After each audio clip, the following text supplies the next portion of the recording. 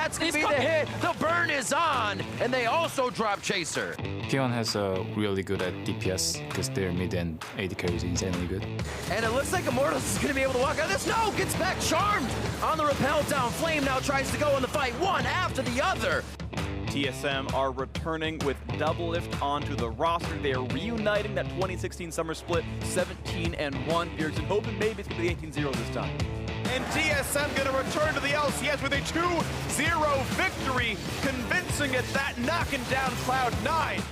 Xmithie really enabled Pobelter to shine in their series that they played on Friday, and Pobelter just played really well in every single game. I think that Xmithie has a really good eye for macro gameplay. I was going to say to make a move, and they are going to. Pobelter hit over Unraveled Earth, but they're able to drop Nori immediately. The guys who are reunited from CLG 2015 summer, man, they're crushing it. Like, that was crazy.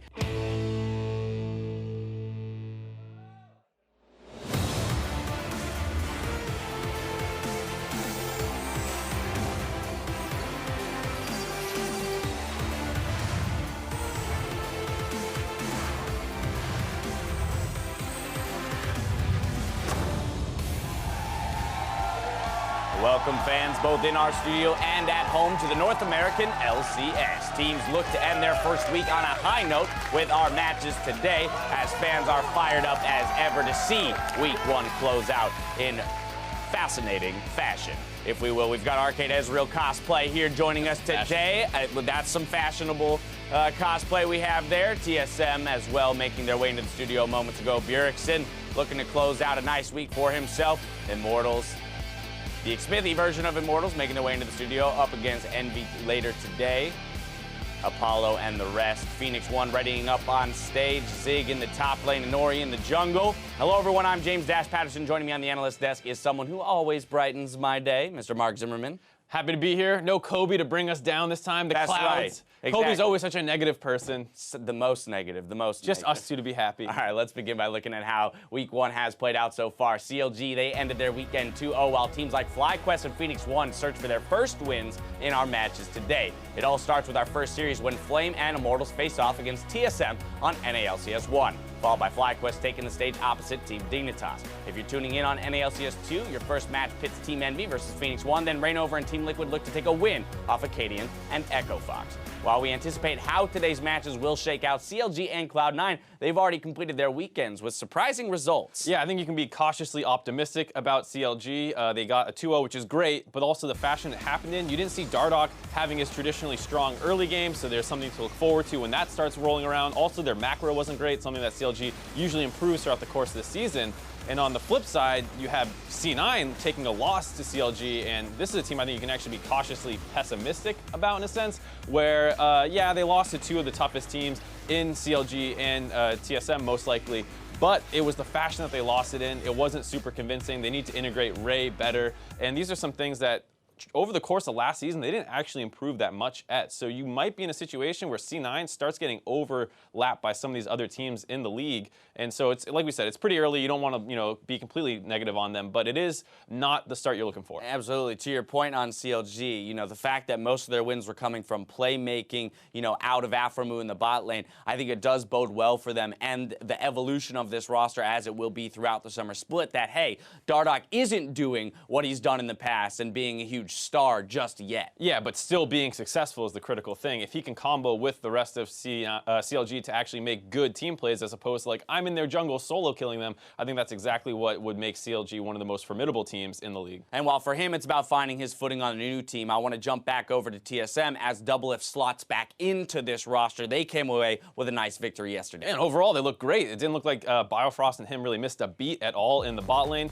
Able to get a 2v2 solo kill versus Sneaky and Smoothie, who traditionally was probably the strongest bot lane that we were seeing last season, so it's great to see them bouncing back strong already. And then it changed the way the whole team plays as well. You saw a lot more jungler attention down on that bot side, out of spend freed up Ponster to take the 1v1 on the top side. The invades were going better, able to get that early blue buff, which seemed to trouble them a little bit at MSI. Now, of course, that doesn't mean that his day one performance here was without mistakes. We did see kind of the classic double lift in the side lane post 20 minutes, sacrificing a Baron over to Cloud9, but you know, all the while, got some farm. Still, yeah, got some farm and still got the W. So I mean, how mad can you really be if you're giving up the objective but taking the victory? If you're a TSM fan, you're still happy to see him back. You'll take those mistakes. You'll know he'll improve. Got to knock the rust off that came from solo queue. And while we're talking about the bot lane, I want to talk about playmaking supports. We already mentioned Afromu as a player being a playmaker, but champion-wise, things like Rakan, Tom Kench, Bard, Thresh even coming back into the meta. It's huge as a fan of League of Legends because you'd seen the kind of supportive shield style for so long in the bot lane,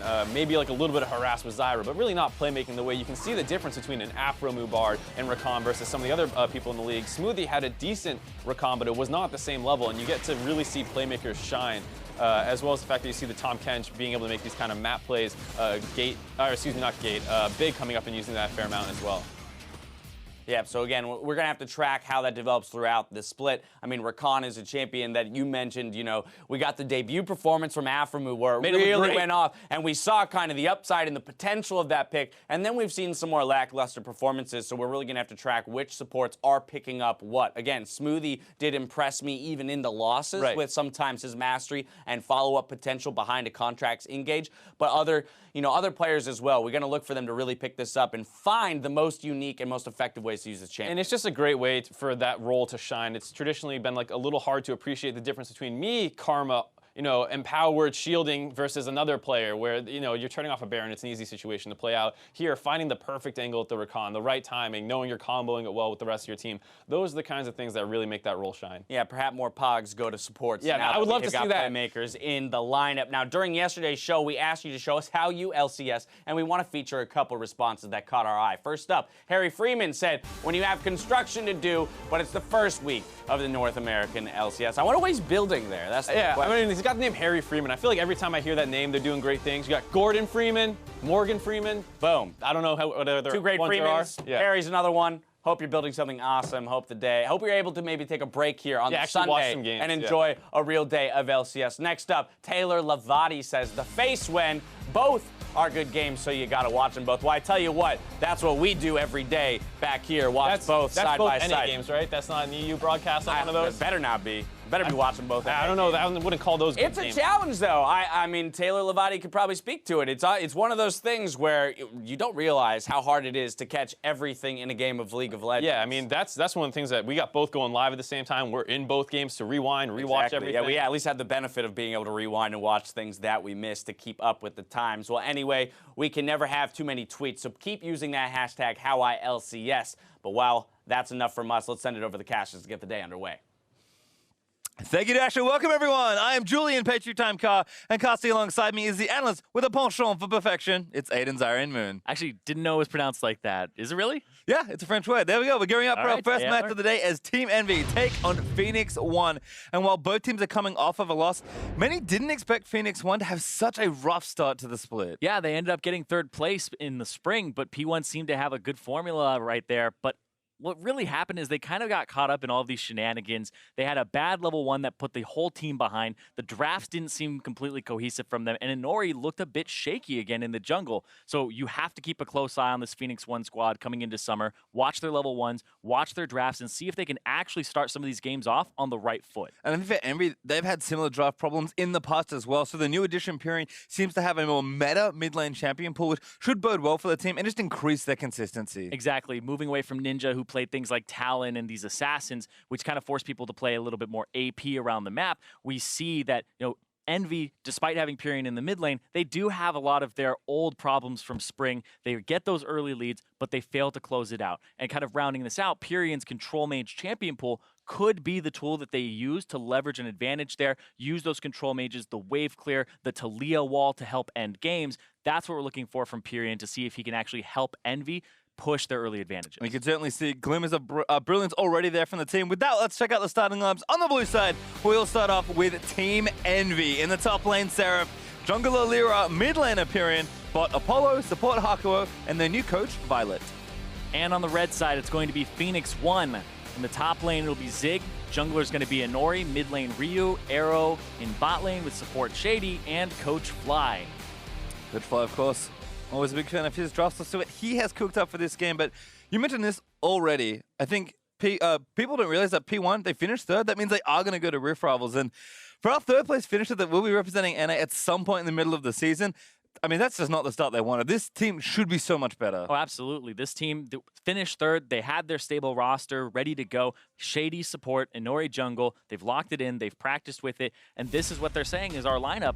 And getting off to that poor start is not a good sign in the slightest. They want to improve on that. But both these teams, you can see at the top of your screen, 0-1. They both started off on really the worst foot possible here. And I definitely think the draft for both these teams needs a lot of work. So I'm keeping my eye on that specifically today. Well, we'll see what happens here between Violet, Fly, and the rest of the team as we are here for Champ Select. Envy going to start off targeting Zig in the top lane, taking away that Kled.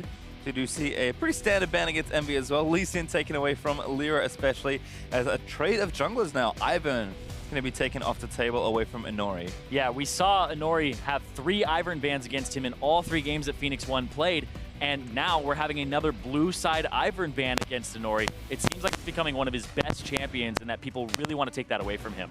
And we did see Lyra on the Ivern, so of course can play it, but it's just not a champion you associate with an aggressive player like Lyra all that often. So yeah, he did play it. Oh, he played it. And it wasn't that great, but mostly because I wouldn't say that Lyra played it poorly. I would say that Lyra's style of being aggressive is something that is necessary for Envy to get to that early game because they don't have the strongest of laners, they don't have the strongest of team fighting or even compositions. They need Lyra to be the catalyst for them actually having a chance to win these games. Yeah, and it's funny, you know, you can still see the tendencies in those players. We saw Dardock's Ivan, which did look pretty good, but even he went in and tried to go full Lee Sin mode, which of course doesn't work too much on Tree Sin. LeBlanc there, banned for Team Envy. Zach and Canning will join the roster there for P1, or at least not join the roster this time, as those are our first 6 bans, and there's Karma, first pick for Team Envy. So sticking with the simple stuff here, it's pick 1. Yeah, Karma being picked up there. Would expect something like Zyra for Hakuho, personally, but I do think that having one of those shoving lane supports is really good to have against Phoenix One, because if they can free up Arrow or Shady,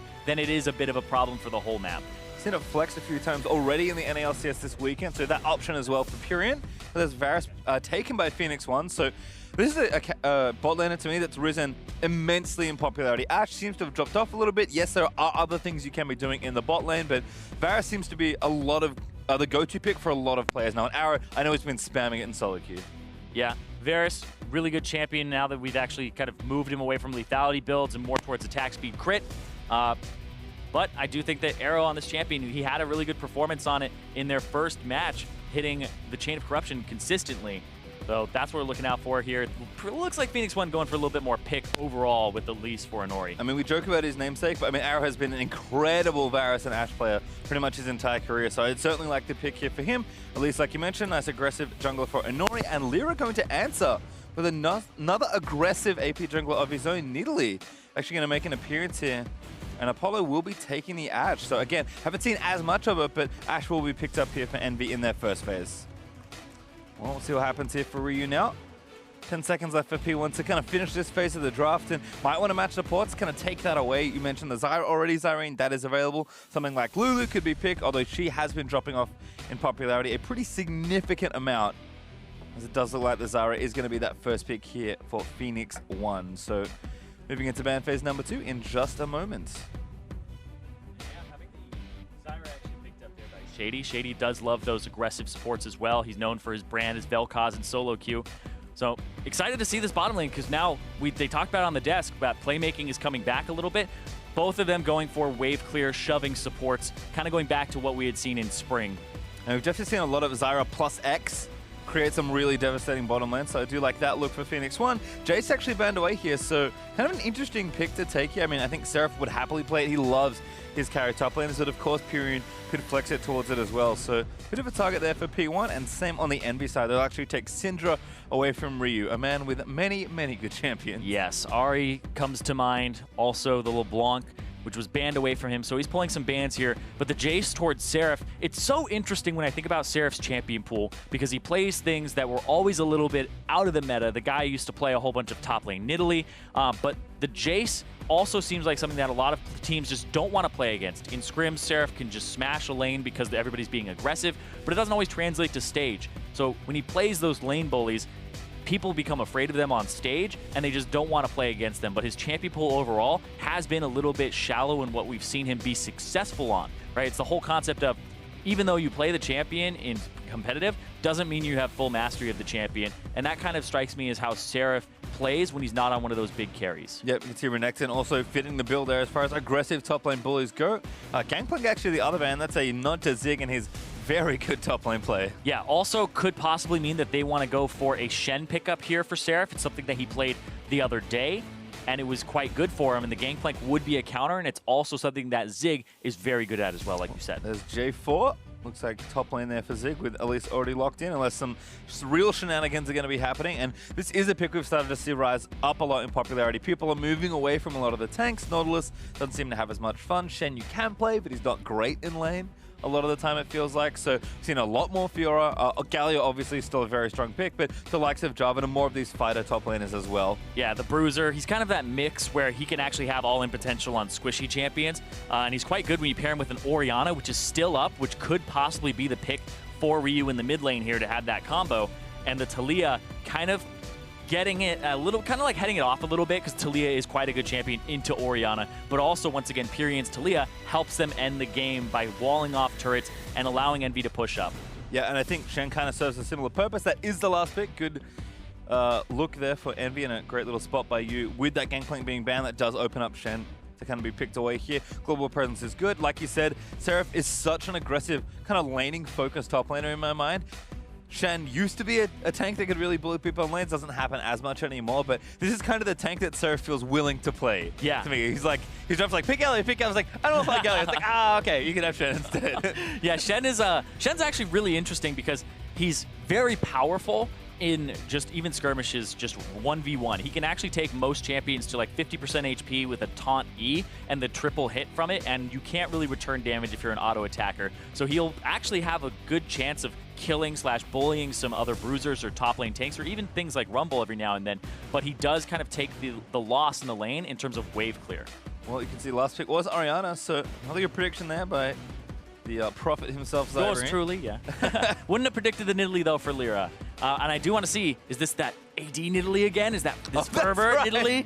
Or is this the AP Nidalee? Back to the roots. I had almost forgotten about that special day, but you're right. Lyra, very unique player. Very good player, certainly. Absolutely incredible as far as his aggression goes. So Nidalee is going to enable him there with Lee Sin ban and Elise both taken away. You can see kind of some targeting by P1 in the draft.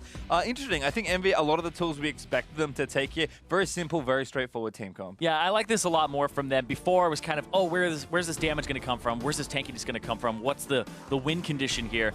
Early jungler for Lyra. They have Seraph on something that can teleport and use a global to get there. And then they have Pyrian on a control mage. I think this is a great suit for them, whereas Hakuo also on a mage support, and Apollo on something that can play back but start fights. So I feel like Envy, well-rounded here, and have pretty much everything you'd want in just a standard team composition. On the other side, though, I think for Phoenix One, this is kind of, I'm going to say kind of new school standard stuff that we've been seeing. A lot more Jarvan have been coming up. People are going back to Elise, who received a lot of bans actually early on in the weekend.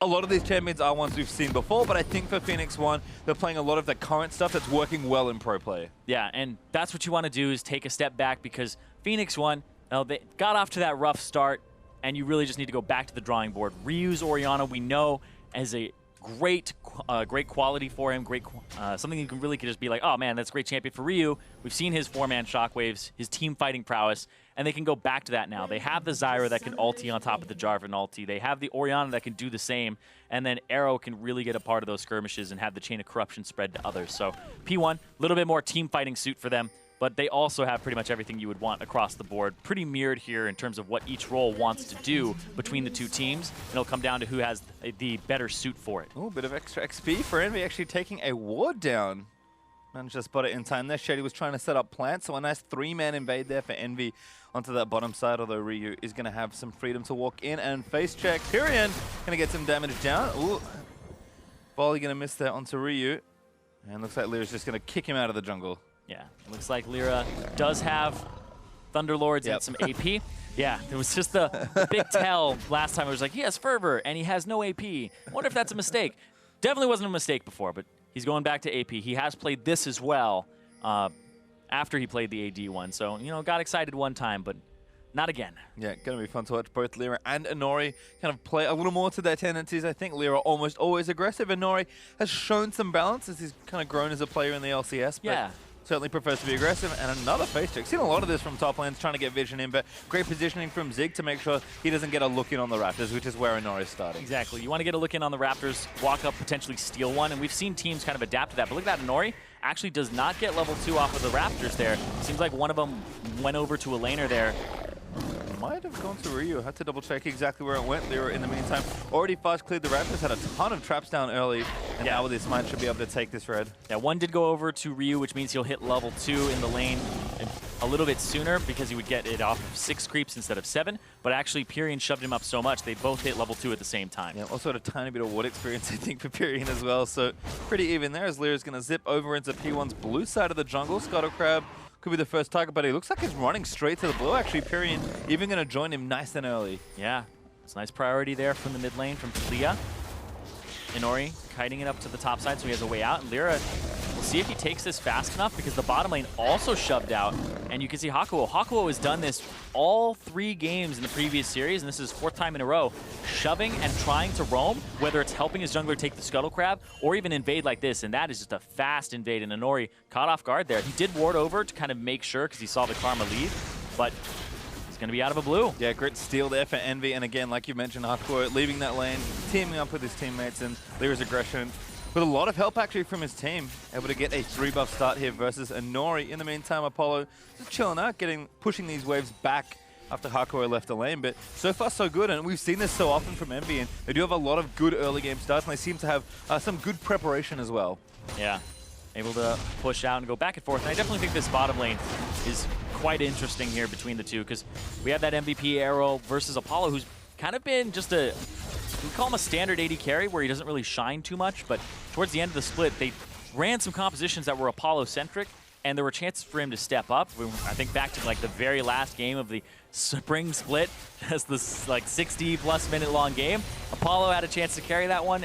Really, I want to see him go further. Wasn't able to do it then, but if he can start carrying some games, they'll have another threat from the bottom side of the map. But he's kind of just been the stabilizer of the game. I think for a lot of Envy, that story actually holds true. I mean, with the exception of Lyra, their obvious standout player, this is a team that really does have all the pieces, but needs, again, a little more consistency. Even someone like Seraph, I think, for me, is someone I'd like to see play more than just lane bullies and try and win through lane. If he can expand that champion pool, play more of the standard tanks, for example, I think this team's in a really good spot as Lyra, again, looking for Ryu, but not quite there with the spear. I think a little minion might have blocked that one. That was actually interesting because you saw the indicator on top of Ryu's head show that he did get hit by the spear. It just didn't do a lot of damage. Might have shielded as well. Very tough one, but yeah, Lyra decided, you know what, didn't do too much, not going to die. Exactly. It was like, it looked like he missed it because you didn't even hear the sound really, because he might have shielded it at exactly the same time too. Well, Zig actually going to TP back to top lane, so double longsword plus that corrupting potion and an early control means he's feeling safe. Haven't talked about it too much. We have 3 Doran shields in this game, 2 in the bottom lane, and of course Seraph has one as well. Just trading back here with the Jarvan. Actually, really abusing a lot of Shen's early lane power here. Able to trade nicely with Zig. Yeah, you just try to get everybody's potions out. You just taunt through them, and then you get the pass-through damage of your Q, and just swing away. And you'll take people to like half HP off of doing that once, and then they have to play safe because then you have kill potential. So Shen is actually not that weak in a duel at all. Just takes him like 25 seconds to actually do it. It's around like 2 to 3 rotations of your E. Well, looks like he's going back early. Ninja Tabi and a TP for Seraph, so really putting, again, a lot of stats early in the lane. Root onto Apollo, though, as Arrow leaps into action. Hakuo can zone him off there with a root of his own, and now Shady's still firing. Auto attacks in towards Apollo. Hakuo trying to kite back, but he's so right now. Yeah, the whole bottom lane is right now for Envy, whereas P1 have the pressure. And Shady and Arrow, despite P1 actually losing their previous match, they actually had some pretty good games. There were some level 2 all-ins that actually worked out for them. They got a whole bunch of summoner spells early. The bottom lane seems to be more aggressive. Arrow was kind of the guy that would show up mid-game, late game, and P1 have Shady now, who's a little more aggressive in lane with even just his champion picks. So P1 are kind of moving towards trying to unlock that bottom lane earlier than they were before. Well, a misstep there from there. Actually didn't make the pounce over the wall, but maybe better actually, given that Ryu's chasing him down. Good flash of the shockwave. Ryu did commit, goes to catch up, but Lyra has to burn his summoner as well. So Arrow escaping through the Drake pit also was being chased by Hardcore. Ocean take Drake. A lot of damage here. Yeah, does burst him down, but some honey fruit to collect, and Arrow not feeling too bad about it. At least doesn't get himself killed. Another slow. Yeah, Ocean Drake slow feels so bad. If you're caught around an Ocean Drake, that's that moment where you go, oh my god, why is this slowing me? It hurts so bad, and you take so much damage early. But it kind of hurts him a decent amount in the lane, but his lane opponents are going to be backing right now, so it's not going to be too much more worse for wear on that. Yep, Pyrian actually shoving that lane in. Going to go back. Ryu's done the same already. Got some early boots, a refill, and a lost chapter, so you're going to build the early Morellonomicon. I'm almost certain Pyrian is going to be doing similar things, although it actually changes up quite a lot. Null Magic, Fiendish, and a second Doran, so again, much heavier investment in that early lane phase. Yeah, possibly Banshee's Veil first item for him. Interesting that he would pick that up. Banshee's Veil against Orianna is not the most effective thing, because you'll usually get the Q pass through before you get the Orianna ultimate off. But if it's right at the edge, it does make it so he has to kind of walk up. But it is kind of the replacement for the Abyssal Scepter of old, where people wanted early magic resistance in lane, and this will do it for you. So in a lot of Talia's when it was the old Abyssal Scepter before it became Abyssal Mask, I suppose. Yeah. Rushing Abyssal is their first item, so could certainly see that. Zig and Seraph still trading back and forth, but Seraph again just constantly shoving this lane. Zig actually now has a teammate, Seraph does not, but you can see how much work the early skills for Shen, Doran's plus the Ninja Tablet are doing. He's just constantly been pressuring Zig in this lane and is up a couple of CS. Yeah, and it's so interesting how Envy are playing this game because they're constantly shoving most of their lanes. Bottom, mid, and top are all playing forward. And then those hawk shots from Apollo, we've already seen 2 of them land on Inori and show his position, and they've been trying to keep track of him all game long so they can be aggressive in their lanes. Well, Zig actually going to chase a little further. Hakuo and Lyra going to force the face check. Good arrow there landing onto Shady. Used the squishy one. Nice little spear there from Lyra, but doesn't want to commit further. Everyone going to try and engage on the area, though. Now Hakuo getting rooted up. Could be a big turnaround. Ryu needs to line up the ulti, but can't get the angle. Empyrean just roams his way down, make sure to keep them off. And Seraph did ulti down as well, just to make sure P1 didn't pick a fight. Yeah, P1 looked like they were getting in position for Arrow to land an ultimate. It's down now, but missed it. Didn't end up having the team fight that they wanted because Ryu has that shockwave, and you're looking for that wombo combo from them. Reason that Zig couldn't really follow, didn't have TP for a few more seconds. It's coming up just now. So blue buff also went over to Envy, I believe. I think Lyra might have stole it. No, he doesn't. Isn't wearing it, so somebody picked it up. Who is it? It's Ryu. Off to the right recipient. And then you can see on the top side, Zig, because he was alone, went in, warded the jungle there, can see the blue buff. Maybe now it's P1's turn to take away some buffs. Lyra's been pretty pesky. Those 3 pushing lanes have really enabled him to be in the enemy jungler's face and try and take away camps. You can see that manifesting in a pretty decent CS lead there for Lyra, although again, have to be careful when counting jungle creeps. Yeah, and we're also, I'm loving these hawk shots from Apollo, and I shout out to the Observer for following a lot of them and showing that Inori does get revealed by these because it's so hard to kind of place value on that Ashe hawk shot ability when you have full vision of the map for most of the game. Because when you see the jungler, the opposite side of the map totally gets to play aggressive, and you know that he won't be on that bottom side if all of his camps are down. And I think, again, it kind of plays into that same idea that Envy have been just constantly shoving in these lanes, keeping tabs on Inori, and then kind of letting Lyra do whatever he wants. Other than that, lane's feeling very stable for Envy. Pyrian gets a blue buff donated over to him. Lane's getting shoved right now, but should be okay. P1, though, knowing there's an opening on the left side of the map, do manage to take down this Ocean Drake without a contest. Some of the nice timings you can have on this side. Yeah. Enemy mid laner goes to blue. Exactly. You know there's space on the right. Because of the ward that Zig put on the blue, they're able to see that that's being handed off and go for that Drake. No problem there. We'll see the back come through for Inori and see what he picks up. Probably goes towards his, I wasn't going to say Moby Boots, was going to say more of the Runic Echoes here. Seems more of his style. Moby Boots is really risky, and he already has a Dark Seal, so he doesn't want to go all in on that. It's kind of interesting to watch Inori's growth as well as a player. You think back a year, he was a rookie, playing the Rengar and getting his team a few wins, and kind of getting his ego a little bit out of control at first. Ooh, Tempered in Spring, but good now off you from see. Arrow, but an answer in. Lyra actually first blood, the spear's enough to kill him, and now Arrow gonna get rooted up by Hakuo, make it double perhaps. Lyra looking for it again, Apollo snags the second. Yeah, they ended up getting ganked there. No help from a TP or anything along those lines.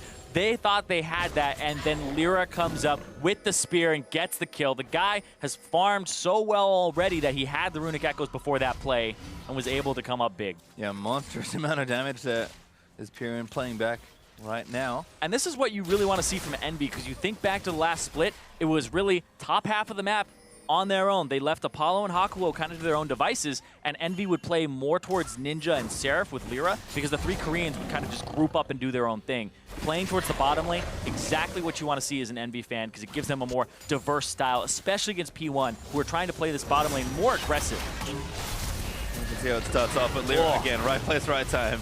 Really well done by Apollo, too, to land the arrow onto Shady, because Arrow has flash, and Shady does not from the previous play. So that's 100% guaranteed if you point and click on him, and then the follow-up there, because convention would say, don't focus the support, go for the AD in a 2-on-2, make sure that they go after the person who doesn't have flash and guaranteed kill. Instead, unmissable Javelin from Lyra picks up first fight, and then the second there for Envy. So up 1,000 gold. The early game continues to roll off the back of that man there.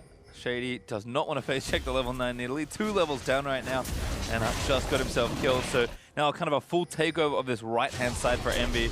And again, lane's still stable in this top half. Both Shan and Taliyah are pretty straightforward lanes. You can kind of sit and farm safely in most matchups. And Seraph and Pyrion have been doing a good job shoving when they need to, but playing safe when they kind of have to as well. Ooh, seeing the back as well from Inori. Talking about playing safe. Envy can go ahead and play a little bit aggressive here. Pyrion can play up. You can see top side, Seraph will go ahead and try to freeze the wave a little bit here because Zig is going to walk out of the lane. Ryu is also playing a bit more aggressive in that mid lane, so Pyrion respecting some of the damage. Again, if they don't know where Inori or Zig is, he's actually another great room to that mid lane. Pyrion does want to be careful despite how defensive his summoner spells are, but looks like they're just going to farm it out. Ryu does have a slight CS lead right now, but Pyrion reverses that wave, gets that pushing down. Looks like Morello is going to be finished now for Ryu, and we'll see if it is Banshee's first to Pyrion. Had a lot of gold to go and spend, and you're right, Banshee's first is really intriguing to me. Yeah, it does have 10% CDR on it, it does have AP, and it does have the magic resistance. And it's a relatively cheap item on this patch on 710 before it gets kind of buffed in MR, but the price goes up as well. So gets it early, buys a second Dorans as well for the sustain. So he's just looking for survivability, just trying to survive against Ryu, which, I mean, I don't blame him for. Pyrion struggled in lane against Keen the other day, kind of got destroyed in 2 of those games, and then the one that he actually won, it was mostly he was giving up his farm to go ahead and go to the side lanes.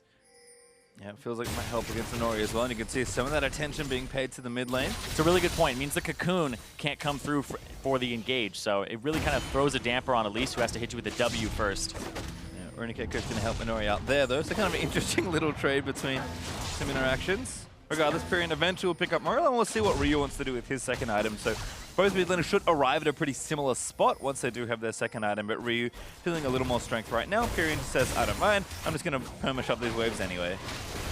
Shady also, no trouble this time. Great little spot there for Lyra just to make sure he clears out all the plants. Going to eat some honey fruit, try and watch the ultimate from Arrow, but good flash there from Lyra. Gets out from under the chain. Hey, that was super aggressive from Arrow as well, going over with the Blast Cone as the AD carry and trying to hit Lyra with the Chain of Corruption. Does get the flash out of him, but we'll see what that amounts to later. All flashes up for P1 at the moment, and Infernal Drake in 1 minute and 30. So Lyra won't have his flash for that objective. I think it's a good thing to point out in general, though, for P1. This game, they definitely got caught being too aggressive in the 2v2 with Lyra coming for the counter gank effectively. But it does feel like, yeah, something has happened in this lane where they're like, yeah, we just want to play a bit more aggressive. Yeah, I know for a fact, like, well, there were a whole bunch of questions about, you know, why Shady over stunt, etc., but people can't really see, you know, the tryouts or the solo queue that they were doing. And when I talked to Shady, he's like, yeah, I played legitimately like 5 games with Arrow in solo queue, and he's like, oh, this guy's really good. And then they brought him in, you can see right here, aggressive. Hakuo again going to try and turn it around, but Apollo now frontlining after using that arrow. No flash and no heal. Used it already to save his support. But P1 not there in time. Zig actually canceled the TP, so no follow-up on that engage. Yeah, just like we were saying, a little bit more aggression from this bottom lane here of Arrow and Shady. Trying to be a bit more for the lane. And the next kind of step for Shady in his growth is you would want to see him roam a little bit more towards possibly mid, controlling the vision there as well. We'll see here because Inori's on the backside of Pyrion, trying to go for a kill. Flash in, but Inori a little too far forward. Pyrion's going to keep firing volleys in, clear this wave at ASAP. Hold on to the heal as well, so Pyrion's still feeling pretty safe. Yeah, if you went for a dive there, Seraph does have the stand united, and you have to just keep that in the back of your head. That you can't really just kill that person right off the bat like that. Well, now four-man dive, maybe coming to the bottom lane, actually. Hakuo joining back in, but Inori already here, waiting for Ryu. Great hawk trap from Apollo. But what's the reaction for Envy? Would have to stay. Apollo, early QSS. There's the stand united, but the root lands as well. Get interrupted. Wave already cleared. Good interrupt there from Zig, but the shield might be enough to save them at least on this wave. Pyrion roaming down as well, just walks through, and now going to spot Ryu. Ryu, a little too far forward, forced to flash away. Yeah, we had Lyra clearing the mid wave, and so that allows Pyrion to walk up through the bottom side, and now Lyra's going to come for a flank, and this will be most likely a back off from P1 here. Seraph has a TP, Zig doesn't have a way to answer, so if Seraph gets out of vision... Lyra! Huge javelin almost landing onto Arrow, but doesn't connect. And Envy, great defense actually, spotting that play and then making all the right moves. It's actually super good defense because they get the minion wave in mid, and you can see that just amounts to a little bit more gold for them that starts pulling them a bit ahead because they're farming top wave, they're farming mid wave, and Ryu has missed out on 2 to 3 waves now because of that roam. And again, great to see kind of Envy kind of using all the tools of their comp. No one stresses out, no one worries, because they've got Seraph, they've got Pyrion, everyone can kind of get quickly down to whatever lane they need to. They react, don't overstep their boundaries, and then P1 walk away with nothing after committing everyone. Exactly. Only thing here is the Infernal Drake is something that a team maybe could have made a move for on the way out, whether it was Immortals or it was Envy. Or sorry, P1 or Envy. Pyrion actually instead just shoves the wave, goes back. Got a Lost Chapter and some Sork shoes now, so feeling pretty powerful. Lyra going Lichbane second by the looks of things after those Merc Treads and Runic, so he's also going for some big mid-game damage. It's really funny because when we reworked Runic Echoes from Runeglaive, I was like, oh yeah, if you buy Lichbane now, because Runeglaive built out of Sheen, you have way more movement speed with these 2 items. You have way more burst up front that's early instead of buying like Runic Echoes, or sorry, Runeglaive and Ludens. It's like this would be a really good combination. I'm excited to see what Lyra does with it because, oh boy, it's going to be a lot of damage coming through from that Nidalee with the Q because that'll do so much with the Lichbane behind it. Still a lot of good targets, I feel like, as well. Zig, not a great one, although he's not too tanky at the moment. We'll be getting there and already has a lot of health stacked up. But Inori, Ryu, Arrow, and Shady are all good people to Javelin. Exactly. If you land a Javelin and then you just transform and you go in Cougar form and get the pounce, get the Q, the takedown, pretty much decimate a Squishy. It looks like the Infernal Drake you mentioned earlier is going to be the next target for both teams. They've reset the map. Great vision for Envy right now, looking to set up a play here on the bottom side of the map. Apollo did go for the early QSS, delayed his blade, but now has the Ruin King finished. And Lyra's just trying to clear out this Stutter Crab. Control Ward kind of clearing out a lot of vision, denying that ward for P1 that's just still in range. Yeah, and talking about these item builds, the QSS from Apollo second to make sure that he just doesn't get locked up or caught by any chains of corruption is actually quite clever because if you're thinking about how you play this bottom lane, how are you going to lose these fights? I mean, you're already ahead as Apollo. He's at the 10 CS per minute mark. He's doing wonderfully this game, but it's coming down to if you get caught, and that's how P1 has been playing the bottom lane, is constantly throwing out the chains of corruption, trying to catch Apollo or Hakuo, and this will just put a little bit of a damper on that. Unfortunately for Envy, they do start up the Drake, but don't have everything in position just yet. I think maybe Pyrion was looking for a wall off there, but instead P1 moved them off the Drake, get their own vision set up in the area, and we'll have to reset the situation. And that'll come from pushing the lanes. You can see bottom lane pushes out, Arrow and Shady have to go answer. They'll go clear these wards with Hakuho and the whole team grouping up here. That's what pushing the waves gets you. They're already back. Ryu. Ooh, Hakuo, yep. Doesn't want to take any chances with shockwave radiuses.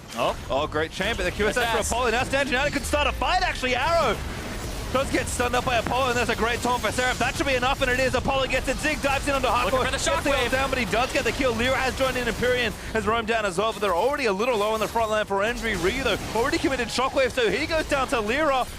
Lyra just doing so much work in that front side, and Envy come out ahead. Yeah, Envy will get this Infernal Drake too. 2 for 0 there, or 2 for 1 there, with Hakuo going down, and that gets them that Infernal Drake on top of it. That is just a clean play. Envy early game online again. And what another great reactive play from Envy, saying, this is what we want to set up, we'll try something. But Arrow goes aggressive, and Envy have so many tools to turn around a fight or to start one instantly, but this is the turnaround they make. Yeah. Talked about the QSS for Apollo. How do you lose this? You get stunned, you get caught, Arrow sticking around. He has flash still, doesn't walk away and try to flash the wall as Seraph comes through. And that shockwave on top gets a little bit back there in terms of damage onto Pyrion and Seraph, but Apollo and Lyra still pushing up, pushing forward, and they get Ryu there. This game has been turned on its head. The early game of Envy has been so good off of the back of Lyra, but you now see CS advantages from Apollo in the bottom lane off of that early 2-man kill, and then also in the mid lane now because of the roams. But look at this. Oh my goodness! Ooh, Haku disappears. Not a magic trick he wants to repeat. Zig and Anori teaming up for that combo. And you can see the pick potential with these two. Arrow, though, landing in. They're going to try and turn it back around. Murktred's helping out Zig, but Lyra needs to kind of land in some damage as Anori gets out from under that spear. Lyra still playing up and aggressive. Level 13 right now. You do not want to fight Lyra. If you're Anori, you're just backing off going, oh my god, I hate that Nidalee is back in the meta or whatever this is. This is scary because Lyra, highest gold in the entire game, and he's, what is this, 1,600 gold up over Anori. Lichbane's also completed, so champions and turrets alike will start melting. It's even worse because like Anori has 1,900 gold he hasn't spent, so there's easily like a 3,000 gold difference between these two guys if they had fought there. All right, well, looks like first turret actually going to go over to P1, so Envy slipping a little on that front. Good block plus the arrow, but Pyrion now roaming down with the wall to try and take him down. Seraph just needs to line up the top, but Pyrion should be able to get it anyway. Yeah, the turret does go over though to Phoenix 1, and that'll be some extra gold for Arrow, but Arrow 0-3-1. He pushed up there trying to just take advantage of the situation. That was the top side of the map. They got that pick on Hakuho. The bottom lane of Envy tried to rotate up for a little bit of a, throw him for a loop and get that top turret, but it backfires with Hakuho getting caught out. You can see P1 also shoving back mid. Apollo was sitting top again, making this trade to try and pressure another turret. Realizing they weren't getting too much work done elsewhere. Apollo is going to stick around for a little while longer. But again, not too safe. You can face check the Elise with the Jarvan ulti up and ready. So Hakuho going to get some more vision down, play a little safer now. Making sure he doesn't run into anything too crazy. And Envy are going to start trying to shove down some turrets and continue to grow this gold lead.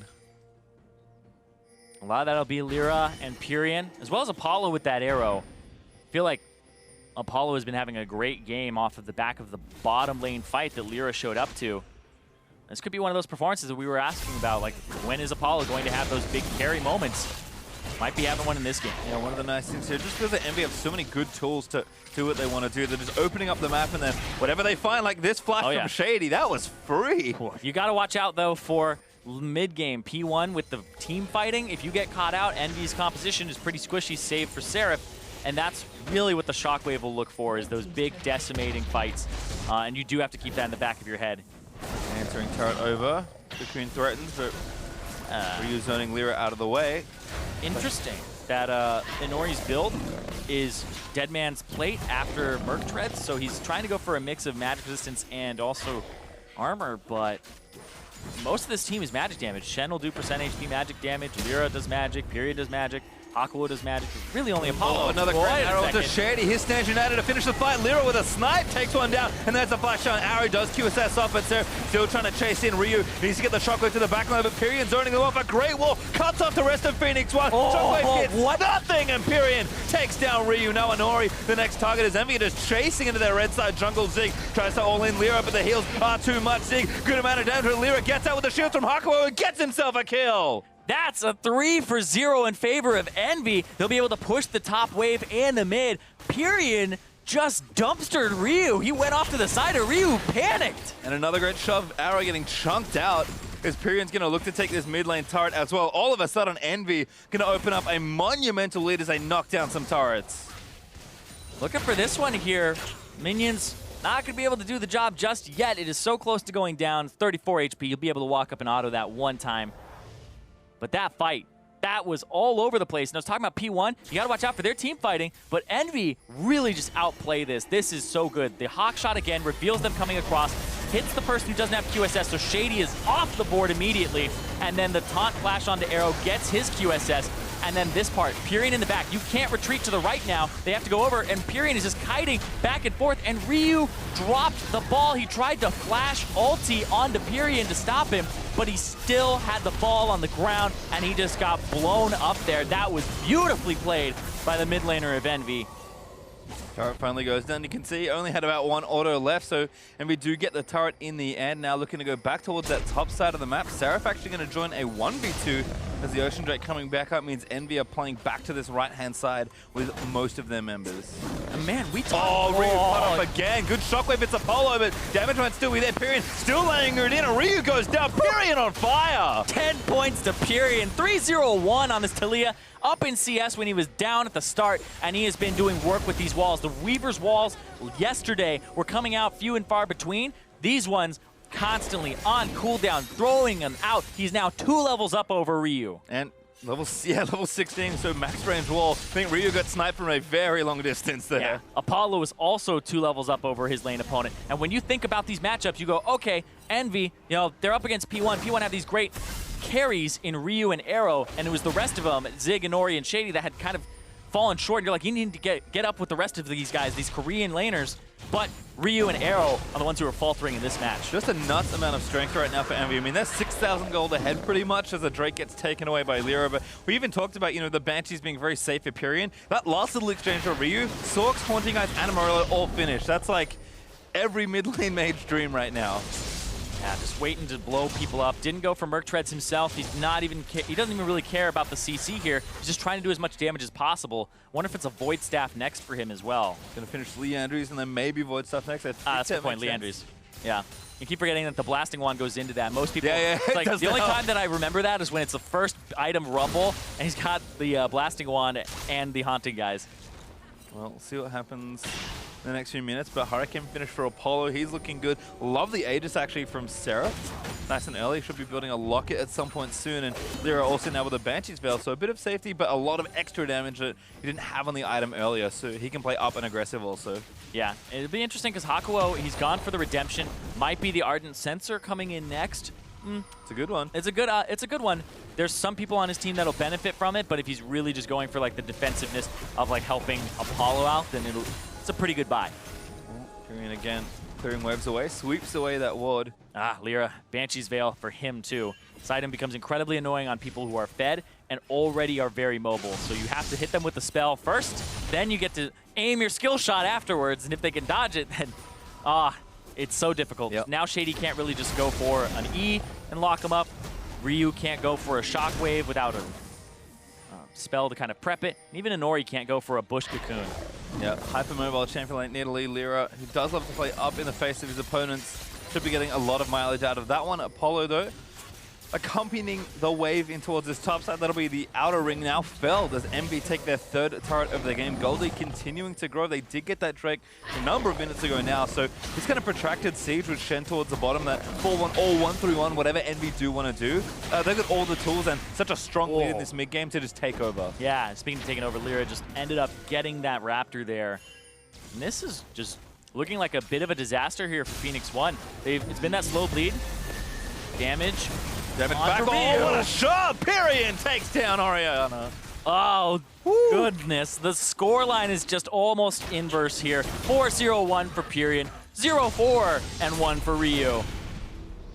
And again, Envy just so many tools to do whatever they need to do. They can move around the map, they can find picks, they can even teamfight if they set up around appropriate terrain. Yes, you do not want to run headfirst 5v5 into P1, but the way Envy are just manipulating so many different situations and reacting well as a team is the most impressive part of this game in this draft for me. Exactly. Lyra had that early game jungler, made some moves bottom, and then they were able to have a good macro play that actually denied Ryu waves enough that Pyrian went ahead of him in CS during that mid game. And like you said, they're now utilizing Pyrian instead of this assassin mid champion pool that they had with Ninja, and using the control mage to wave clear, have a good chance of even stalling off game if it were behind, but they're ahead, so they can push the issue now.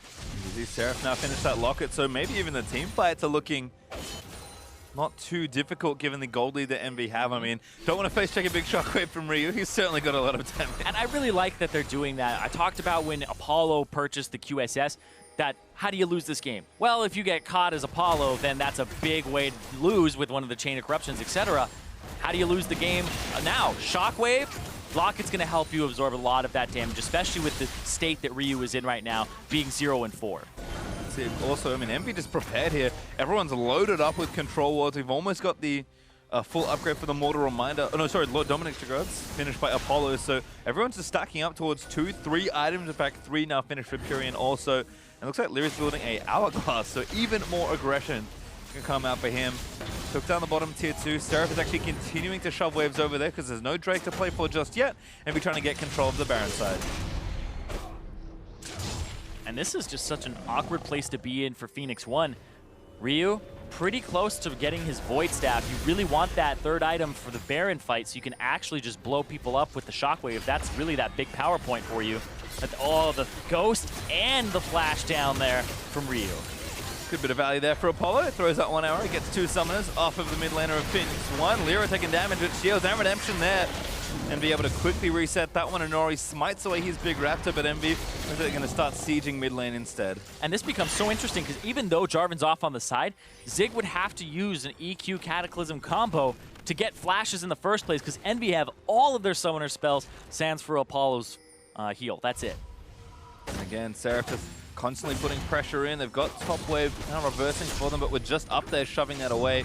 Because I think Arrow's going to go meet that wave and get some extra farm for himself. Another Drake to play for in 50 seconds time. Envy continuing to have a stranglehold on almost every objective. P1 have the lone Ocean Drake they picked up in the very early minutes of the game.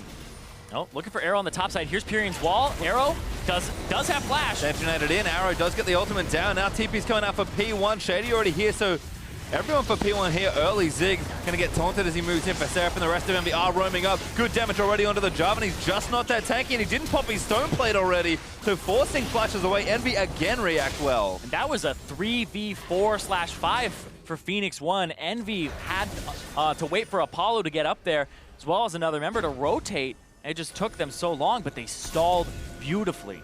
Again, a great bait almost by Envy, knowing that Arrow is the one up there for the wave, so tried to cut him off. P1 though, we're ready to react, but Envy just a little too far ahead at this point to really have any semblance of a fair fight. I mean, there are 8,000 gold ahead and counting, and Envy still have a lot of turrets to take off the map.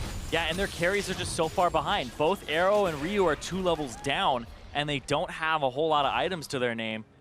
It's going to be really rough for Phoenix 1 in these fights, but Envy on the other side, these skirmishes will most likely go their way with the score lines that they have. The only person who's died on their team is Hakuo twice.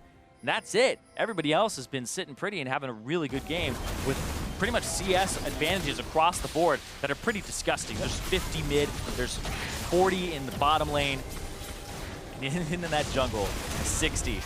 And it's just patience now that Envy need. Pyrian poking people off, kind of getting shoves, poking people around. Seraph busy with a bottom inhibitor turret. Well, what are you going to do? Are you going to answer him with the Jarvan while they're baiting the Baron? Because Seraph has teleport, Zig doesn't.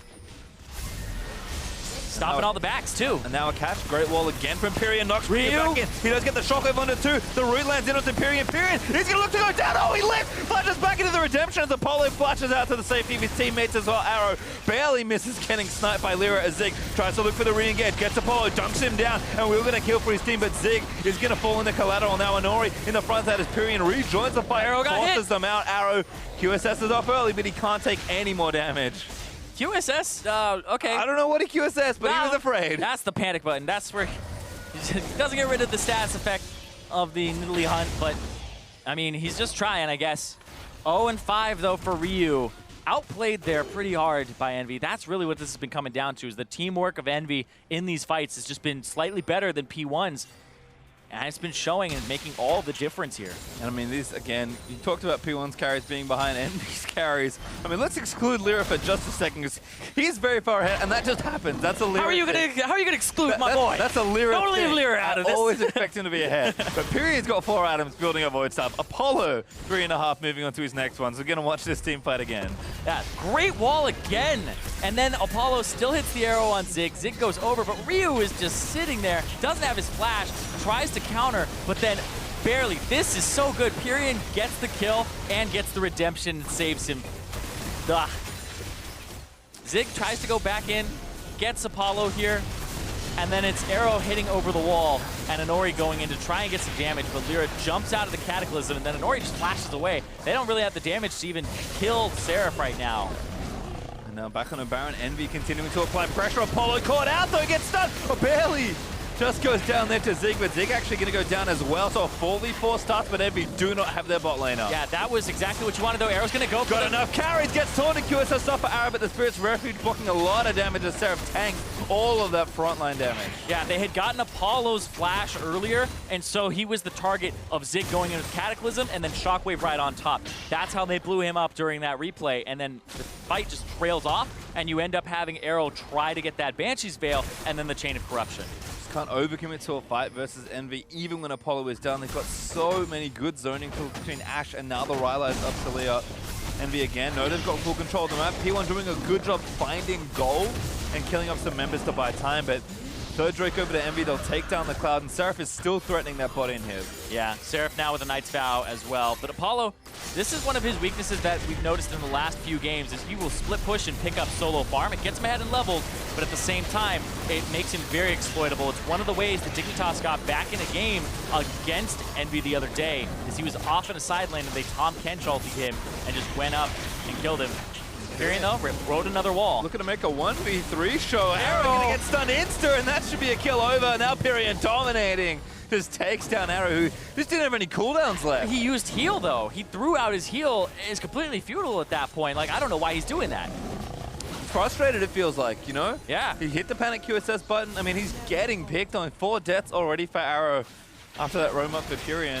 P1 are trying to group together and get something done, but they just keep getting picked off. Envy are just too far ahead and picking advantageous positions constantly, which their comp allows them to do. And this gold lead means that P1, despite their team fighting, isn't doing very much right now. Void Staff is completed for Ryu, and they can kind of take some, comfort in that, but at the same time, like you said, it's just so far ahead. Envy now get to run them around the map, and P1, they're flailing. You see it in their play with Arrow's heal, his QSS. Envy have him on the ropes. And Envy's undone. That's the thing you really have to worry about. I mean, the game is getting later. P1 will pick up some gold, but Envy are almost pretty much 10,000 gold ahead with a bunch more turrets to take and a Baron still to pick up. Like, Envy needs to move into a spot where they can end the game, but they have such a big advantage with which to try and do so, as Ryu, right side of the wall that time, does not get cut off by Pyrian. Pyrian is doing a great job with these walls. I was hesitant yesterday because he kept using them every now and then. This is like on cooldown. The wall just keeps coming out to try and get something. Right here, though, because he doesn't have the wall, P1 can actually occupy this space and try to contest. Arrow, Arrow's stunned again, but a nice QSS off. And Arrow, to his credit's done a great job dodging, particularly javelins from Lyra, because he's barely been hit by any, and he knows if he gets hit, he's probably dying, even just solely to the middle age. Yeah, pretty much everybody on Envy is firing on all cylinders right now. The hawk shots from Apollo during the early game, his arrows are landing pretty much every single fight, and Pyrian's walls as well as Lyra's early game have all been fantastic. All right, well, here's a big commit. Envy on the Baron, but just going to force, I think, the TP out of Zig. He does commit it, and now Seraph can walk back towards the side lane if he wants. His ulti's up. He's got his teleport up soon. You can see the blue pings under that bottom inhib. He's got double globals. This mid turret's going to go down here off these minions. Yep. Just barely.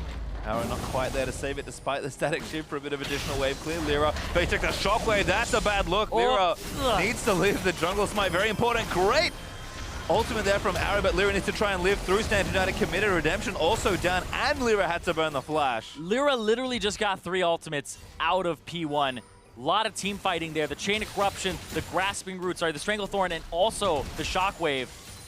And he still got away. High value zone is there, I think, for Lyra, and the teammates there as well, just to make sure. Now Mikhail's for Hakor in case it happens again. Yeah. Zig also didn't flag and drag over the wall. He E'd, but didn't connect his Q to it, and he was trying to get a knock-up or possibly go for Cataclysm afterwards. Shady will do some damage in the pit. This is going down pretty quickly. Yeah, hard committing it. Inori? Things. They don't have a control of there. Arrow eats another little stun, and now Pyrian's going to knock Zig back into the team. Envy, I think, trying to stay on Baron for a little while longer, but they need to secure this. This is so dangerous. Inori can steal it. When it hits 1,500, you got to go up and you got to go in. Inori's waiting. Seraph's trying to go in now. Goes for it, but doesn't get it. Lyra with the smite. There's the taunt in onto Inori, and he's going to be left for dead. Repels up, and he's got nowhere to go. A great 3-man root, but Inori, no flash, can't get back in. Lyra now unstoppable. Yeah, it hit 1,500, and that's when it looked like it's going to get burst down, and Inori actually threw out his smite about 200 HP early, and it allowed Lyra to get it.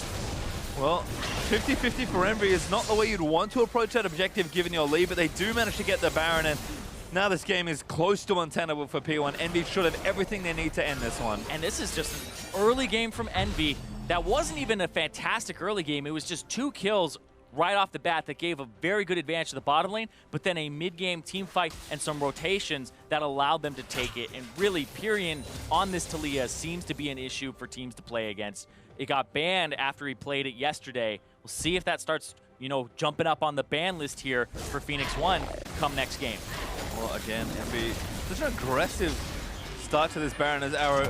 Hilariously, it's another ulti from Ash. He still has QSS. He doesn't use it there because there's no panic, so he's still got, you know, some calm to him.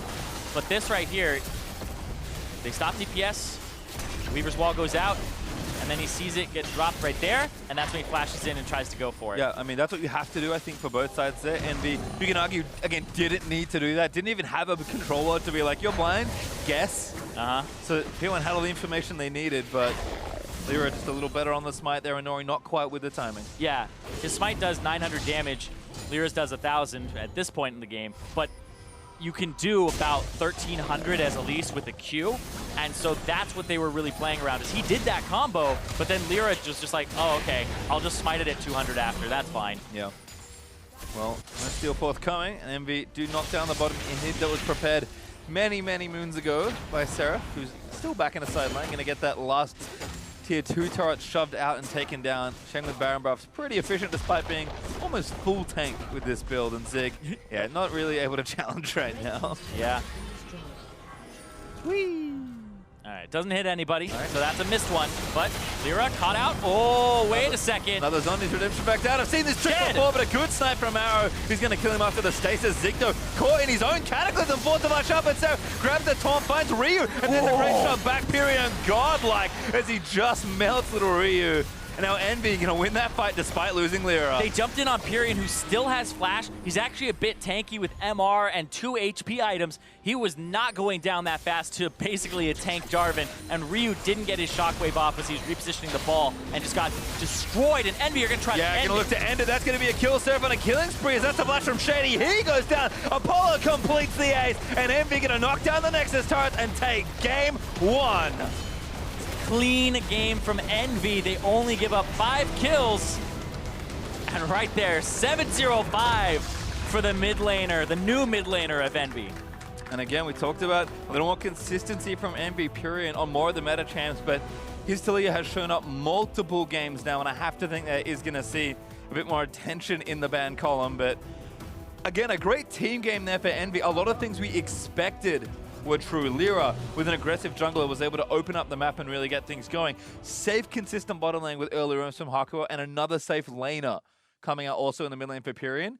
I think the difference for me, honestly, is that Shen. Seraph playing more of a tank instead of one of those big lane bullies or carry champions. Yeah, he played it the other day, and I think that Shen, Gragas, and even Galio, I wouldn't consider them like full tanks like, you know, in the olden days. It was like, oh, this guy does nothing to you. It's kind of like that old Nautilus where it's like, this guy could possibly kill you in lane because his base damages are so high. We saw the Shen and the Jarvan trading back and forth constantly, and I think that this is a champion that really works for Seraph, because even back in the days of Challenger, Seraph won games off of teleport flanks and off of having good global presence, because he loves to split push, and if he has a global, he has permission to do that more. It's one of his strengths, and he's ended games by himself in a 4-1 split push. Now he gets to have those team fights with Shen. Yep, we're going to break down the game here, though. So we'll have a look at Envy's first little advantage that they got. Lyra, again, starting things off. We'll have a look at first blood in the bottom lane. I mean, you can see what Shady and Arrow are trying to do, but Lyra just such great timing. Well, Lyra's there at the right time, and it's interesting that they don't suspect that he would be there, but it's just a great arrow from Apollo on the flashless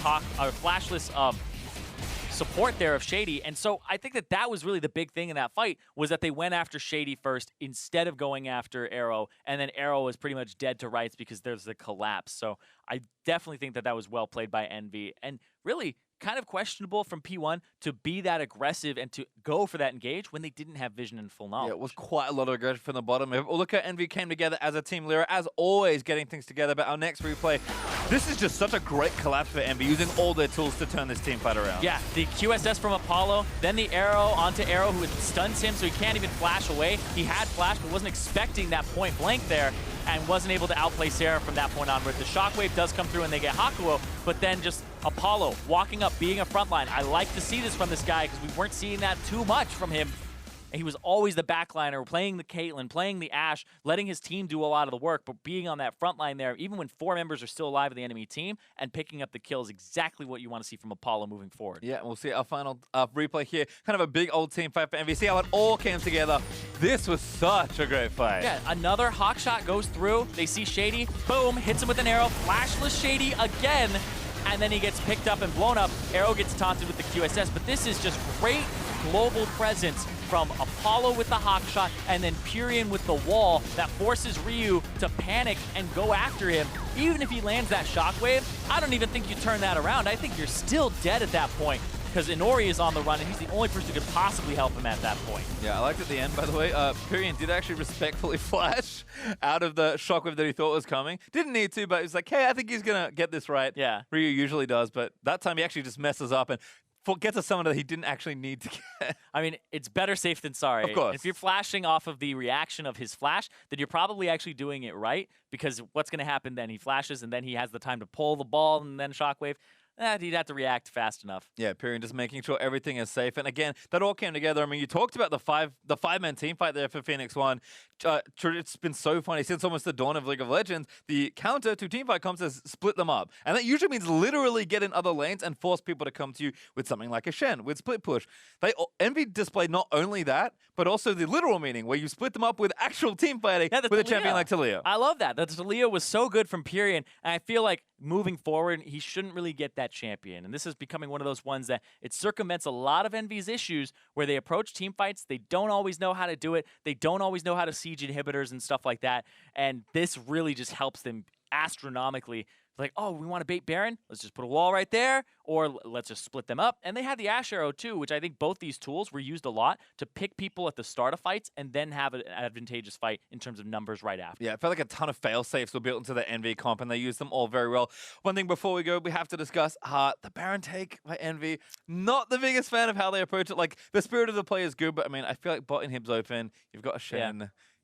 I think they got a little frustrated with themselves. So their credit, they ended the game, but that was a risk they didn't need to take. Yeah, it's a risk they didn't necessarily need to take, but if they do give over Baron, I still feel like you kill Inori and maybe you get something else out of that. But yeah, they tried with the Ashe Arrow onto Arrow, only hit him. He still had QSS, and they tried to engage, but then they just went for the burst down play. So like you said, it's still a 50-50 play in terms of like the odds you would give it, and you don't want to see that when you're that far ahead, but it's still one of those issues of Envy, right? How are they going to end the game? Well, I guess we'll bait and have a team fight, and then we'll end. And that seems to be the systematic approach for them. It worked in this game. We'll see how it works moving forward. Certainly did it this time. We're going to step away for a quick break, but when we come back, it's Game 2 between Phoenix One and Team Envy. Stay with us. You're watching the North American LCS.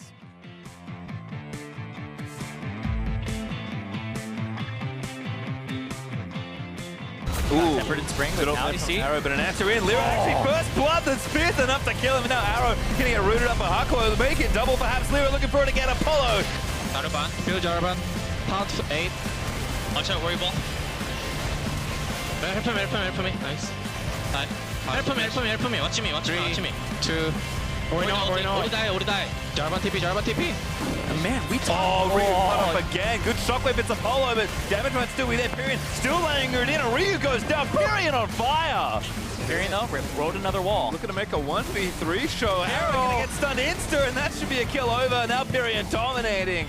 He's gonna kill him after the stasis. Zigno caught in his own cataclysm. Fought to much up, and so grabs the taunt, finds Ryu, and then the great shot back. Purion godlike as he just melts little Ryu. And Envy gonna knock down the Nexus turrets and take game 1.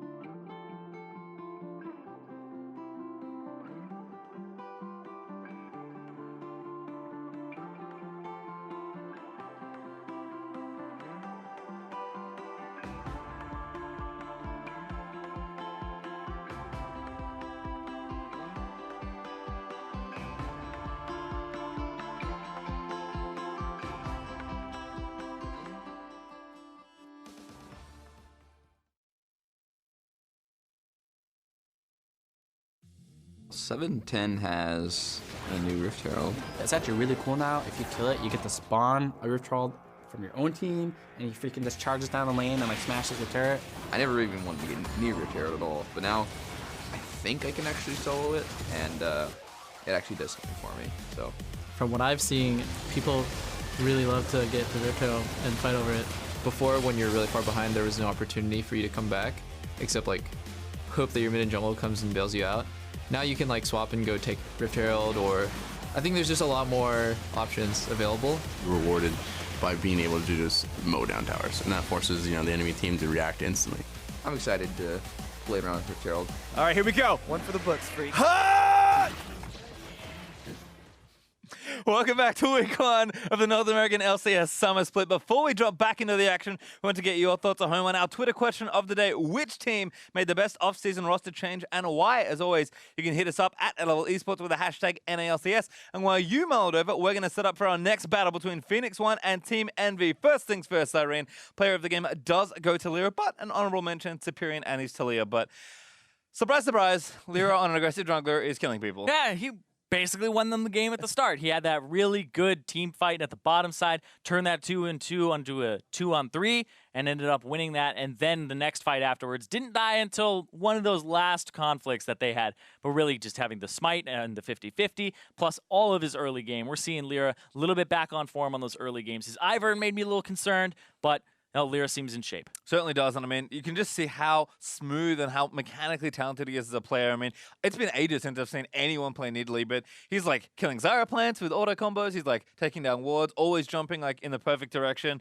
There's a lot of little things that make Lyra the jungler that he is. There's a reason he was the all NALCS jungler, despite being on Envy, the last place team from last split. So a lot to be impressed about by Lyra, and of course the rest of Envy. Yeah, especially Pyrian, feeling like him coming in and being the starter here in the mid lane over Ninja from before, and also they have Niski coming in. This guy actually helped them out a lot with that Talia. I wonder if a ban will get thrown his way, because when you approach that game from Phoenix One's perspective, Ryu may be one of those people who says, the Talia wasn't an issue in the early game. It's like he was up in CS. He was beating Pyrian in lane. He was out-roaming him, but just the roam didn't work. So is that a composition failure? Is the Talia too strong to deal with? Is Pyrian's Talia really that deadly? Or is it just a mistake in the macro game that allowed that champion to get too far ahead? That's tough for me, because I actually like drafts for both these teams. I think Envy's draft is fantastic. There's so many good tools in that. But is that necessarily a mistake for P1 with the picks that they had? Because I think they built, like, again, a very standard current composition that can work well.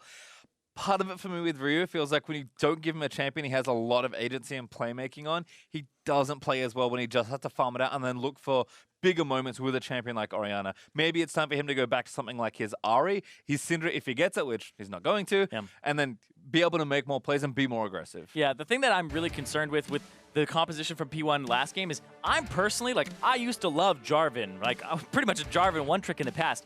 I don't think Jarvan top right now is actually as good as everybody is prioritizing it. Galio is probably better right now. There's a lot of different things, even Shen.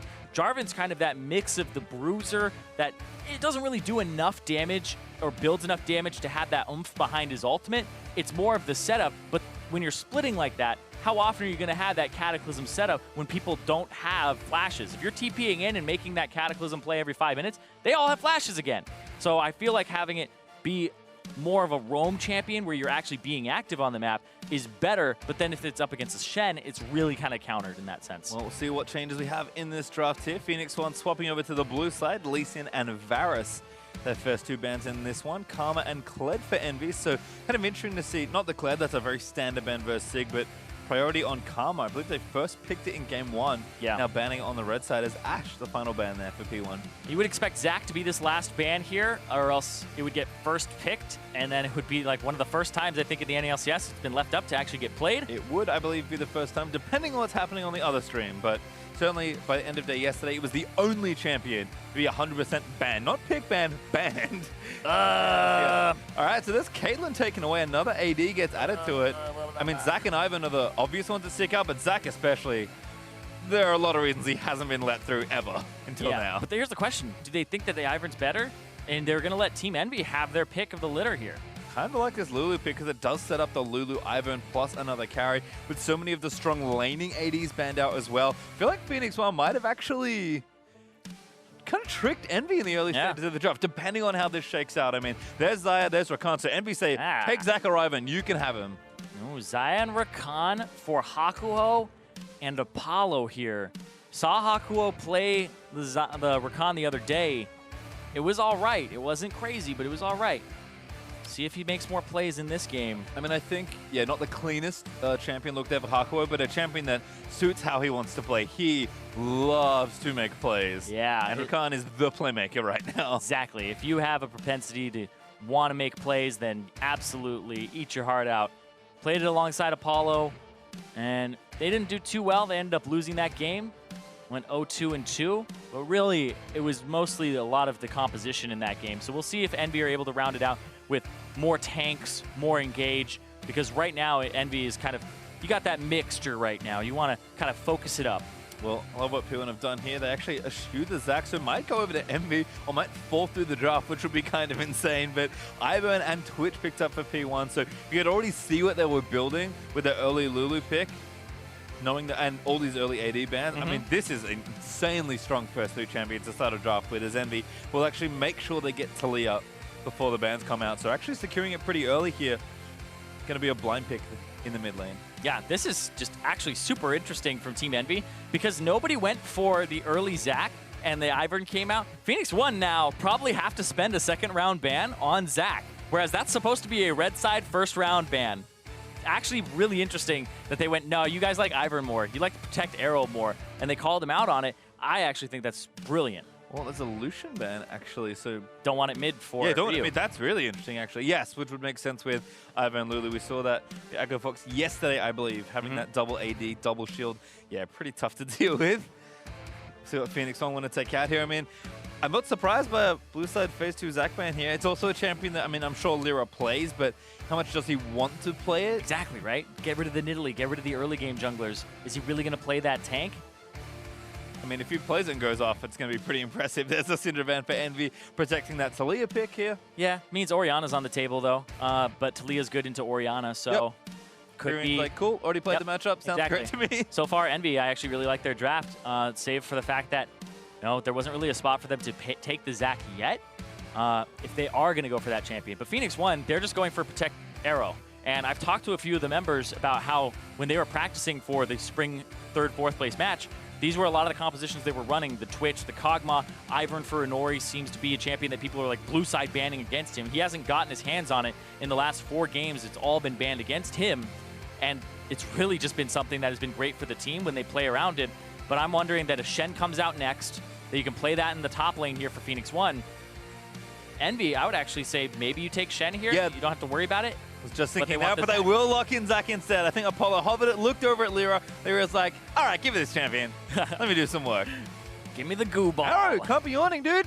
You gotta play a big Twitch game. Yeah, he's got to play a big Twitch game. I think the Shen would come out here because you want to have Zig on that top laner that can just protect Arrow and allow Arrow to have those submarine combos. They're well practiced on it. And the LeBlanc for the split push, it was left up. And there's Galio. I think Galio makes so much sense in this team comp, so see how Phoenix One rounded out. But, I mean, this comp looks so scary to me on the P1 side. And LeBlanc with Galio, or even... Actually, I like the Galio more than the Shen here, now that I think about it. We were talking about it the other day. The combo of having the Galio ulti on top of the LeBlanc clone is really nasty for engages, but it's not going to happen here. They go back to the Shen. Actually take Shen and get away from Seraph. I wonder if Seraph maybe goes to kind of a hard tank champion like Galio. And the thing is they haven't really seen Seraph want to play Galio. They've seen him want to play Shen, so it's a better takeaway here in this circumstance for sure. But this is a 1-3-1 from Phoenix One. They also have the ability to protect Arrow and go for those engages, and they are well-versed in Submarine and playing around this Twitch. And actually the last pick's going to be Rumble for Seraph, so he's now going back to more of, again, those lane bully, carry-style champions. I think you do want to make up some damage with a Zac on your team, so while Galio would be good here on Envy, I think this also rounds out your overall damage pretty nicely. It does mean Envy are very vulnerable to some sort of protracted team fighting, especially against this sort of comp. But if they can have another good early game, things should be lining up well. Yeah, exactly. I also think Adaptive Helm is super good against Envy's team. Works against Talia, works against Rumble, works against Zac. It's a pretty ridiculous purchase here for a Zig. Yeah, I've seen a few of them already over the weekend, but I'm definitely expecting one at some point for Zig. Maybe even Inori if he wants to go tanky, but he's probably just going full support. Fun stuff once again. I mean, we've seen a lot of Ivan, Lulu, one other shield, Shen, Orianna come to mind, and then 2 carries. P1 playing a style that was very popular over the mid-season. Envy again, more of the new stuff, you know. Zaya Rakan, our first Zac ever in the NALCS. Lyra, again, does not strike me as a tank jungle player, but if he can just make plays with a champion, and Zac certainly does that, shouldn't mind too much that he's not playing Lee Sin. Yeah, both teams have some disgusting combos here that I'm looking forward to. Phoenix 1 with the protection of Arrow and the 1-3-1, but also Envy, you have Rakan's Engage, the flash, the R flash, the quickness to just round people up and W them. 100% allows Talia to get off her seismic shove and a lot of damage. So there are very good combos here you can pull off, even including the Rumble on top of it to boot. This could be some disgusting team fights from both teams. And I think what we saw from Envy in the last game makes me very excited for this team comp, because we saw using territory well, moving around, splitting up P1's insanely good team fighting comp. We're going to go round 2 here with zone plus skirmish comp versus a incredible 5v5 comp for P1. Game 2 now starting. Envy up a game with some great Talia play from Empyrean and another great early game from Lyra. Envy have all the tools here to do it again and get the sweep. Yeah, I'm ready for this one. Envy, I mean, both teams started off 0-1 in matches. Envy want that first win. They want to improve on being, you know, what we said was the best 10th place team that we had seen in the NALCS. They want to improve on that. They had some very close games that could have gone their way, but ultimately we're able to just go to relegations, get out very quickly, and then come back, and they need to show us what they're made of here. And they've made some changes, like we said, with Period. Whereas P1, opposite. People didn't have very high expectations for them at the start of spring, and then they jumped up all the way to 3rd. We're contesting like 1 and 2 for a while, but then they ultimately couldn't beat those top teams, faltered a bit, and then they just had that solid end at 3, but they're looking to improve. But thing is, they have their roster solidified now. This may take some time for Phoenix 1 to completely readjust, and that's kind of the awkward thing here for P1, is getting Shady acclimated, because he's kind of the newest member to the NALCS in general, compared to pretty much everybody else. There's only Niski who hasn't played yet. But Hakuho blind knock-up. Gets the Ignite then onto Arrow. Arrow might be forced to flash. He's already burnt the heal. Little more damage. Apollo does not dare flash order, but Arrow got chunked there. Yeah, blind from Hakuho there, just going for the Rakan engage on the knockup. He's also got Thunderlords. We see so many Rakans go for having the Courage of the Colossus for the shield. He says Thunderlords, and he has Spell Thief's Edge, looking for that damage, and it actually paid off there to get the heal. I mean, Hakuho is a very aggressive support player, so no surprise he's going very aggressive on his build. I mean, Arrow is walking back, but he's going to start to lose CS here. I'm not sure Shady is going to be able to take some of these down. Might auto what he can, but Arrow going to fall behind here. Yeah, Arrow is going to have to limp back to lane. He's already missed out on 3 minions plus 4 on experience, and that is just going to feel awful for him. He has to play defensively for even longer than normal.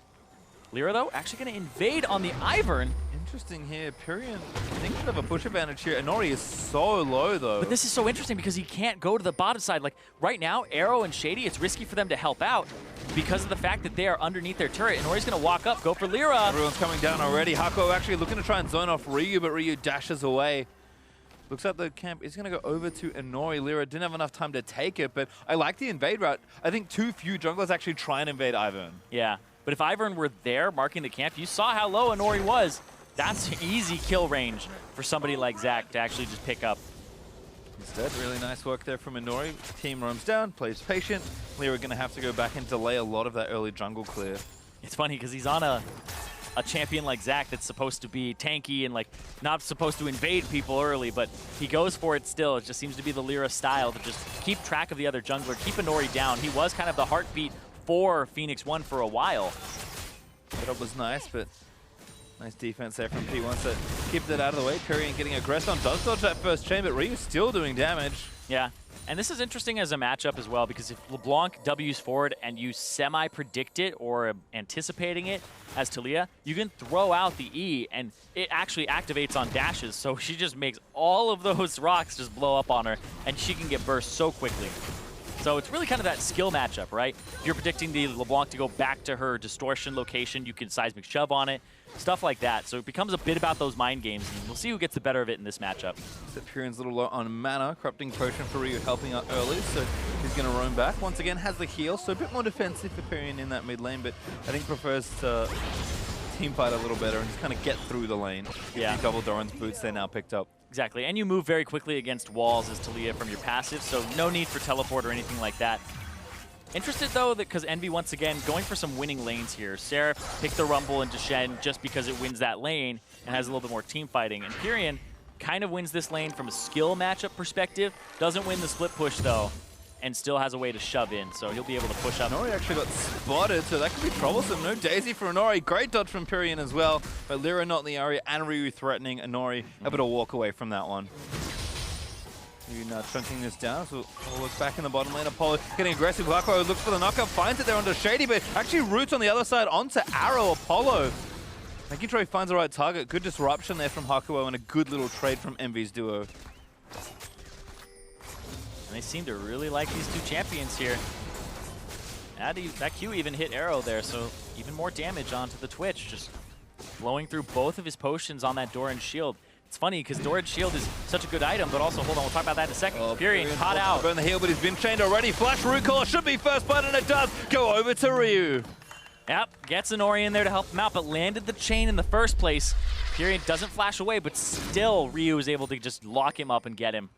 Because that purchase of having the Hextech Revolver, a lot of damage after TPing back. Really nice stuff, and Nori again, good positioning on the regank, threatening Pyrian, who was playing maybe a little too far up. But that's kind of Envy's thing. They do like to push their lanes, but it does cost Pyrian here. Yeah, Ryu had just TP'd back to lane, and then he goes in, gets him with the initial hit. Heals, got rooted there too. And yep, Ryu picks that one up, and you can see Nori giving that one over, not even throwing in an auto attack or anything like that. Just making sure that it goes over to this mid laner. Yep, not much Pyrian can do there. LeBlanc's gank assist's pretty good. So a nice setup there for Ryu. And I think this is what I was saying before, where he's someone that does so well when he can control elements of plays as a champion, when he can be proactive and build leads for himself or help his team in picking other people off. So good start certainly for Ryu. See if he fares significantly better than his last Orianna game, where he really did get picked on by a lot of Envy when they grouped. Other than that, Pyrian's just going to be on shove the waves and try not to die duty for a while. That's kind of Talia's general play pattern. Yeah, that's her MO for sure. Make sure that he can just keep the wave shoved up. That's what he was doing when he got ganked, so he has to just keep his flanks a little bit safer. And all the while, Envy's duo is still shoving up. Lyra going to get spotted with a nice bit of brush made by Inori. Lyra's like, yep, I'm leaving. Goes straight out through the Infernal Drake pit. And no ultimates just yet for either of these kind of more tanky supportive style junglers, so that might be the big change that really prompts some action. But Ryu's just going to bully as much as he can. Doesn't quite get the Thunderlord's proc there. It does get the lightning bolt damage from the Hextech Revolver.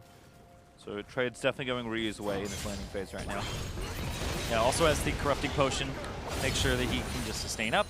Seraph looks like he just wants to shove this in. Possibly go for a back. Just kind of have some pressure there. And Arrow forced a flash. Hakuo again playing nice and aggressive. Oh, this is scary. Yeah, you have to feel like with that flash burn, level 6 approaching, there's an all-in coming soon in bottom lane. Yeah, the combo that Rakans can do is R flash, so hard to react to, and then you W on the spot, and that's 2 seconds. Actually going already. Not enough damage, so Apollo trying to shoot Arrow, and Shady turns it back around to Hakuo. Flash forward, and there's the Shady just destroys. Poor Hakuo. He looked like he had a decent amount of HP left, but then he just flashes forward and gets that last 180 out of him there. Yeah, burst damage on the E pretty good, and no card to the Colossus for Hakuo means that he took a lot more damage maybe than he was expecting. Yeah, he's going for the aggressive build there, but didn't even have to flash himself, or didn't flash himself. Lyra, though, right on a ward. I like this ward from P1, because when you're playing against a Zac, one of the reasons people don't like playing against him, not only are his abilities great, but he can uniquely gank mid, so you have to ward in a different pattern than you usually did. Yeah, Hakuo walks up. Arrow actually doesn't have enough mana to actually contaminate there, and that was Thunderlords plus the E from Shady to finish him off there. Just have to coach some target selection there maybe. Seems like a little off on the communication for Envy's duo lane. Shady didn't have anything except he didn't have ultimate actually. They tried to go in before, so a little odd, but Piri now getting chained up by Ryu. Lyra going to try and save him, but I think Ryu's going to be there first, and Ori already joining in. There's the Zac, but doesn't quite get the knock-up, stretches and slaps them together. And now taunted up as actually standing down has moved in for Zig. Lyra does have his passive, but also as his flash going to try and get out of here. Oh. He actually just snapcasted the ultimate there instead of using the left down fully. Nice ulti there from Seraph, but not going to quite pick up a kill, and we're going to keep pushing this mid lane in, and everyone joins the party, but no one goes down. Yep. See Hakuo just kind of hanging around here. He's not going to get anything for that, but yeah, having the Zac and the wards that they have around the range of his elastic slingshot, keeping mid pretty covered. Good little zone there from Seraph to make sure he gets the Scuttle Crab. Going to take a little extra time to take it down. Seraph's going to get a ward out of the deal as well. Good little control ward placement so he gets some extra money in. Going to keep denying that vision away. And Arrow has to play super safe. This wave is being frozen on him. So he's kind of in a really bad spot. Hakuo's got everything as well, so I feel like an all-in could be coming. Lyra roaming down. Hakuo not going to defend that ward though. Arrow invisible, kind of waiting for Lyra by the looks of things. Apollo going to open up. Hakuo looking for quickness. There we go. Charm knockup is in, but the wild growth up for Lulu. Lyra already in, slaps them together, and Arrow goes down. Now Shady going to be the next target. Featherstorm down, sorry, is now Shady. Still trying to kind of do the damage. He gets yet another kill. Ryu came down with the TP, but Lyra does get the trade. Now Pyrian finally roaming down. Lyra's got the passive. It doesn't proc it. Ryu gets up, but uses the flash to safety. Just barely. Lyra also just almost. Pyrian. Ryu does back in. Chain lands through. Pyrian going to take some trade damage there. Shove not there as an Ori. Looks for Lyra. Really wants the passive, but Cell Division stays up. Yep. Doesn't get him there.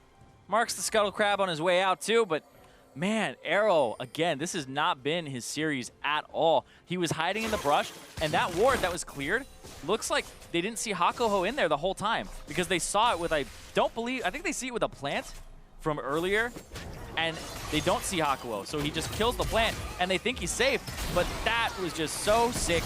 The quickness will taunt, or at least charm, as you go through with the W, and so Arrow really doesn't have any play to make there once he's caught by Hakuho, who just goes for the flash entrance. The trade kill at least. Ryu doing a good job coming down.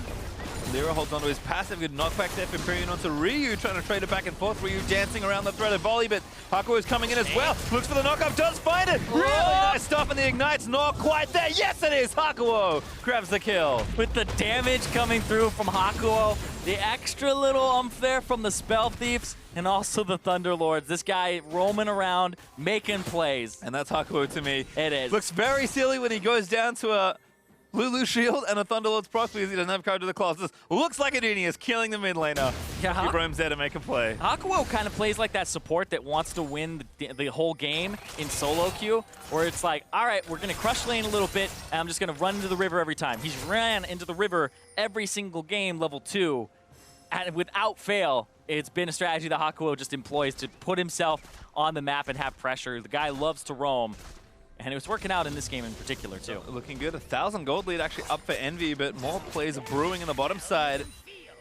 Nori waiting. Doesn't have a major item just yet, but Daisy up and ready to go. Looks like Lyra, though, is going to start something. Spotted by a P1 ward. So, again, great coverage of Phoenix 1 with all these Zac slingshot spots. Yeah, making sure that there aren't too many gaps in vision, but you do have to be careful. And there's a twitch, and he's going to check it. Zig missing 2, but Hakuo forced a phase check.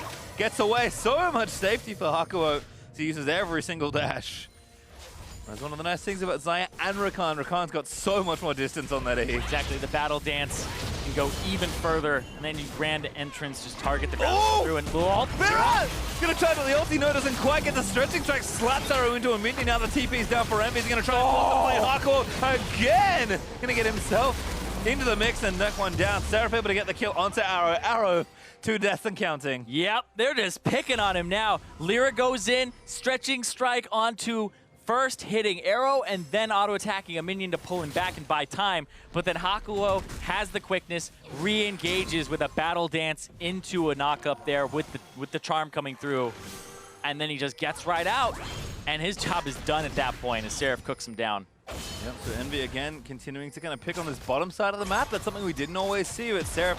Very stable lane. Yes, Zig now has the adaptive helm. Lane's going to be a little tough, but Apollo's going to get solo first turret gold here thanks to all the attention. Huge burst to that economy there. Apollo in another really strong position. It's Pyrion trying to chase down Ryu. Absolutely strong position, and this is an advantage that was created from a 2-on-2 initially. Now they're getting some ganks here. Arrow knocked up, and then the Q came through during that. The Zac with the pull back there, and Arrow already burned flash and heal, and then that was the charm coming through afterwards. Huge that when that stretching strike came through, Arrow flashed, but it still was connected to him afterwards. Yep.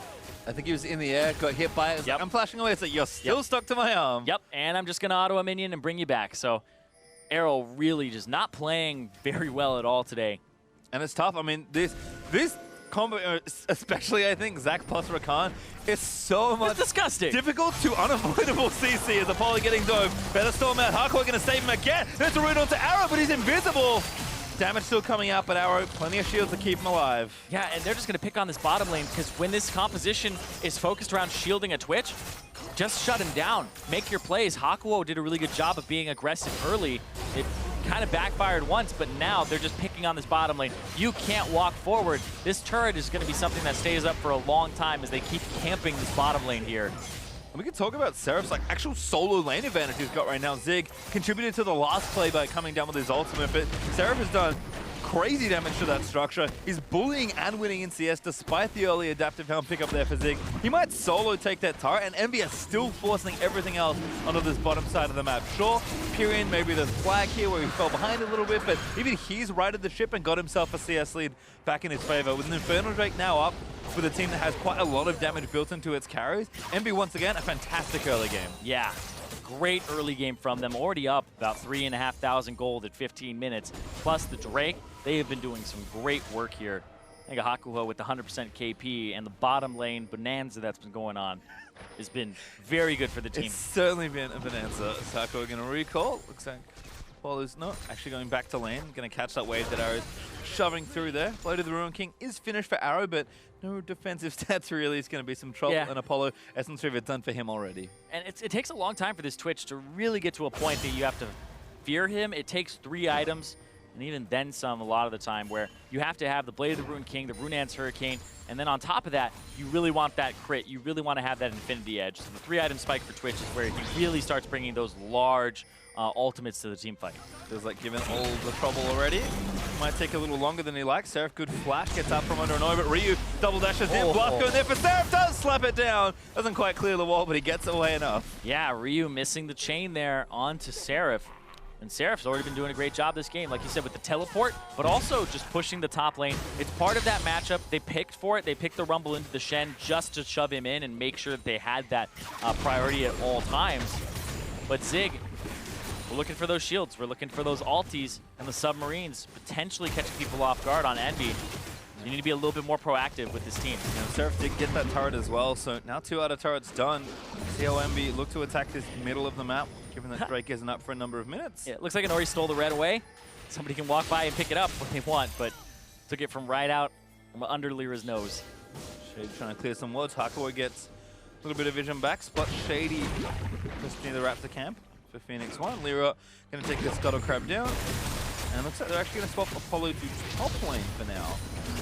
So I feel like maybe that's a safer lane to get to. And both mid turrets are actually relatively low. Envy's turret is maybe 1 good siege from going down. And you can see about 25% of the health there for P1's mid turret. So once that map opens up, definitely going to make a big difference here. And Envy could fill the outer ring before P1 get their first turret. Looks like they're moving everyone to try and make a play there. Yeah, it could be for this Rift Herald when you swap your bottom lane to the top instead of the mid, and people were pushing up through the blue buff. Took the Scuttler as well, looking for a play slash possible. Oh no! Needs Shady, finds him. Q's gonna miss. Good flash from Shady as the wall from Pyrion also tries to make it happen. That could be the prompt that gets the Rift Herald though. Yeah, it looks like they don't want to commit on it just yet. You only have about a minute to take it now. I think that's a great point, though. I'd forgotten that there was an objective you could take on the other side. They're looking for Arrow, possibly. Hakuo has the quickness. Yep. Oh, Battle Dance in. Doesn't quite get it. No flash, I had to guess, but does get the flash out of Arrow. Yeah, Hakuo didn't have his flash, so he'll have it for the next one. Ryu. Kurian and Ryu fighting, but Lyra's going to make it an unfair fight. 1v2, Ryu looking to try and make the outplay. Yeah, he's just guarding Pyrian right now, using his HP bar as just this big wall. Good little exchange, but Gunblade for Ryu coming out on hit. top. Good chain again, but yeah, Apollo there for safety. Hakuo battle dances away, and like you said, Riftail's going to run out real soon. Yeah, it looks like we may not have anybody take it. They're more focused on shoving out the waves, and they don't want to risk it. Also, an opportunity presented itself top to get the flash out of Arrow, so definitely agree with that. Oh, Shady going to start it. Knows it does stay up a little longer in combat, so P1 maybe going to try and get it. All right. This is the most hilarious two-man Riftail squad I've seen. Yeah. You would never expect The zero damage. An iPad and a Lulu. This may actually despawn. Let's find out. Like I said, I believe it stays a little longer, but yeah, it might not have enough damage to do it in time. It really depends if they get the last eye hit. I don't think they get it, though. I think this is... All right, here's Arrow. Arrow. But wait, one more eye hit? Okay, good. Yeah. That's perfect. All right. Perfect. I think it's 1955 it goes yeah, through it's in combat 55. with it. It's 55 if it's in combat. That's perfect. So Arrow had to be there because the eye open up more frequently based on champion auto attacks, and it does a large percentage of its HP, but once it's past like 15% HP, it no longer opens. So you have to keep it at like 2,000 HP or 2,200 to get it to open one last time and get it to like 100 HP. That's from the Hakuo, it not easily caught. W ease away. Still has his ultimate almost back up and does have his flash. A play could be made here. Ryu cashing in, chunking Pyrian out. Yep, using the Gunblade there. It's a costly siege for Envy. I mean, Pyrian trying to get the waves cleared in and open up space for his team, but it's a little tough here given how much damage this LeBlanc is doing. Shady again also threatening Envy, playing towards his top side now. Looks like Apollo already has that wave pushing towards the tier 2. Seraphim in the meantime, getting things pushing down. Yep, pushing in Zig. Rift Herald, where are you at? Looks like the mid lane. Yep, I mean, it's a pretty easy turret to take. Not sure Pyrian can really defend. Hakuo, oh, good knockback. It is very, very susceptible to CC. Hakuo lining up a little bit more. Dashes through and does get the turret instead. So one headbutt's enough, but hey, P1 wanted a turret. They do get one, and now caught Seraph here as Inori summons Daisy. Ryu with the chain. Seraph does get the ulti down, but he's already dead. And Redemption not there in time. Was actually P1's anyway, but Ryu now going to get chased on the other side as quickness activated for Hakuo to try and get in the backline. Does come up on a Shady and dance back out of the fight. Ryu lining it up. Doesn't let the slingshot go. Now going to look for the carries in the backside. Gets one into Shady. Starts together, finds Arrow. Now Hakuo moves in for the knockup. Gets it and takes out Shady on the other side. There's some Featherstorm running in. Huge choke point fight there for Envy. Envy just turned it all around as Zig does land the shutdown onto Hakuo, but Inori, not a whole lot left to go. No flash, but does get out. Yeah, but oh man, his team is in shambles after that. They got the mid turret, but it's back-to-back these team fights, 2 for 2. But it looked like at the start, that was Envy just trying to get something back, and they're going to get this turret too. That stuff there for Envy, again, picking the right fights despite the fact that Seraph was too far forward to start off the engage. Now all the outer turrets are down. 3-1 up in turret still for Envy, and still a sizable gold lead. Man, this is just honestly an awful series from Arrow. He's being picked on so much and really just not responding correctly. And the fact that this pick ban had Zach go through, you're seeing what it does. Sure, they blow up Seraph here. Oh well. But then just the counter, Zig does not get the taunt onto Period. They can't blow him up. They knock up, but then Lyra is in plain sight. Plain sight. The minions next to him, everything. Arrow's trying to dodge the wall. They can't go off to the side.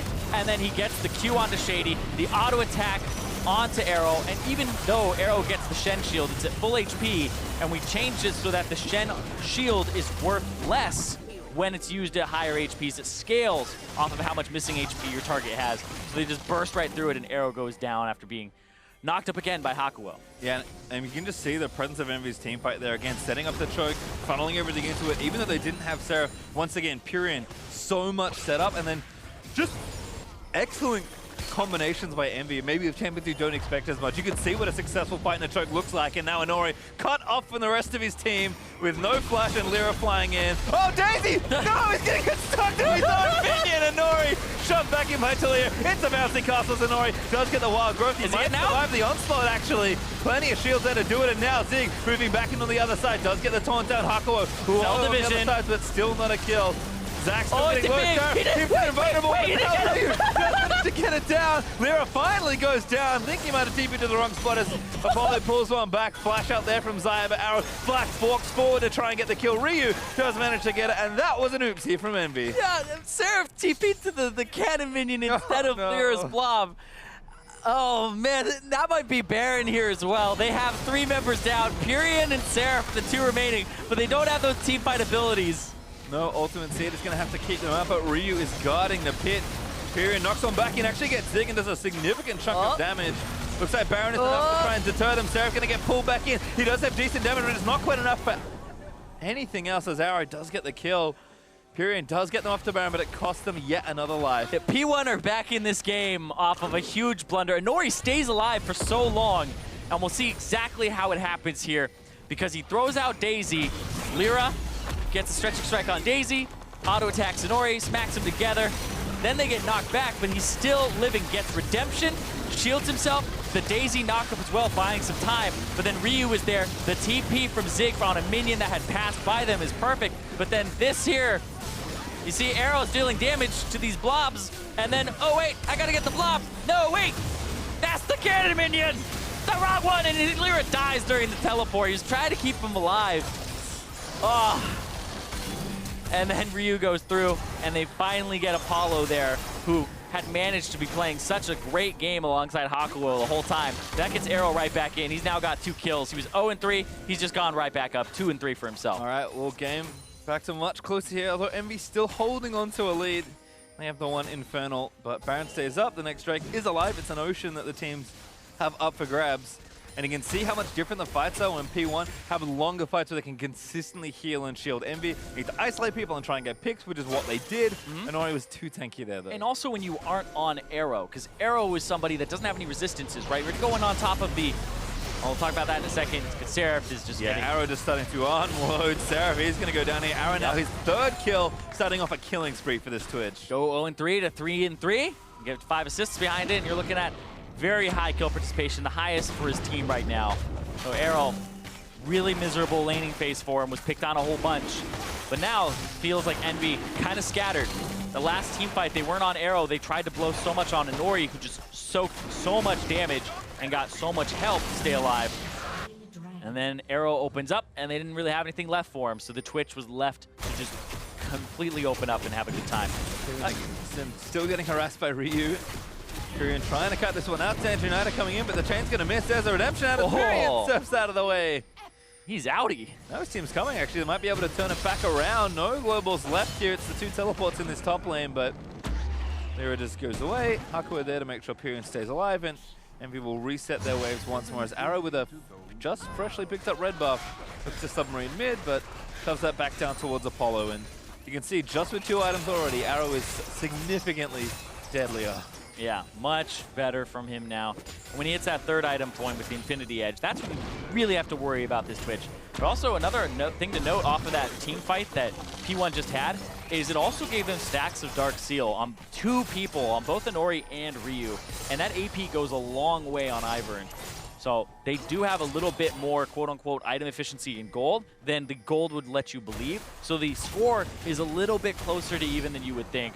Not saying that 7 stacks is worth like thousands of gold or anything like that, but it's still something where you combine those 14 stacks together and you're looking at maybe 800 gold more, maybe 900 in terms of combat efficiency. I think composition plays in as well. You can just see Envy, despite the lead they have, kind of struggling to figure out what to do next. I mean, there's no major objectives just yet. Infernal Drake will be up in about 3-4 minutes, and Baron is a little while away. Instead, Apollo's just going to get opened up on it. P1 playing much better with the items that they've now picked up. 2 items there for Inori. We already talked about Arrow and how he's been doing it, and Ryu's actually had a good game consistently already, and he's almost up to his 3rd item. So Envy need to find some sort of engage. They've got the tools to do it, to split them up, to find picks, but P1 are playing much better together and now starting to abuse the strength of their team. Exactly. You can feel the steam kind of getting knocked out of Envy. Hold on, Ryu tries to make it, but not enough chain CC. Inori, though, going to get burnt down here. Pops out the Daisy. Arrow. Keep moving it down, but Arrow turning it back around. So much damage on the Twitch, and Hakuo is barely going to go down. Arrow now on a rampage and still shooting. Shady looking to slow them down so he can pick up another. Here comes Arrow opening up again. Oh, Pyrian does him back in onto Ryu. Lyra tries to dissuade them. Better storm out. Arrow just juking around everything else. Oh, the kid up not quite there from Lyra. Misses the ult, and Arrow just goes forward. So many shields to keep him alive. Pyrian and Sarah kiting back around, but Arrow's still with it. Finally! No, doesn't go down. Pyrian flashes, but he doesn't get the last volley. Zach goes down to a double kill. That's 3 dead and nothing there. Yep. And that's P1 once again walking away with a team fight victory. And the Baron, is it on the table again? No, that's just a sweep out here.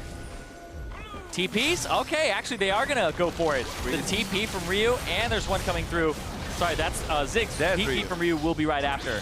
And here's Seraph. Yeah, he doesn't have his ultimate. And those are some high HP bars. Doesn't have much. Pyrian is alive. He walls in. They're gonna try and contest here. Pyrian, maybe look for a steal, knock Ziggs back in. They just need to take the Baron down. Envy looking for a fight. Arrow eats a lot of damage from a harpoon, but now gets rooted, and Ori takes down the Baron. Sarah gonna get left on by the rest of P1, and there's the kill for Pyrian. Kiting back around, but Ryu leaps forward for another pick. P1 will disengage, but there's Baron over. Yeah, now P1 have a gold advantage after that awful early game from them. Envy really dropping the ball. These team fights, that's a R flash and charm onto Ryu, so he blew both his R, his flash, and his W to only get Ryu for a quick second. And we're talking about how you're using so much on members that aren't Arrow. Now you have to just run and kite this Twitch, and that just becomes a nightmare because he can just keep going forward. It's great from Arrow to like stay back and wait for the CC to be used and then to outplay. Right here, the sidestep, and then going in, but also doesn't get kidnapped, like you said. And just really turning this around. You can see Apollo is just desperately trying to get rid of Arrow, whereas the rest of the team of Envy really had kind of other plans. They were looking for that engage. They were looking to try and maybe get a pick.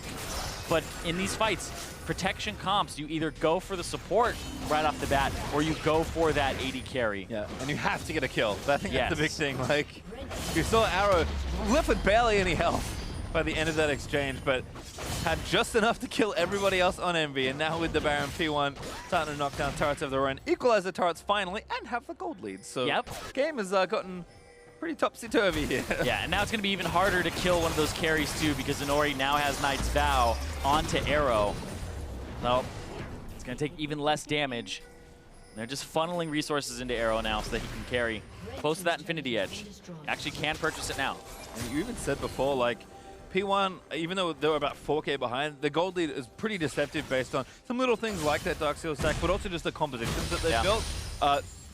The inverse of that is that this gold lead is much bigger than it looks, which is about 2,000 to 3,000, especially when they have the Baron buff to Siege. Yeah, because what are you going to do to Arrow? You need enough gold to kill him and stay alive and sustain through all the shields versus his damage. And as he completes the Infinity Edge, it becomes even more difficult to do so.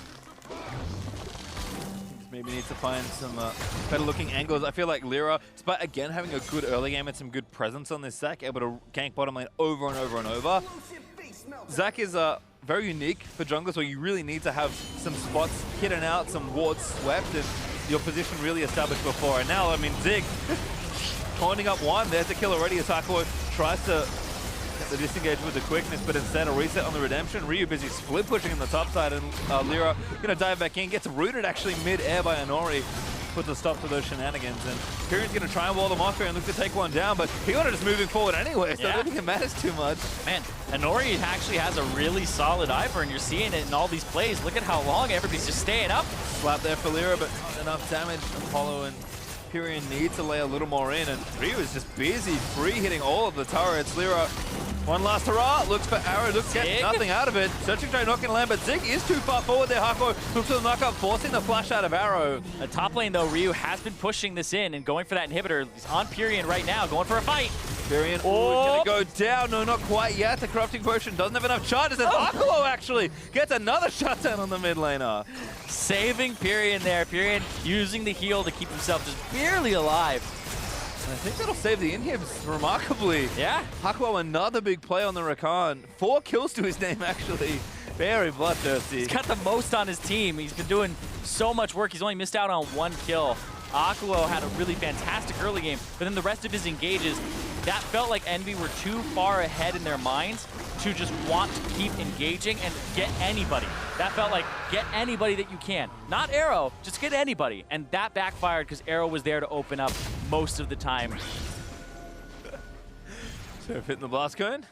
Trolling Haku a little bit there. Is running back down, I think, get some vision re-established. Infernal Drake also over to P1 though, so they picked that up for themselves. Feel a lot stronger.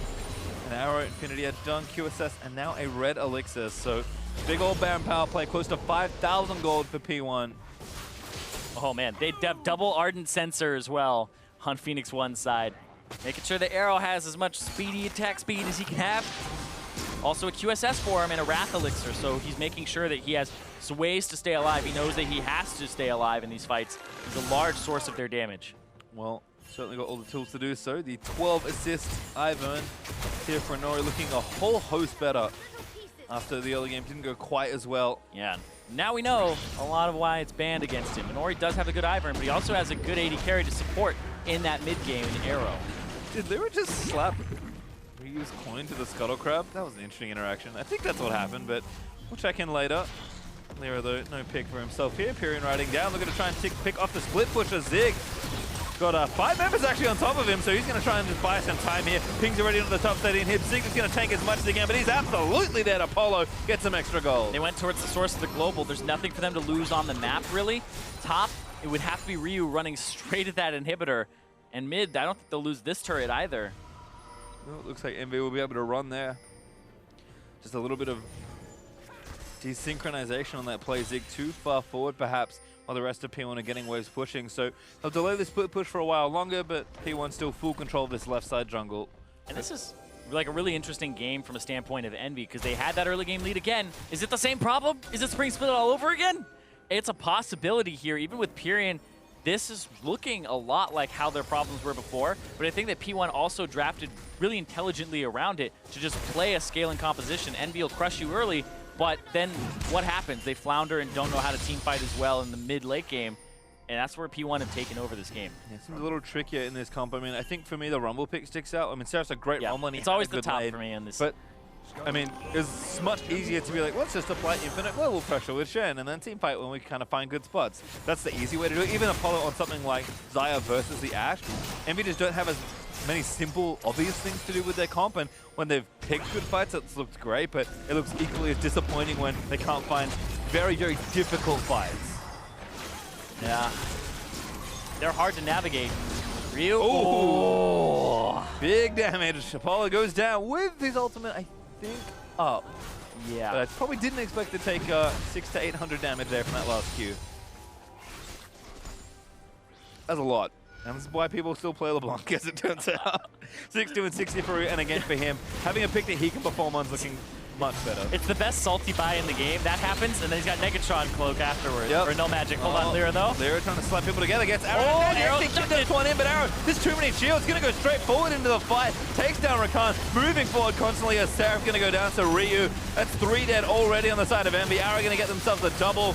Going to make it 4 as Zach did 4. And now Pyrion the only one left to try and wave clear. They just went in when Apollo was dead. He's a large source of their damage, and you can totally have a really good fight if Lyra goes in, abducts Arrow, and then you have some AD carry that can root him and then just keep pulling out damage. Feels like Lyra's like, hey guys, figured out how the ulti thing works, but not the right timing there on that one, unfortunately. P1 so far ahead already. 7,000 gold and counting, and these inhibitors will all go down. It's the rubber band back. You're able to just get the Twitch to 2 items, have a good team fight. 3 items came through, and now he's got Wrath Elixir, and you saw he got taken to like half HP, and then Arrow was full almost instantaneously off that fight. Well, the game's not going to end just yet, but it's about as close as it gets. Triple inhib, Baron on the table. And then running straight to it. No chance of being taken here for Envy. Yeah, Nexus is kind of a formality at this point. Just got to go through that last fight. All right, Baron not started, wards being cleared. Shady pops to control wards in the pit. Nori just keeping him interested. Yeah, making sure that the rest of his team can back, do whatever purchases they need to. See what Shady gets. Glacial Shroud. And Mortal Reminder as well for Arrow. Some swap outs are coming through. But they're going to try to rush Baron because they sense that not everybody's there. And yeah, they have to rush this. Double TP, Zig in first, Ryu on the flank. Baron getting low. Envy going to try and fight out of the pit. Yeah, they're disrupting the damage. There's the equalizer. Okay, finds on Arrow, but he flashes out of the way. Lira is actually going to get picked up. Slaps them together. They've got the CZ, but He's got them all! Massive kick out of all! Huge team fight win. Pyrion shuts down Arrow, and he's finally dead, but do they have enough to finish off the fight? Apollo did go down, and Pyrion is bleeding low. Hakuo gets taunted by Zig. It's not enough. Ryu gets the kill. Lyra's going to follow. So close for Envy. Man, that was like Lyra. He looked like a Zach God there. That looked like the best that you could possibly hope for in a million years, but it's not enough, and P1 still win the fight, and they're going to take the game. Yeah, Pyrion, the lone defender for many waves of super minions. Don't think he's got enough with 3 members of Phoenix One able to challenge him as well. Zeke, great flash taunt. Ryu going to follow him with the chain. Pyrion's going to go down. P1 are going to get the ace because Pyrion barely gets himself out of that one. But the Nexus turrets are going to fall, and P1 will equalize. LeBlanc finishes it with a gunblade. There's the ace that P1 are looking for. Nexus falls, and once again, Phoenix One will go to game number 3. Definitely a shaky early game for this team.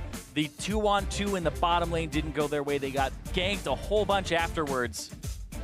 And it was a slow start, 5,000 gold deficit. But then the turnaround in the team fights, fighting with their composition, and Envy not navigating those fights correctly. Envy were trying to push their advantage. You could definitely credit them with that. But it was the jumping in onto somebody who wasn't Arrow. When you had backline access with this comp, they needed to look for fights like the one that they just had earlier than that. Yeah, I'm going to break the game down here once again. So have a look at the team comp quickly. I like what both teams brought to the table here quite a lot. I mean, P1, a very standard comp, but one that certainly suits them. Inori put in plenty of time on Ivern. And when you have a carry like Arrow, like you said already, this is the kind of comp you want to be playing. Yeah, and I know that some teams were like scrimming P1, and then they're like, wait a second, maybe Ivern is broken right now because these AD carries can just pop off.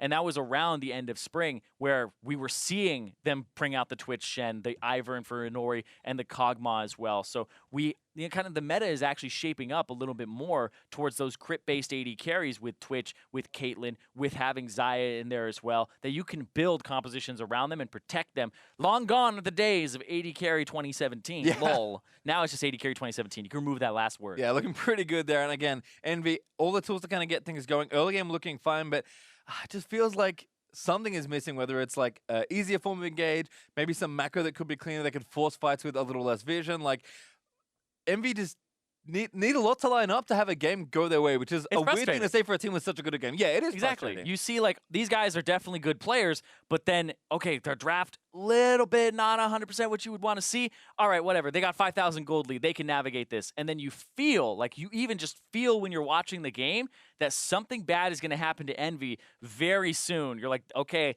they don't have the same kind of momentum. The steam is kind of getting away from them, and then they try a play because they feel it too, and it doesn't work, and then it rubber bands back on them, and that's exactly what happened in this game again. And like I said, it's kind of frustrating to watch, but it's the beginning of summer. They do have a new mid laner who actually still performed pretty much better than other members of the team in keeping himself safe in a hectic situation. Yeah, looking good there, but we'll see how P1 did get themselves back into the game. Our first minute's 23 minutes in, P1 with a clean 3-0. This is where Envy tried to force something. This is the turnaround, yeah. This is where they use so much on Inori, and it doesn't work out.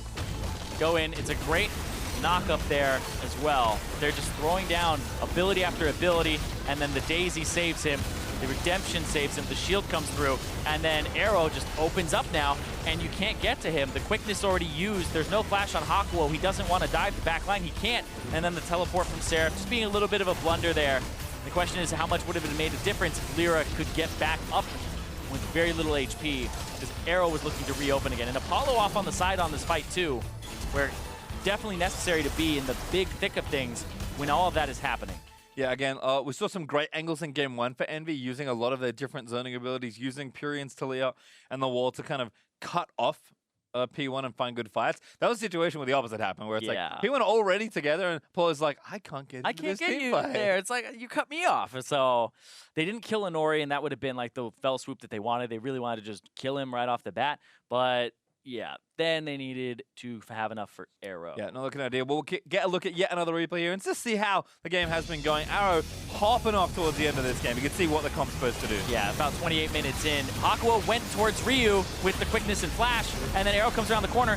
What have you got now? You just saw Lyra use his elastic slingshot. Arrow opens up, kills Hakuho with his poison residually, and then he's just able to reopen up and get the reset on his stealthy movement speed as Shady just walks forward and slows down Seraph. So now they have to fight, and a great route from Inori onto Apollo. He then uses the ultimate afterwards to try and dodge the damage, but you can see here, there's just so much shielding, so much protection onto Arrow with the Lulu ultimate that he just does not go down, and Pyrion tries to Q and redirect it with a flash and get away from Ryu.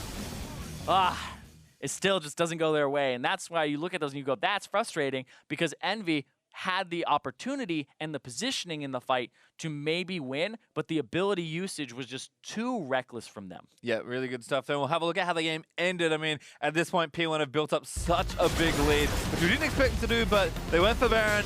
I mean, Envy tried something here, but T1, they come a little too good in this spot. This fight just was actually made me lose my mind. Lyra here is on point. Right there, though, Hakuho goes in, Arrow has the QSS, flashes away, then Lyra's just like, come with me, everyone! All four of them get smacked down, but Apollo's dead. That's the person you want for the AoE damage to go through. You want to have the passive, you want to have the E pull back afterwards, but there was no AoE damage really left at that point from Lyra.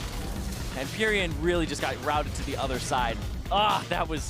That was a heartbreak, because I was ready for like the montage four-man Zac ulti into like delivering them into a wombo, but it didn't happen. I mean, maybe if the game is closer at that point, Envy do come away with the victory. Instead, 3 inhibs down, and this series is going to game number 3. Meet us back here in a few minutes to see if Phoenix won't get the win or if Envy can pull it out.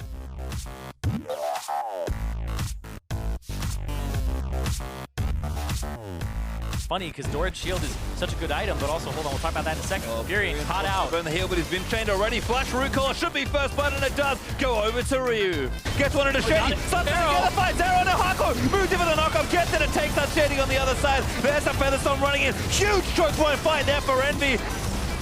Jack, help me! I've shield. Help me! No. Kills go. Baron. I can take Baron. There's too many shields. Gonna go straight forward into the fight. Takes down Rakan. Moving forward constantly as Seraph gonna go down to Ryu. That's 3 dead already on the side of Envy. Arrow gonna get themselves a double. The base is getting fucked up. Very nice job. That should be game. That should be game. Hey, good job, guys. And once again, Phoenix 1 will go to game number 3.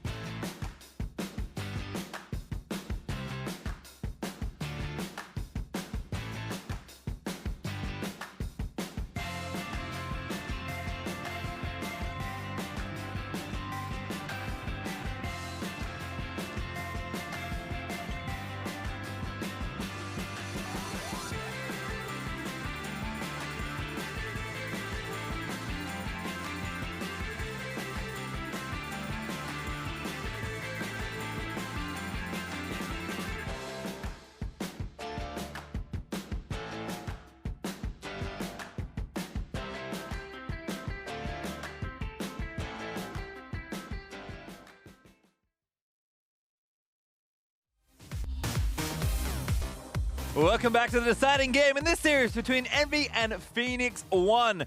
We are going to give player of the game over to Inori. Honorable mention certainly to Arrow, who did the kind of business end of the work, I feel like, to get the fights going in their favor. But Inori, he was the man that was making sure Arrow didn't die. You heard that last clip.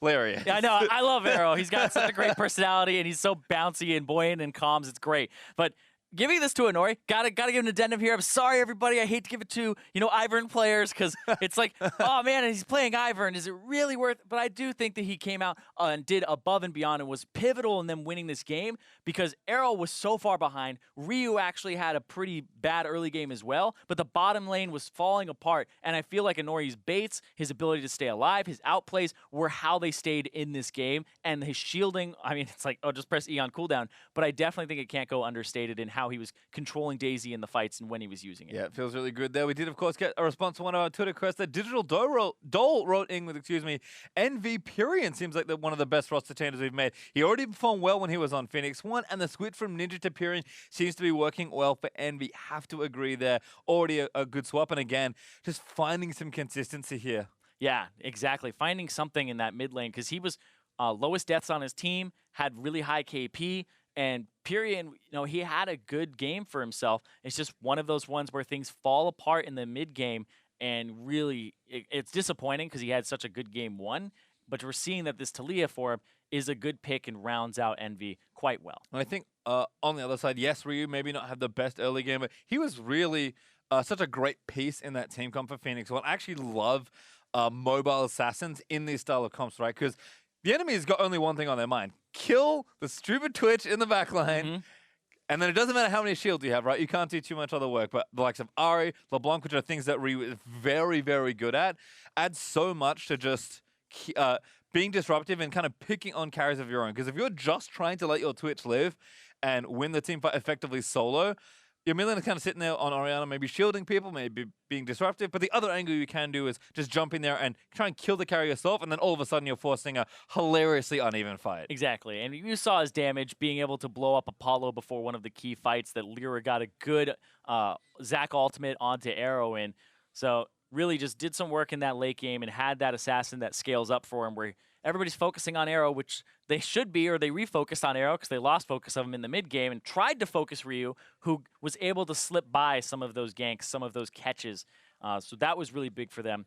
But I do want to jump over and talk about Arrow, who, like we saw in the lower third, almost 1,000 damage per minute on a Twitch game that was not starting off on the right foot. 998 damage per minute for himself. Went from 0-3 and then went to 3-3 very quickly, but then took over the game and ended it with 10 kills by the end. Yeah, I mean, incredible game there. And again, the thing that you want that comp to do. So we'll see what happens here in this final draft between Envy and Phoenix One. Kled banned out once more. We'll see how Phoenix One think about first Zac in NALCS. Do they give it back? Do they say probably not, unless we're trading it for Ivern? Hard to say here, but there's the Ash ban for P1, so might be sticking to banning those ADs again. And I thought the second game draft was actually genius from P1, particularly how they played the whole first phase. But Envy saying, none of that. We're banning Ivern. Yeah, Pick something else. No Ivern. And then game one, Team Envy's bans were Kled, Ivern, LeBlanc. So I assume you go with those three bans again, the Kled, Ivern, LeBlanc. Shut down a lot of the composition that was just had by Phoenix One. And Phoenix One, Ashe was a ban, Varus, Lee Sin, Zac does have to jump up there as well. But are they saying that you didn't pick Zac fast enough for us to really think that you want it? Unsure. Because I think if you leave Zac up here as Phoenix One, Envy snatch that thing up. Let's see what happens here. 10 seconds for Envy. There's the LeBlanc ban, so going back to game one there, great sense there by Zyrene, and it does make I think make a lot of sense given how the game one went for them and what the threats were in that last game. And this is a funny conundrum because you're like, do we ban Zac because it's powerful? Lyra was okay on it, wasn't great late, or do we ban Lee Sin because he's really good at that champion? And now you have to kind of weigh those things against each other. And all right, so they're going for the Karma, which was first picked in game one by Envy. Yep. So kind of trying to block that pick. But yeah, Zac's open, Lee Sin's open, like a lot here for Envy to try and take. But what's the right pick is the question. Yeah, but what Phoenix One have done in their bans, it's all bottom lane focused. They're saying, you guys actually destroyed us bottom lane both games in the early game. Trying to shut that down, and Envy say, guess what? We're going to try it again. Really nice stuff, Dan. This was the kind of the other ban that Envy through, I think, opened up Zyra Khan for them with Ashe and Varus ban, but they say, we're not taking either jungler. Lyra will trade. He will happily take which one you don't want. We want Caitlyn, who has been arguably the best bottom laner still, especially if you want to get aggressive and bully your lane. And it'll be most likely Caitlyn and Zyra is what I would assume would come through. Hawk will host special on that one, as well as Apollo. They both love these champions, but Lulu here for Shady. Maybe some protection for Arrow again, but it's not a shoving lane. It's not a winning lane. It's one that's more for that protection to win the late game. Yeah, a bit more of a kind of a budget shield comp starting here, perhaps. But Lulu's certainly a strong overall support. And Phoenix One actually going to say, we need a carry right now, so we're going to take Kog'Maw. Not going to go for the Twitch, going for something... Peaks maybe a little bit earlier, but certainly showing their hand, saying we're going to play around Arrow again at least a little bit. And now for Envy, it's, I would really think in terms of jungle, either Zac, Lee Sin, or Gragas and flex it. But I don't really think the Elise would be great unless it's Lyra's specialty, because you want something to get Arrow either away or into your team. Well, great call on the Zyra. That is the pick, and it will be paired with Lee Sin. So Envy going to leave Zac over to Phoenix One if they want to take it now. It's pretty unlikely that Inori gets it if they don't take it here. So we'll see what Phoenix One want to do with their last pick here. But Lyra, I think, saying, you know what, Zac? He's fun. He's very strong. He's just fine at him. But, I mean, Lyra's amazing at Lee Sin. If it's open, you kind of have to take it. Yeah, and now, the Nunu, the other Protect the Cockbot. Oh, no! I used to be an Inori fan. I'm not anymore. He plays Lulu and Ivern. I'm done. No, I want to see how he does here, because he went from being this aggressive Kha'Zix player, this Graves player, this guy who just wanted to be up in your face, and now he's playing supportive things. We're really seeing a huge shift for Inori's style, because not only is it him playing those things, he plays the Ivern well. 3-1 overall career record on that champion. Only time he lost on it was that first game he ever played it against TSM before he had his personality kind of, or ego check, right? Well, there's a ban over to Pyrian. Nice respect for the Talia there by Phoenix One. I do like taking that away. Sets up some picks for Ryu. I think Envy will ban at least the Syndra again. We'll see if they do look for yet another mid lane ban or if they want to try something else. Syndra, possibly Ahri as well, but the Shen don't want another protection champion coming through, but... Kind of leaves Orianna sticking out. Galio, Orianna, there's just not enough bans to really kind of put a crutch on what, or I make Phoenix One use a crutch instead. It's pretty interesting here. I mean, this comp already looking pretty similar to what we saw G2 running a lot of in MSI, you know, protecting a strong team fighting AD carry, in their case Sven, in Phoenix One's case Arrow. Has Cannon banned away again. I think they don't want, they want to make sure they can't get split around the map. They actually did this last game, which I think makes, it's not very intuitive why you would ban a split pusher like Cannon when you're trying to have this build this like team fight comp. It's like, well, whatever, we don't care, but turns out when you lose all your turrets, you tend to lose, so kind of need to stop that. and it is Seraph, right? Seraph on Kennen, just being able to split push. Orianna, nice ban, like you said. Galio up. Syndra up too. Syndra, Ahri. It's tough. I mean, what to pick for P1 I think is the first thing here, because I think Syndra makes a lot of sense. It blocks a ton of picks for Pyrian. Ryu's unafraid of almost any matchup that we've seen from Pyrian. And we know that Pyrian plays Syndra, and he does play it well. But the question is, can you run Fizz or Kassadin into this? Because you know Pyrian plays those champions. Echo as well. I mean, there's certainly a lot of options here against Syndra. Syndra's such a powerful champion, but there are ways to get around it. Fizz would be great here. I'd love to see something nice and aggressive from Pyrian. Goes with Ahri instead. Flushes us to Fizz though, so was at least thinking about it. Yeah. Oh, and there's the Jace for Seraph.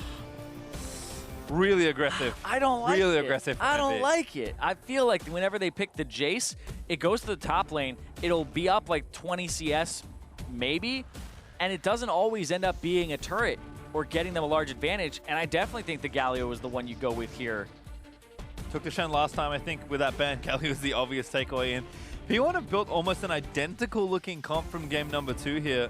And I think Envy, they know they can get an early lead. They've got good aggressive champions in, I'm going to say every single lane actually. So it's just a matter of, you know, if they get the lead, can they convert the mid game? Because Phoenix One to me is saying, no, you can't. Yeah. Envy are saying, we're going to try to win lane. They did this before, win lane and have an aggressive jungler. This seems to be more of the Envy style that we're seeing come out that has been mildly successful for them, but they're getting those mid-game advantages. We've seen Envy with 5,000 gold leads, 6,000, 7. It doesn't seem to matter when they try to end the game. That's when it backfires. That's when their compositional flaws or incomplete parts of their comp come back to bite them, because you need to win this game by split pushing, picking people off. You're not doing a Baron without a tank. You're baiting. You're looking for a way to get in, and you need enough damage to get through a Galio, a Nunu, and the shields of the Lulu. This is going to be rough for Envy if it hits that late game. Lyra has worked late game Lee Sin miracles before, but that might be the only vestige they really have, apart from a huge late game blunder from P1 to find a way back into the game. So it looks like a tough one here. Phoenix 1.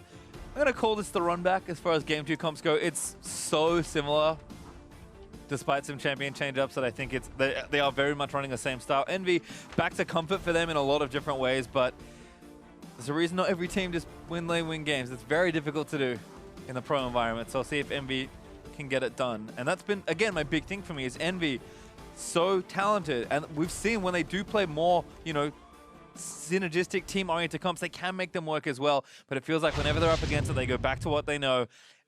And while what they know is fun and can win them games, it doesn't necessarily improve you as a team over time. And that's what Envy are looking for this split. Envy want to improve. We know that they're good players. We know that Hakuo can win the lane. We know that Apollo can, you know, what we saw these last two games, actually beat up on Arrow and Shady.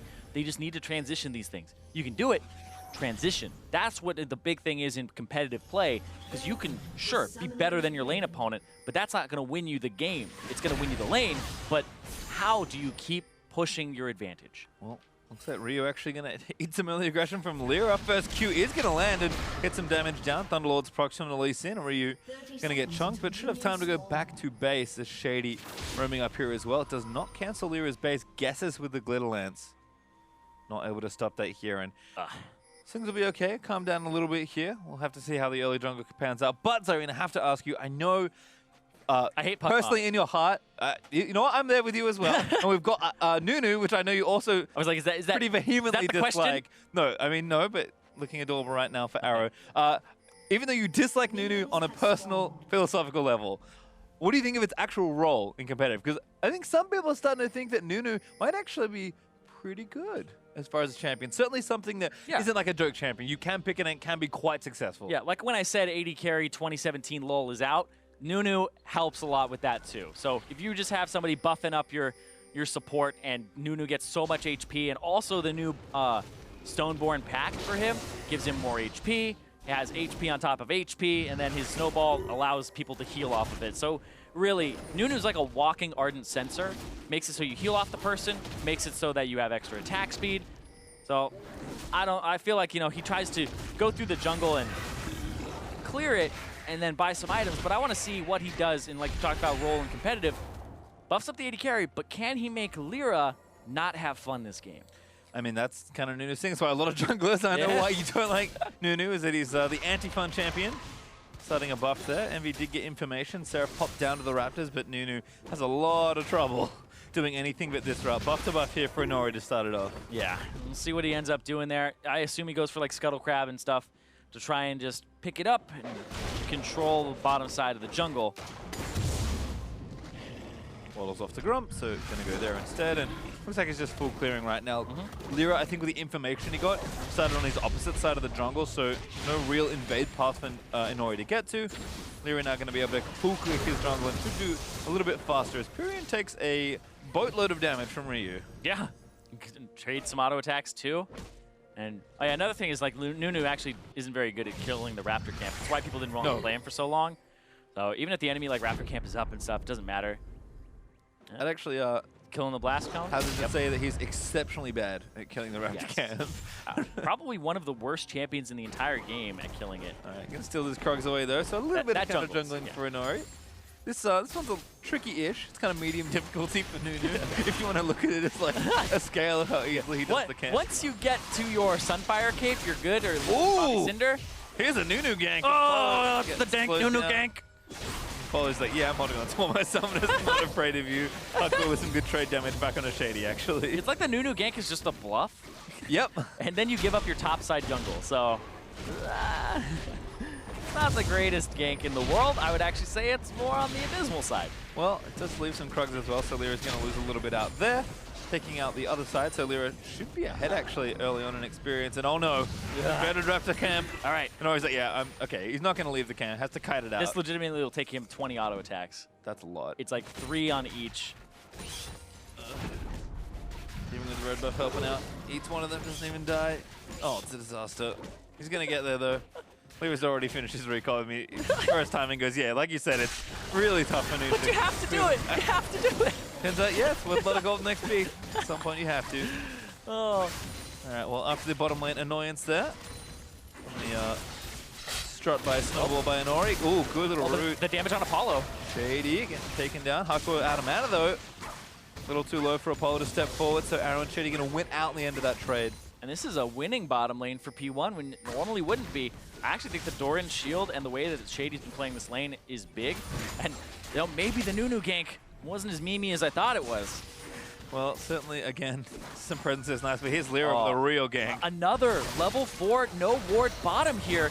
That root misses Shady, not but... gonna get Shady, but yeah, he's going to get slowed down first. But that goes over to Shady. Lyra not quite there in time. A bit of a facepalm moment there for Apollo. That, he still has flash, and Lyra had that. Like, you don't need to help him at that point. You just throw the auto in there and you get out. But is he, I was like, is he, is he gonna troll Arrow? That'd be very amusing, but... Nunu literally trolls his own team too. Lyra spotted though. Ooh, lands onto Arrow. Might think about it. No, he doesn't offer too much resistance, but Lyra's like, can't really kill you. Yeah, exactly. And he only has Hakuo there with pretty much no mana. Hakuo actually, is he shoving the lane? I'll have a look in a second, but yeah. Apollo uses this heal, goes back in, and it doesn't need to be this far forward. And like, Shady already flashed, so... No. No. Lyra has that. Well, all right. Again, missed that for Apollo. Forgive him for now. Lyra, again, great timing on the gank and bottom side. No vision for P1 means they are going to struggle there. You can see Seraph is up 20 CS right now, although Zig's going to catch up as he clears this wave. Forces that TP out. The triple Doran, 1 shield and 2 rings because they're going to try and get through what's a very tough landing phase. Yeah, you take the Doran shield first in this matchup because you're going to take a lot of just damage instead of wanting to shove. You take the Doran's ring in lanes that you want to shove, and you can't really shove against the Jace. If you shove against him, he just pulls it into the top bush, freezes the wave, and you're like, well, great. I'm going to go before I even get this to turret, and then you'll just hold it there and freeze it. So it's good that he went for that. Now he has enough shoving power with the double Dorans, and he's going back already. Yep. Goes back, gets some boots, again, just some early consumables, trying to stay alive as long as possible. Also with the early cloth armor is Seraph's also going back, but the Bilgewater Cutlass in his inventory. Yeah, Seraph did this as well yesterday when he played Jace. He built Blade of the Ruined King first against tanks for sustain and just extra damage in terms of their percent HP. I can buy it. Yeah. I like it from Seraph. Yeah. Someone that always brings a unique carry flavor to the top lane. Tank busting / split pushing, like what stops you from split pushing, taking a lot of Galio W damage or Q damage randomly? So you'll just heal right up, you can't get him out of lane. And then you'll buy Black Cleaver second item. Go full tank buster. Or Ghostblade. Yeah. Missed. I'm actually just very surprised like he doesn't blind pick something like a Fiora when Kennon's banned, etc. Haven't seen much of Seraph's Fiora. It's a mystery. I think she's notably absent actually in general this weekend, but certainly picked out a lot of players are talking about. This pick ban is really strange. Zach just went unpicked or banned. Yep, we finally ruined the stat. Ruined my statistics, man. Alrighty, well, back on track here. Lyra and Purian teaming up for some vision. Blue is watered, but here's a gank opportunity. Ryu with all the sums, though. Lyra lines it up. Kick, not quite there. The charm is great, but a good touch from Ryu. Never mind, Lyra still gets it. And Inori, yep, really effective with the counter game. I mean, that's the problem, right? Nunu just can't do very much. At least Sin just gets to be very active and very aggressive. So Lyra got the flash and cleanse out of Ryu, but Purian's still there with the follow-up after Lyra went for the kick. The flash kick. And look at this. They saw that Nunu had almost no mana, so he'll be able to walk in here.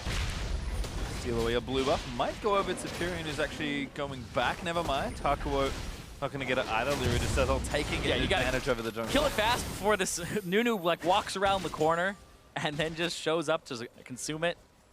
Yeah, looks like, again, bottom lane continuing to play up and aggressive. Apollo and Hako slowly pushing this one in as they watch this gank again. I mean, Ryu tried everything here. It's just so difficult to get away. Yeah, flash to the other side, but then it still put him in a range that Pyrion was okay with getting. And even though he was exhausted there, he was exhausted, he still got the, oh wait, no, it's the other way around, sorry. Yeah, it was the cleanse that came through and made sure it wasn't on there. Yep. And again, like Ryu can get out of all these things, but Ari Lee Sin is such a good mid-jungle duo because you can just feel like you kill anyone from any position. Kick him anywhere. I know what happened. I can catch him. Legitimately, Ryu had all sums up and Cinder and still died as Inori flash snowballs over. This is quite the three-man gank. Good flash out of the Justice Punch, but Seraph gonna get stunned by Ryu anyway. There's a bit of gold back for the mid laner. Yeah, Inori just flashing over the wall for the Nunu snowball after they had done the blue buff, and Seraph just sticking around. He's actually gonna lose his top turret in this Jace matchup, and I just don't like the Jace pick a whole lot. We thought Nunu couldn't do anything in a gank. Who are we? He can get that turret, and that's first, or sorry, yeah, it is first turret. But it's split among 3 people. 2v3 attempts here, Pyrion with ulti. Justice Punch away from still has ulti. Looking for Rio, I think. No sums, but no chance there. P1 get away, and maybe an overstay there. Bit optimistic for Envy, but first turret gold over to Phoenix 1. Not quite a big gold lead, but happy to take kind of an early advantage. Exactly, on a team that you're kind of like, we want to not lose early, right? You have this bottom lane that should be shoved in. You have this mid lane where you can roam a little bit better with the Ahri and go for picks, and then Lyra aggressive jungle, as well as a Jace top. Like, you should be having at least 1,000 gold advantage early just off of laning from Envy's composition. But P1, if you're even like this, you're more than happy. Yep, and I like this from Lyra. Taking the Rift Herald, at least trying to trade something back here after the top lane fiasco. And I mean, you need to help top. Jace is going to be pretty much useless in this game unless you actually help him out. Let's see where Lyra goes with the Rift Herald. Doesn't have to activate it for, I think, 4 minutes is how long it lasts? Yes, 240 seconds. So we'll take the Empowered Recall for a little while longer. That was a little extra awkward for Lee Sin. And little tip for people playing against Rift Herald. Oh, hold on. That's all in. Shady gonna get knocked up here. Boom. Very clean from Envy. Nice from Apollo, the first pick. Caitlyn, they put it in his hands. And man, this bottom lane has not been going P1's way at all. Oh. And now mid lane, the one going to try and break open, but no one actually there for Envy. They might be trying to make a double play with the Herald, forcing P1 to go there. They're pinging onto the Drake around the bottom side of the map. Yeah, that was weird. They were going for the Drake. They're using it to get damage on that mid turret when they maybe could have been able to assist the wave. And oh my god! Oh wait, you can't do 2,000 damage to that in time, Lyra. Yeah. Nori's caught though. Pyrion's here, Hako up as well. Arrow still alive. So that damage in. Ultimate out. Pyrion's absolutely there. Gives his life up for the Drake. Arrow takes some damage, but Shady's back to protect him. And that was very interesting. Seen a lot of different Rift Herald usages over the weekend. Does feel like teams are still adjusting to it. That one, not a huge fan of. This though, very big fan. Yes, walks forward. Shady a little bit out of position, caught by Hakuo. Great route against the wall, but diagonal route, you actually have no dodge path there. You have to flash, and then the knockup from the Stranglethorn afterwards, perfect CC layering into trap, into headshot, into 90 caliber net, into headshot. And that's Shady going down, I think despite using his ultimate there as well. So good bit of extra goal for the Caitlyn. Apollo certainly wants to try and get more of a lead if he can. Infinity Edge being worked on, almost finished, but not quite there. Arrow on the other hand, only just to build water. Does have money to spend, double dagger plus a ninja tower, so aware that he needs to just get through this lane as best as he can.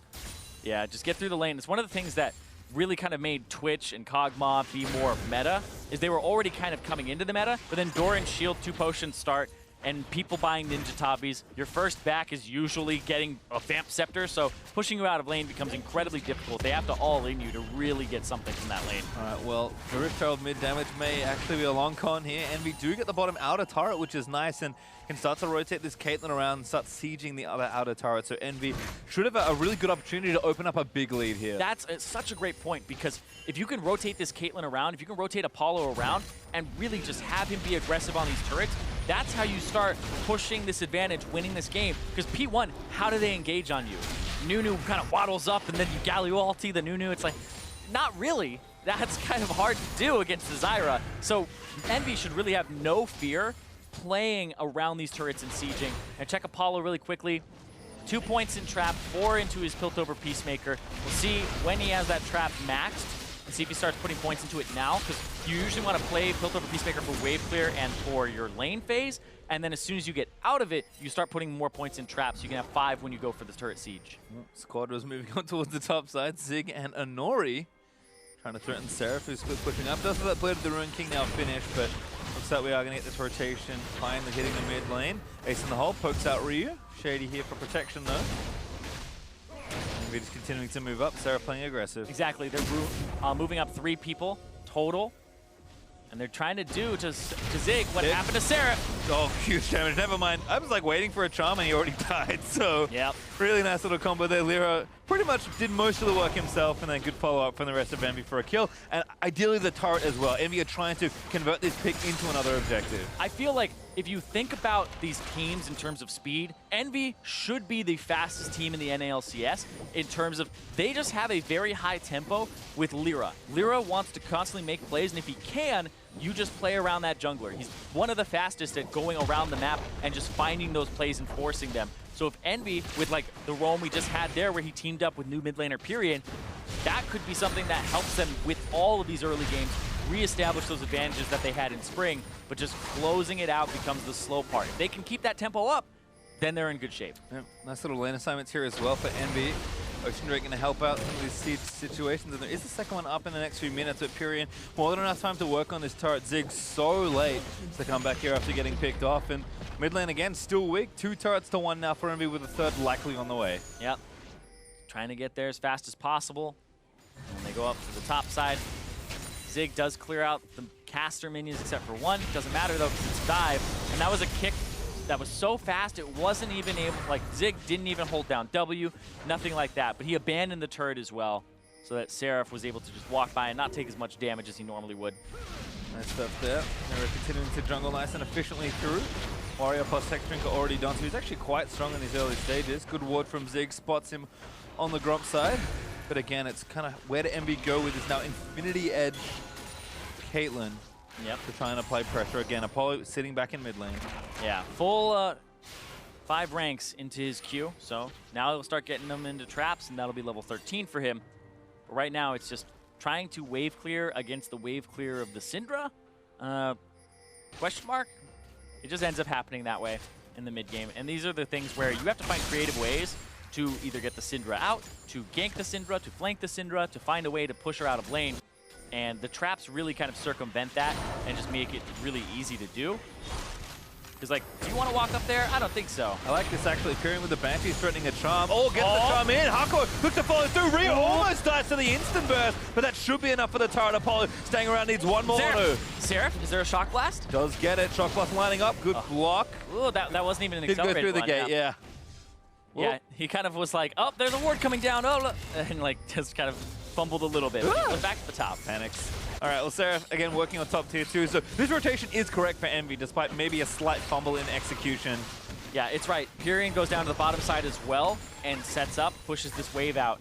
Want to push all your waves, top, mid, and bot. Push out your top one, go back. How much gold does Seraph has? Got only 900, so it's not huge in terms of a purchase, but you want to set up for this Ocean Drake. Start rotating those Drakes, just taking whatever advantage you can.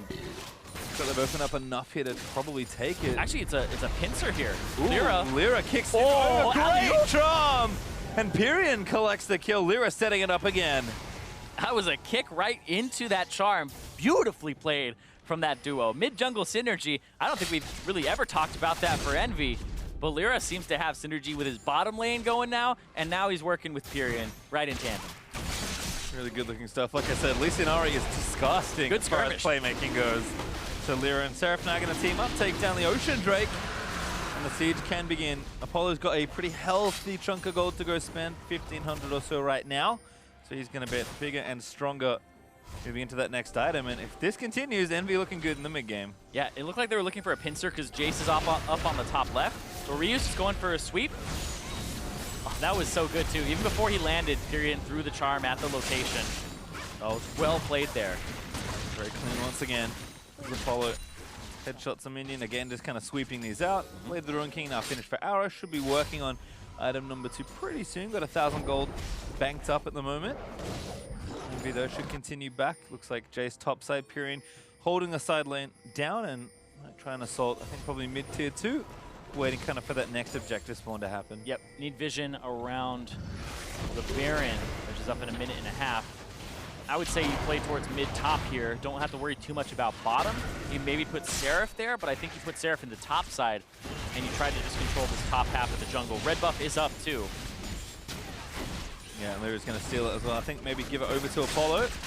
Be a pretty easy pick up. Oh, okay, he got it, Okay, never mind. Zig get the last auto through, but now Zig's starting a fight. Lyra trying to get up, but a double taunt actually is pretty good looking. Inori with the ulti, but Lyra flashes out of it. Kick back down for the Zig into Arrow. Kog'Maw taking quite a bit of damage on the other end of it. Ryu finally joined the fight there. Envy, no, it's not safe anymore. Yeah, these are some crazy choke points to try and walk through too. Talked about how you're going to have to be able to shred through Inori and Zig, who have so much in terms of resistances later in the game, but they still have this 4,000 gold lead, this mid-game spike for this composition, and it's becoming so difficult for Envy for P1 to actually navigate these fights, especially in those chokes that Hakuho can utilize. Well, again, Envy kind of still working their way up to a bigger lead. They've got 4,000 up already, which is nice. Yeah, and a lot of this advantage is Apollo is 1,600 gold up over Arrow, and then in the jungle, it's 1,200 gold up for Lyra. They've just been doing an immaculate job. Really, Apollo, I've actually been impressed with Apollo all 3 games. It seems like he's got more synergy with Lyra. Lyra has helped some disastrous situations, but even the 2-on-2 has been better. Just one fumbled this game, and that's really it. Oh, Sarah now caught up by 4 members of Phoenix, one taunted by Baron. Go Baron. He's down. Their TP is down, and you don't have Pyrion. Pyrion was shoving bottom side. Pyrion's gonna have to rush over here, and you have Nunu. It's not really a 50-50. This is more like a 60-40, but I guess they don't feel like they can do it. Yeah, Envy sniff it out. P1 don't want to commit too hard. But now they lose their mid-tier 2. They're gonna lose damage on this mid-tier 2. Pyrion gets to walk up and hit it. That's kind of the problem. It's like, okay, if the call is Baron, why are you pulling off, right? You have to commit to the play. Maybe kind of one step behind as far as thoughts go for P1, just not thinking it all the way through. Yeah, a lot of respect for Lyra for sure. I mean, certainly something I would show. Very good jungler. But like you said, the pressure coming out, and this should be a turret at least getting chunked very, very hard here, if not taken down completely. Yeah. Not enough, though. Galio wave clear, and also not level 13 yet, so Apollo's still only 3 ranks in traps, so he can't cover that whole lane just yet. So he can rotate down. Now he'll join this bottom side. Make sure he's got pressure flowing that way. I think I might have finally seen, I think realizing now they're swapping up their teleport to the bottom half of the map while the Drake isn't available, so gonna put Seraph on, I'd say the correct side, given the current map position. Yeah. He's pretty close to his Black Cleaver. He's still about, let's say, 700 plus away. So, really can't do too much to the Galio with the Frozen Heart and the extra HP behind him. Yeah, in general, a lot of gold to spend for Envy, actually. Get everyone kind of working up towards the next major item. Good route, though, onto Inori. Jungle Dawn's going to follow, cancels the ultimate as well. Another trap. And now another trap. Headshots in. Shady commits the ult to try and save him. Zig going to try and zone the rest of the map, but now he's getting shot as Pyrion. Off on the flank. Banshee's Belt goes off. Big ace in the hole. Damages out there. Shady going to be the next target. Finally dies, but it's only one. Zig forced to flash away. There was Lyra here, but Ryu in to defend for the team. Oh, that was beautifully played with the entrance from Pyrion. Couldn't pick up a Nori exactly, but still got Shady, so he got a large source of their warding down. Some pings again onto the Baron area. Going to take the plant, clear the wards out, continue that pressure going. And meanwhile, Seraph, again, pressure where it needs to be on this bottom half of the map. P1, if they go into with too many people, Envy could start the Baron. Exactly. You saw Zig there, and Zig actually burned his flash, so you don't have to worry about a flash taunt anymore. Turret over as well. Zig not going to be here in time. Jace is very good at tearing through turrets. He's able to take that one down. Seraph does need to go back and spend some golds. Envy can't overstate their welcome here, but this is the kind of advantages they wanted to keep building here. And Seraph, it's not the same split pusher like a Shen, but he does love split pushing, and it is an effective strategy for Envy. Yeah, I always just think about Seraph's career, and it's pretty much in a side lane. That's all it is. His best games are when he gets to play in a side lane, take turrets. That's why Kennen gets banned against him all the time now, because he just constantly sits in that side wave. And that's what it's all about for this guy. And I mean, it's hard to kind of make a well-rounded career out of that, and you want to see more like the Shen. But when it works, then it works. Certainly the formula looking good for Envy right now. A sizable advantage still being built up, close to 6,000 gold in the lead. We'll see if, again, they can clean up some of the mid-game pressure and objective macro play. I mean, the funny thing is, this game is still actually very early on. I forgot we're only 23.5 minutes in, and Envy with 2 Drakes threatening the Baron, and another Cloud they'll likely get given the map position.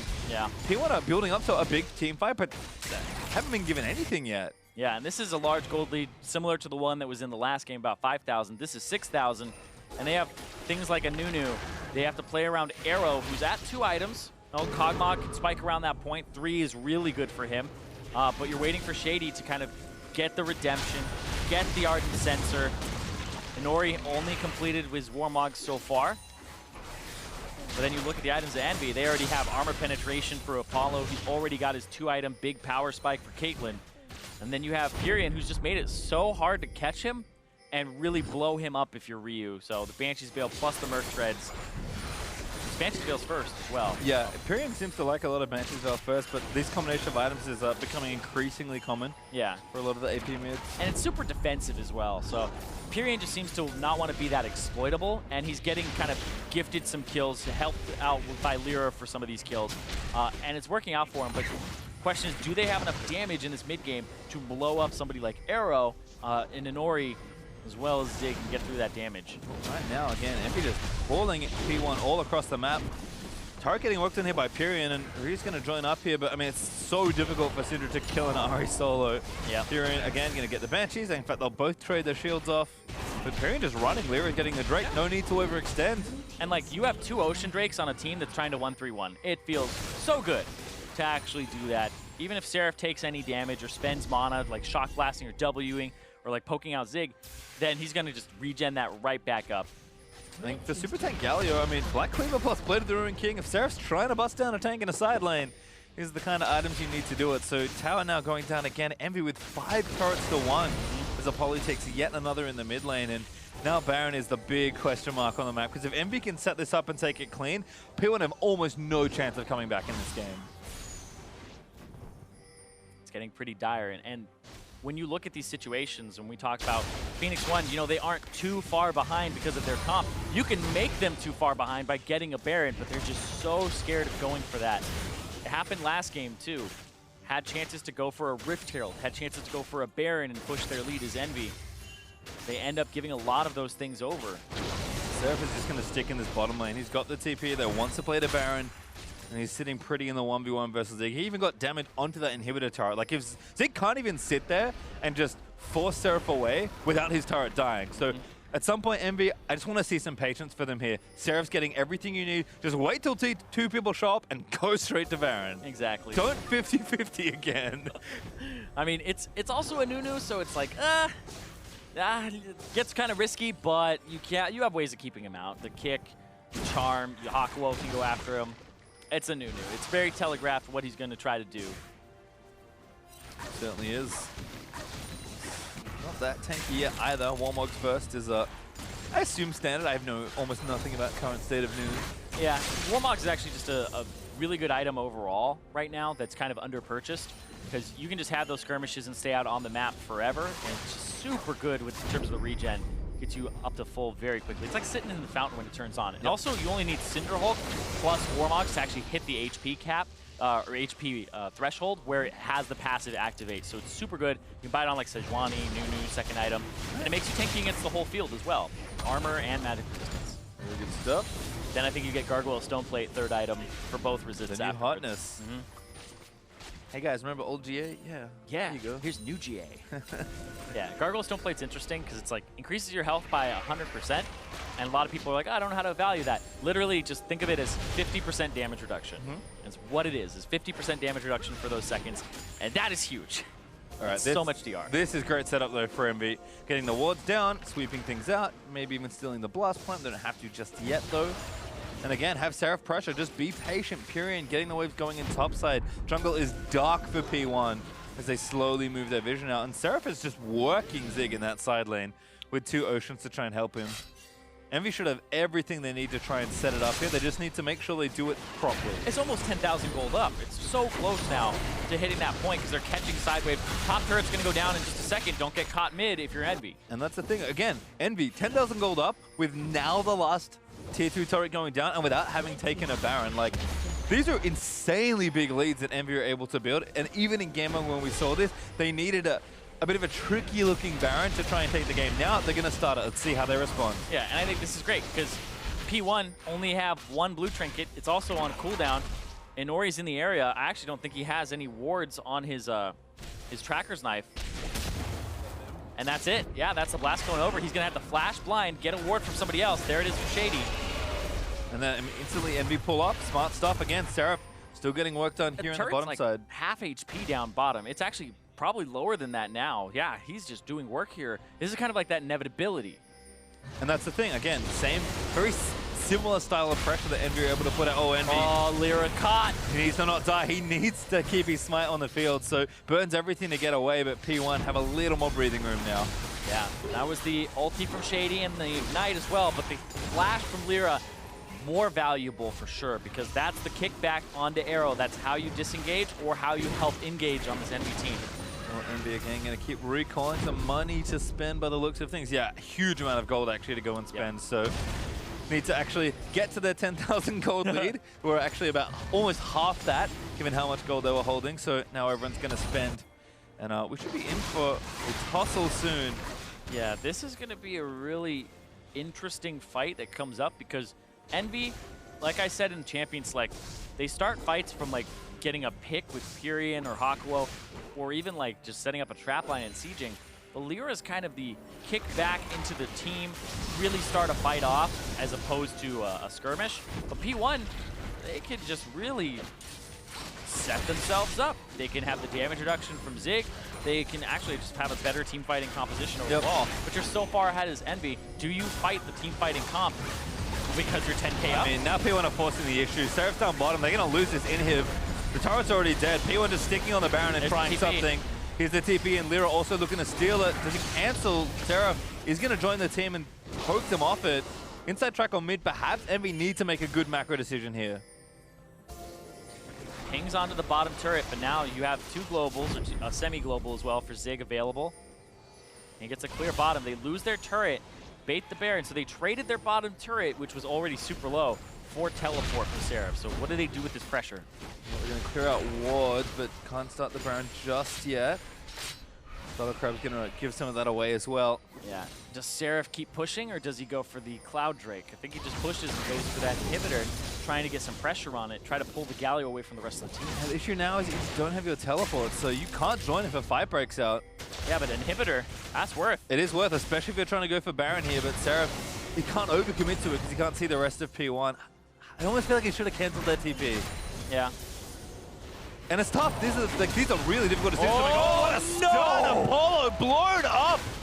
Ryu finds the angle.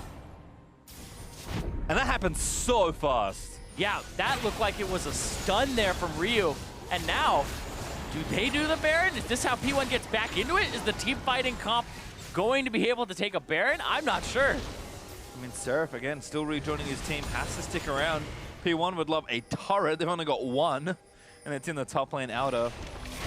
Hakuo again, trying to get some vision down. Pyrian happy to poke him with the Banshee's Veil. Look for a charm. Knocks the Banshees off. Ryu gets some damage on the back end as well. They're trying to use the Kog'Maw. They say they have enough damage to try this. Pretty good front line as well to tank the Baron. No threat of, again, inhibitor going down, but they just can't stick around for too long. That's going to give Apollo time to respawn. Once again, we reset the game. Yep. Reset it. Inori's flash blown. That's about it. Oh, it's so tense because you're trying to look for something here as Phoenix 1, but is that something just trying to make plays so that you can survive? Ryu? It's a W into E from that range, so he's normally out of Q range, and he felt safe, but yeah, that's also the E getting interrupted there. Snuck into the brush as well. Really nice overall bit of play from Ryu, using the sweeper effectively. Cloud Drake over to Envy, though. And Ryu gets sweeper very frequently, from what I have seen. They don't go for the double Scryer's orb, Scrying orb. Yeah, 3 sweepers is actually interestingly that both teams have gone for it this time around, but definitely it feels like a team style choice more than anything else. Yeah. Kind of fun to track. When you're ahead, I approve because you just need to deny vision and bait objectives and stuff. For Envy's composition, I also approve for sure because of the fact that, well, you're just trying to deny vision, rotate, have split pushers, 1-3-1. But you do need a decent amount of vision. All right, well, looks like Envy going to, again, run the setup here. Need to not lose any carries. Man, Ryu's just trying to be clutch. You think about Ryu on that Cassiopeia in the bush, saving games with the flash forward, petrifying gaze. He's trying to have plays like that here, but Envy are just playing it methodically. Seraph. He's going to stay. I take it, I think. No, he wants to book it. Here comes Ryu again. Not safe. Flash Good taunt. flash taunt. Ryu here with a stun. Seraph does have his flash. Redemption not going to catch him. Seraph going to keep running. Does flash. Baron pings. Stun was coming there for Ryu, but now, yeah, P1 have to run straight back. Yeah, there's Baron pings, but there's also Pyrion was on the top side turret, so he'll have a flank into this fight. You have to now, if you are P1, like be pulled between 3 objectives right now. What do you contest? Seraph is staying. Zig does have his ultimate and his TP. He's going to TP into the Baron. They're just going to pull off Baron. They're going to pull off Baron, and you have to say, what do we do? He didn't cancel. That means they lose the inhib. In fact, it's already dead, and now they're on to Baron. They have to start it. It's more than started. They're doing it. Seraph might end the game if this doesn't work. Ryu doesn't know what to do. Oh, he got the jump. Looks for Shady. Galio ulti already burnt. Knocks up Lyra, who needs to get out. They're buying time for Seraph. Lyra just smited the crab. Okay, Baron's done enough hell, but Seraph is still trying to end this game. Yeah, he's going to get that one turret. And then Pyrion again can cut them off here. Zig tagged.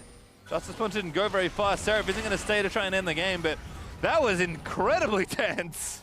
Well, now Seraph gets to go to top side and split push there if he wants to.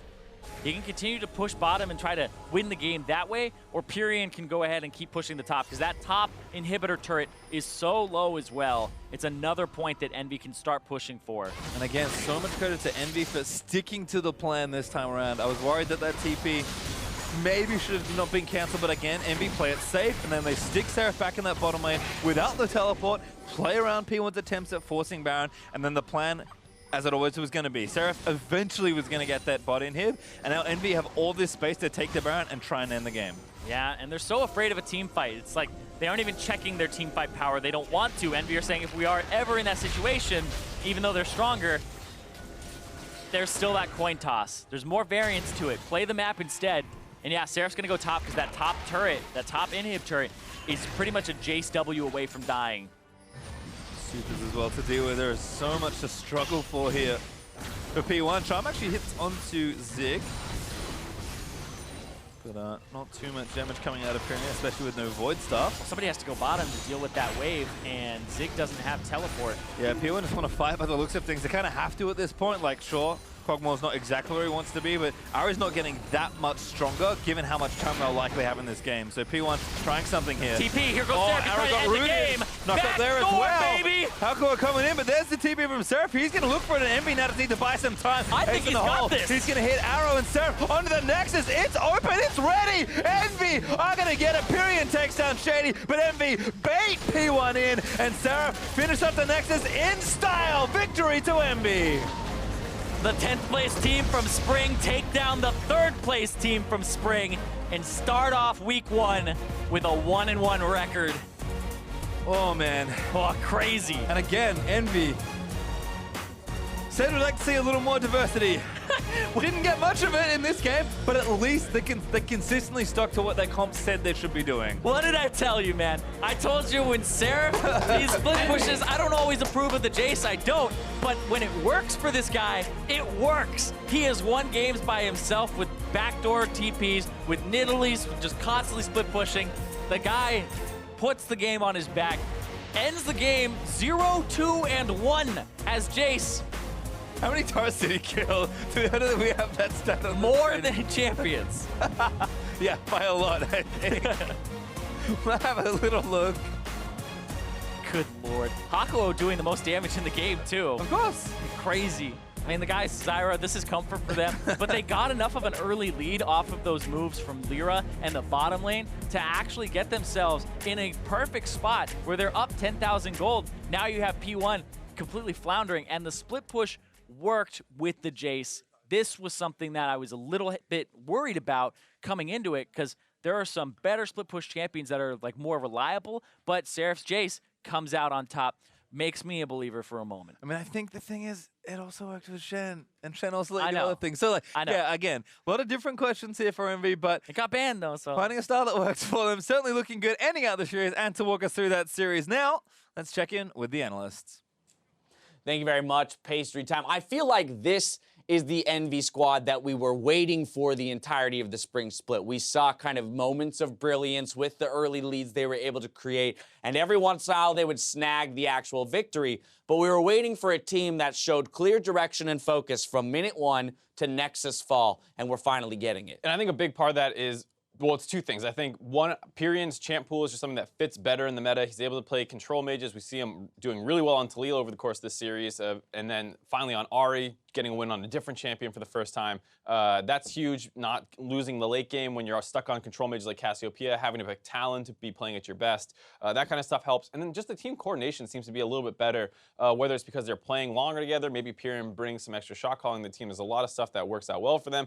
And you end up kind of with a classic Envy team comp in a sense, where you have Caitlyn for Apollo, you have Jace for Seraph, and you have an assassin type champion in the mid lane, which is exactly what you would expect last season, but they just execute better this time around. Yeah, let's remember, too, we can't forget that bot lane completely smashing in the 2v2, and that's going to raise some questions around P1's bot lane, because you've got the MVP and Arrow, the third place team overall. Yeah. They've landed on Shady. This is the guy. They've deemed him their starting support, and yet this pair, this duo, is not finding success so far on the outset of the split. And I think you have to put the majority of it on Shady. There's a lot of times where he's dying relatively early on, losing his flash and stuff like that, and then Arrow is left either dying as the second kill in a 2v2 after Shady makes a mistake, or, you know, just being disadvantaged, having to back off the situation, losing summoners and things like that. That said, I don't think you can totally separate Arrow from the problems. He's still making some mistakes and not working well enough with Shady to actually not even dominate lanes like we would hope, but just go even. Right, 2 matches worth of evidence, so we're going to withhold making any firm stances on that bot lane as a whole, but it is clear that something's not working, and they have to fix it, and fix it soon in order to put, I mean, again, you're going to draft a Kog'Maw composition and put resources behind Arrow, then you actually have to make sure that you're playing the game to that win condition. And a support being dead for half the lane phase is not the way to support a Kog'Maw properly. I mean, even the second game with the Twitch, same idea, to protect the Arrow comp and let him carry you. They fell behind early on. They had a really tough time getting back in the game. Eventually, he ends up with 9 kills and Ryu with 10. But they can't keep falling behind with these protect the AD carry compositions and then hoping Arrow and the rest of the team or the people they're playing against let them back into the game. Especially when it's not just the bot lane that's losing, right? Okay, yes, great. The 2v2, Apollo and Hakuo are doing work, but now, as to your point, with Pyrian's champion pool and kind of this idea of direction that they now have, mastered. Mastered is a strong word. Well, that they now have that they now semi-understand, whatever wording you want to use, to pull him out of the mid lane, to affect the side lanes and now create advantages bot, mid, and top is where I think we have to look. And again, Lyra and Pyrian getting themselves out of the mid lane, moving to the top lane, setting up a sweet gank onto that Galio, putting Seraph on the Jace in a position to be a late game split pushing threat for the remainder of the game. And good follow-up just between Pyrian and Lyra in all phases. Obviously, the first one coming in the mid lane, good setup by Lyra. Pyrian follows up well, despite the kick not actually being angled perfectly. Later, with the advantages they have in the mid lane, they start roaming up to the top side, influencing this matchup that it was actually P1 who changed first and shut the Jace down. This time to get him kind of back in the game, which opens up that split push that wins them the game. Later on, after forcing the flash, once again, Pyrian and Lyra team up on the flash list. Ryu stuck in his own jungle, find another pickoff. And with all this work that they did, they bought a lot of space for the Jace pick to really get off the ground. And with this 4-man core, they keep all of P1 busy, who obviously want to group up with Protect the Kog'Maw comp. Yep. And Jace is just ending the game this entire time. Which is wild, but it's wild to me because they pulled the trigger on it. Right? And I feel, again, we're gonna make this reference, I'm sure, plenty throughout the split because we're already seeing such a sharp contrast in style and adjustment from the squad. But Spring Split Envy would not have decisively made that call at this point in the game. I feel like there would have been a misposition somewhere. There would have been more tentativeness in the call itself, and therefore they wouldn't have fully committed to the end and stopping the backs, right? Or even in the Baron bait where they got the first Nexus turret just a minute or two prior, something would have gone wrong there. But it seems like everyone is just aligned on what the overall goal and sense of win condition is for the game. I think a good play to look at for that would be the Baron that initially got the first Nexus turret, where P1 kind of grouped up around there, started forcing, and Envy challenged it really aggressively, but didn't overcommit overcommit. Pyrion landed the charm onto Shady, got him low, but didn't look for the kill. He just ulted out. He's like, great, I'm stalling you. This is exactly what we want. We're going to let Seraph run wild in the bot lane with this Jace split push. And, you know, Lyra smiting the Skeletal Crab might look crazy if you think the other team's going to smite the Baron, but he knows that's not the case. I just want to be healthy so they can't kill me, and then the Baron's free. Right. Player of the game going to Lyra this time around. Really no surprises here that he and Pyrion, you know, being the major playmakers out of the mid lane and getting the acceleration in the early game is what contributed largely to the win. But one last thing I want to talk about is that champion pool for Pyrion. Again, we're looking at a very small set of games, and therefore we only have so much data to use. Okay, clearly a solid Taliyah player, seems to be able to do some of the same things on Ahri. Where else can he go? Because a part of the issue with Ninja, as we mentioned, was that champion pool. Not just that it wasn't the right meta champions, but that it wasn't big enough. Yeah, because I mean, for the most part, during that meta, Talon was actually okay. You had to comp around it in certain ways, and that kind of limits what you're trying to do. But at the very least, it was a strong pick. The problem was once he got banned off that, his champ pool seemingly fell apart from there. Here, Pyrion on the Taliyah was something that you start having to target. Once you target that, what else does he have? Seemingly the Ahri, and at this point, you're starting to be like, well, how many bans are we really going to throw at Pyrion when you have Lyra and Apollo looking better on a couple champions? Seraph still has his crazy pocket picks here with the Blade of the Rune King Jace, which we've hardly touched on. Some questions left to be answered around Pyrion. Good news is Azael standing by to ask them for us. So for our first-hand account of that win, let's toss it down to him as he's standing by with Envy's new mid laner. Thanks, guys. I'm here with Pyrion after a victory over P1. First off, congratulations. And, you know, you're a new member on the team. So I want to ask you, how has your time been on Envy so far, and how are things shaping up for the team? It's been really good. I'm screaming with them really well. And when I was on P1, I wanted to play on as a starter, but instead of running from Ryu, so I saw Ninja went to out of MB. So I asked my P1 owner and let me my contract release and joined it here. So, you know, talking about, you know, Ninja as a former player on MV and now you coming in, what are some of the differences between you and Ninja as players? Like, what are you bringing to the team that he was maybe missing? I think I can give them carry when we need to carry. I can carry them. So MB usually wins early game, but usually use late game. I think that's because they didn't have the carry member that much. So I joined. Since I joined, we have now carry members, so we can win really easily. Oh, it's really good to have. So you'll have their strong early game already, and now adding a great late game carry. Things should be going well. How did it feel to be playing against your old team? You know, Ryu replaced you on P1. Now you got to beat him here. Did that feel pretty good? I feel a little kind of sorry to them too. Also feels good, but at the same time I feel kind of sorry because it's my old team. Also, against P1, I don't feel nervous than other team because we were staying for a long time. So I don't get nervous first time. It's kind of fun. All right, well, thank you very much. Congratulations again on the win. And we're going to go to break, and we'll be right back with more NALCS. Thank you very much. No ward bottom here. That root misses Shady, Not but... gonna get Shady, but yeah, he's gonna get slowed down first. Blunder goes over to Shady. Lyra not quite there in time. Lyra lines it up. Kick not quite there. The charm is great, but a good touch for you. Never mind, Lyra still gets it. I'm going towards top. Be careful. Just Youngie. Lulu here. Nice. Lulu mid. Snowball. No, he's gonna flash over. Block him. I can W in 3. Don't taunt him. Nice. And let's put the shift to that. Okay. I think. Oh yeah, I think. Yeah, but it's gonna be. Seraph onto the Nexus. It's open. It's ready. Envy are gonna get it. Pyrion takes down Shady, but Envy bait P1 in, and Seraph finished up the Nexus in style. Victory to Envy.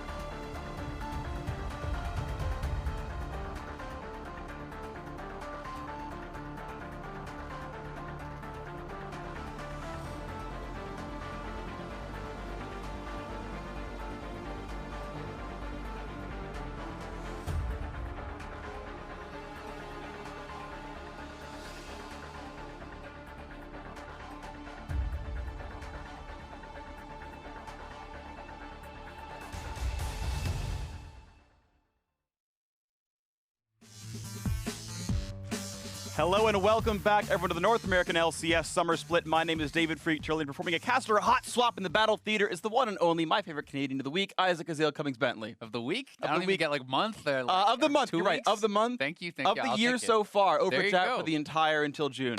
Now we're preparing for our next match as Team Liquid faces off against Echo Fox. Now looking at Liquid first off, it turns out that if you bring a 2-8 roster into the North American LCS, they're going to look a lot like a 2-8 roster when they actually play. Yeah, and I mean, the games kind of felt like they were playing out exactly as they had last split.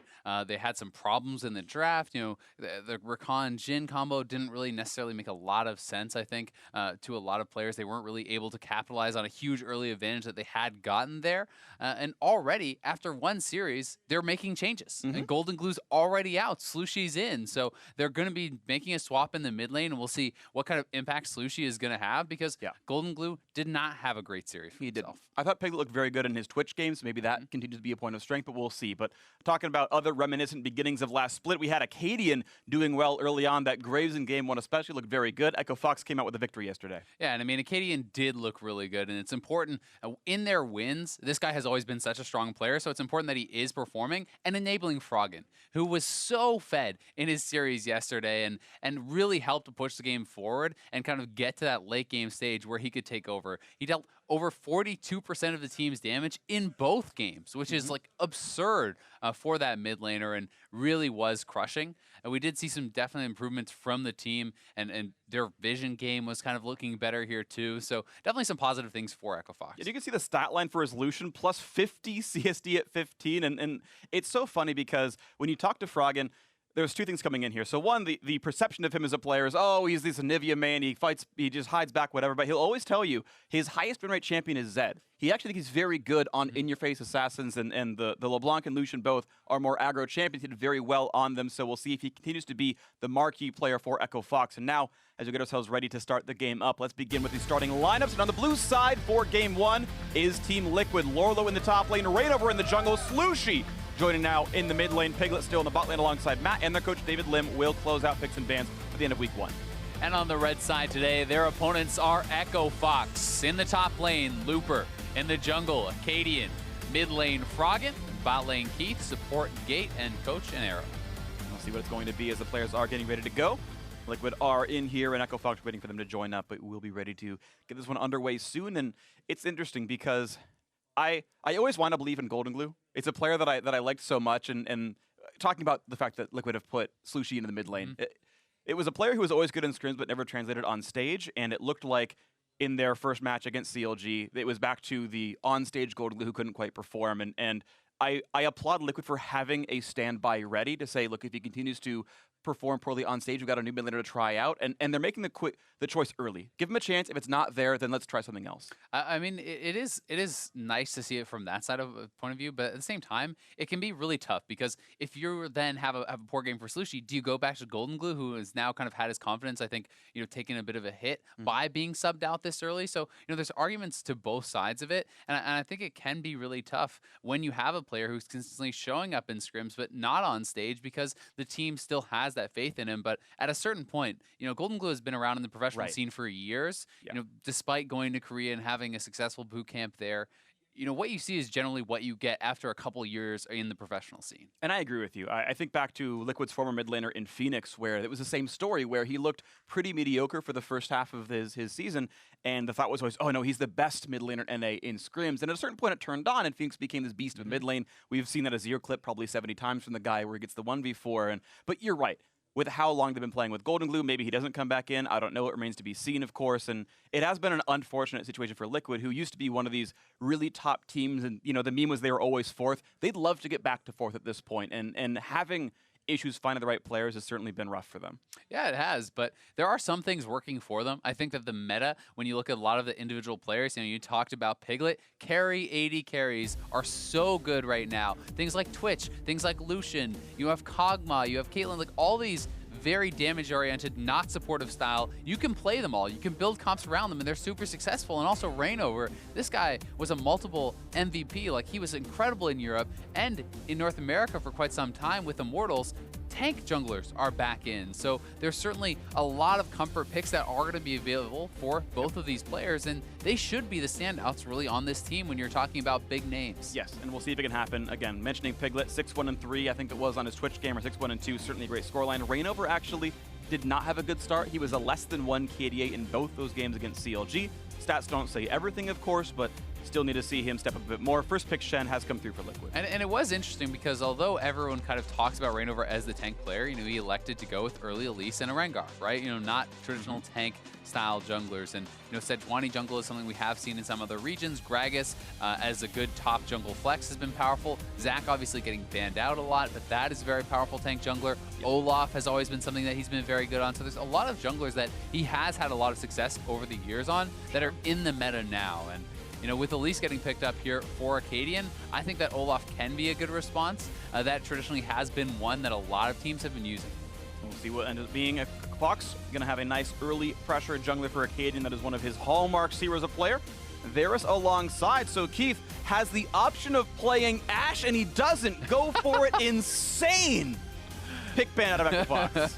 Well, I mean, they also are passing up on Caitlyn here too, right? Sure. I know you're just making a joke, but Caitlyn, very powerful early AD carry pick here too. That's still going to be available, and I think it fits Piglet's style, but they are electing to skip over that, and that's something that we saw them doing yesterday as well, which was something I didn't love about their pick ban. When Piglet is getting pushed down to a Jhin or whatever, not that there weren't other options, but when they feel like that's something they have to pick, I have never seen Piglet as that successful supportive style AD carry. He was very outspoken about the fact that he didn't like playing that sort of style. So, why relegate him to that when he's probably going to be targeted in picks and bans for the second round? I totally agree with you. So we are going to see the first phase of picks done. Elise, Varus, Karma. We know Karma can be a flex. We've seen several players bring Karma out into the mid lane, although it is still more than likely that Gate is playing it down there alongside Keith. Of course, a great bot laner in general. Lulu as well, a flex. I think I've seen Sushi play it in the professional league before, but again, considered to be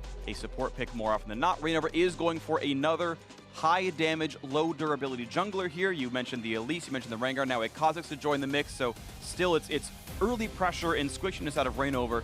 It's less CC, but at least they have the Shen for being a tank in the front line. Yeah, definitely. And I do think that when you look at Team Liquid's roster here, okay, so Caitlyn and Twitch have been taken away, but if you want to play a Protect the AD carry composition, you can still draft something like Orianna Kog'Maw as your second phase, and that may be taken away, but that is a very powerful composition in combination with the Lulu and the Shen to buff up and protect that AD carry. We haven't really seen Piglet playing something like a Kog'Maw. He had that great Twitch game, and we know he can play Caitlyn in some of these, but will he have the confidence to actually go over onto a Kog'Maw? We'll see what it ends up being. They are not going to add a Syndra ban here from Liquid, so Echo Fox has the chance to blind pick a Syndra if they wanted to as one of those marquee mid laners, but Froggen's Lucian is gone, and Orianna, one of Slushy's hallmarks, is still available. And I mean, you can go for, blind pick Syndra here, but one of the issues with blind picking Syndra on the red side here for Echo Fox would be if Slushy can actually play something like the Fizz or like the Echo. That can be a pretty favorable matchup. So you grab Galio, which can be a mid flex. We saw Bjergsen play it, not to too much success, but he did play it a couple games in a row, and this can open you up for more kind of counter picks. And Froggen was nonstop tweeting about the Galio in that Bjergsen game, actually. He was like, oh, it's mid Galio with a bunch of heart face emojis. So we know Froggen's happy to play it. Maybe he was trying to bait Liquid into thinking it was going mid. Who knows? Either way, Kog'Maw does come through for Piglet, so another very auto-attack focused bot lane, and that Syndra kind of blind comes in against Froggen's Echo. Yeah, so this is actually really smart because the Galio would have matched up well against the Shen regardless, so you're happy putting it at top. It is pretty good against basically any blind pick AP mid laner as well, because you can itemize into magic resist very easily and wave clear. So they have a pretty nice pushing top. They get the counter pick on mid lane here. They have a solid bot lane, an aggressive jungler for Acadian. So I think there's very powerful playmaking, a lot of ways in for the Galio here too, with both the Echo and the dive on the Elise. That said, Team Liquid, I think that they're looking much more for a late game. You split push it out on the Shen. You try to keep this kind of a slower pace. And if Kog'Maw can get the late game with Lulu and that Shen backing him up, Piglet could be monstrous. Absolutely could be monstrous. Piglet on auto attackers has been pretty great so far this split. We'll see if that continues as you get ready to go into the first game of this match. Echo Fox did get a very nice 2-0 win. Not the most convincing, but 2-0 is a 2-0. So Echo Fox came into this one 1-0 in matches by beating up FlyQuest yesterday. Liquid had dropped against CLG 0-2 themselves, but certainly have the chance to fire back. And with Slushi now in the lineup, filling in with a Syndra in the mid lane, Liquid are going to hope that there's some more strength through that mid, through which to push this game over. Liquid have had some very good early games and have failed to close them out. I don't know if the Slushi chain is going to change that, but Piglet having a high damage carry may be enough to move the needle there as we get ready to go into this game 1. Yeah, it's definitely possible, but to me, their problems against CLG, looked much more like it was about shot calling, macro play, rather than, composition or even individual, outplays and things like this. They just didn't know where to be on the map at the right times. And despite massive early game lead that was kind of gifted over to them by CLG, where Piglet actually started with 3 kills at 3 minutes and double buffs, they went even in lane, they're trading turrets. That's not the kind of thing you want to be having happen from that position of power. Absolutely agree. So we'll see what happens here as we get ourselves into the first game of this one. Liquid hoping to maybe make that top 4 that used to be known for back in the day. It's been struggles and roster issues for the last year here for Liquid and Blue. Echo Fox never quite had the split they wanted. They've been steadily improving, but maybe not at quite the rate. Initially, it was we're a summer split team, then summer came around and it still wasn't very special. And this time around, they kept the roster together, and I think maybe this time around it really does come forward as something useful. And at the beginning of spring, this last spring, they were doing very, very well at the start, and it seemed like things were all on the up and up. They were going to be this very powerful team, and then it kind of started going downhill. And a lot of that, success at the start was on the back of Acadian, but as some of the carry-style junglers were getting nerfed, he wasn't finding nearly as much success, and that really made it so that they didn't have that early game power anymore, and they weren't really having a lot of success out of the bot lane either, so they had been kind of losing their strengths, and it felt like they fell back into some of their more old problems. We'll see if any of them get fixed here under this one, as minions have spawned, and that Galio skin looks super sick. It's distracting me, but it really is. I think that's actually maybe my favorite skin, or up there now in the game, because he looks awesome. We're going to get ready to go on this one. Looks like a Raptors start for Acadian, and actually Froggen's not going to give that away. It's actually trivial for Echo to toss a Q in to make that a bit faster, and doesn't seem to care. Rainover does get help from Slushi. One thing I will say, and I know this from experience, is when you're playing Galio top and you're leashing, if the mid laner leashes as well, you are probably going to steal some of those little raptors, and your jungler may flame you and then leave the game. So these are things that can happen, because Galio with his passive auto is AoE plus the Winds of War does so much damage. Any more damage, oftentimes you steal from the jungler. And I assume it's something that they've practiced before. It's like, hey, just Echo Galio one-shot the wave. All right, maybe we shouldn't go for it then. And either way, it shouldn't be too much of an issue as both junglers go to their respective reds. Then Elise heads, and actually the Cosmic's the same, going for Krug's clears as well. Oftentimes this means an early level 3 recall from the junglers, and they'll be back on the map with full health and a control ward afterwards. Piglet and Matt getting shoved out. Of course, level 2 comes first in for Gate, and Piglet at a 200 HP. Nice trade out of Keith and Gate. Piglet did not run away in time. Yeah, that's just something that's like a loss of focus almost. You should be able to count the minions, know when they're hitting level 2, anticipate this, and back off early. Yes, you have to give up a little bit of CS, but oftentimes it's worth giving up 1 or 2 CS to actually maintain the health so that you can then fight for more later. Exactly. And thankfully, Doran's shield is great regen, and Piglet should be back to full HP off just the first potion without too many issues. Acadian now looking in for the top side of mid lane, and actually just coming around, of course, as Slushi is all the way in, but he was there in case a gank came through from Rainover. None was seen, and they're going to be fine. Rainover, of course, did go for the recall, and is back on the map now with that control ward. Acadian stayed on the map, but didn't get anything for it.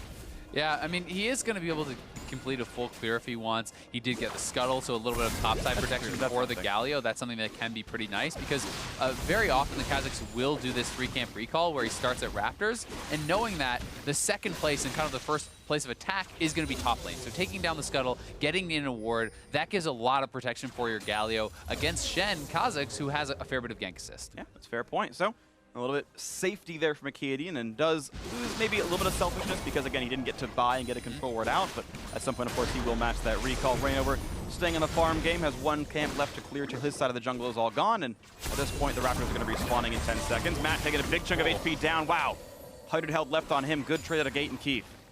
And they could have maybe even ignited there, force a summoner at the very least. I think you would have gotten a heal out, but it's one of those calls that can be a bit risky if you can't get that summoner payoff. Getting that low though for Matt, he's out of potions, and with the Ignite available on gate, if he eats another round of poke like that, he's going to be in so much trouble. And Acadian looking to stalk Rainover. Here comes the attempted stun from Frog. Not going to land that just yet, but the cocoon from the Fog of War is going to land, and first blood comes through. And continually, Echo Fox find the early invades thanks to Acadian. Yeah, very well done. They had a ward on the Raptor, so they saw him come around, but Piglet in trouble now in the bot lane. 200 HP left. Keith with the shield still, I think, wins that trade, and looks like they'll be forcing an early recall, and a pretty painful one at that, out of the Liquid bot lane. Not enough money for a Vamp Scepter on Piglet means he wants to wait for one more wave. Yeah, and Acadian is behind Slushy here, too. Is spotted out by the pink ward, now knows that, but so this is the ward there. In the Raptors that Frogman had laid earlier, they spot him, Acadian comes around, lands the cocoon, flash in immediately from Froggen, knowing they can commit for that. And not only do they get first blood, that's a flashless Rainover who's gonna have to be so scared in his jungle going up against this first blood Elise. Yeah, unfortunate for him, the flash was actually useless. He didn't quite judge the damage right, and yeah, that's gonna make things hard. Acadian level 5 waiting. Says, okay, you're maybe doing Krugs. If you walk back, I'll find you. And right now, won't find that second kill just yet, but it can be so tilting to die inside your own jungle after you just died again. And look at this patience out of him. And there's a ward just to his right. If he steps out, Rainover knows. And now he knows. Do you have to remember the time investment here, though? They're actually TPing down, but Rainover is here, so this is a risky dive. I don't know if they can really go for this. I think they need to call it off, but they're going to try anyway. Double TP is there. They get Lola to come down. Top lane wave shouldn't mean too much on either side, and everyone just walks right back away. And unfortunately for Echo Fox, it is a waste of Acadian's time. Yeah, waste of Acadian's time, and they expend 2 teleports to just the 1 to answer there. So Summoner is down. They wanted to get on the play, but they never knew that Rainover was right around. And had he not been there, they perhaps could have gone for that dive, and it would have been a well-executed play, but now trying to make advantage of that and go for the Inferno. At the very least, they do get this. A lot of this was the bot lane pressure itself because of what Keith and Gate were doing, and props to them for winning a lane. Sure, the matchup is an advantage, but with how much flat Keith has gotten, props to him, and now the trade onto Slushy, level 6 available on the Syndra. You know, Froggen can dodge if he needs to, and he's going to jump right back in for a stun on the Kha'Zix and gets out. That was nicely played by Froggen. That was actually super well timed. Ulting back right at the moment as the parallel convergence is coming down, so you stun Rainover, you have a free way out. You can even proc the passive for the move speed there very easily, so that was pretty slick from Froggen. Definitely agree on this one. Advantage lane or not, Keith and Gate doing well in the bot lane.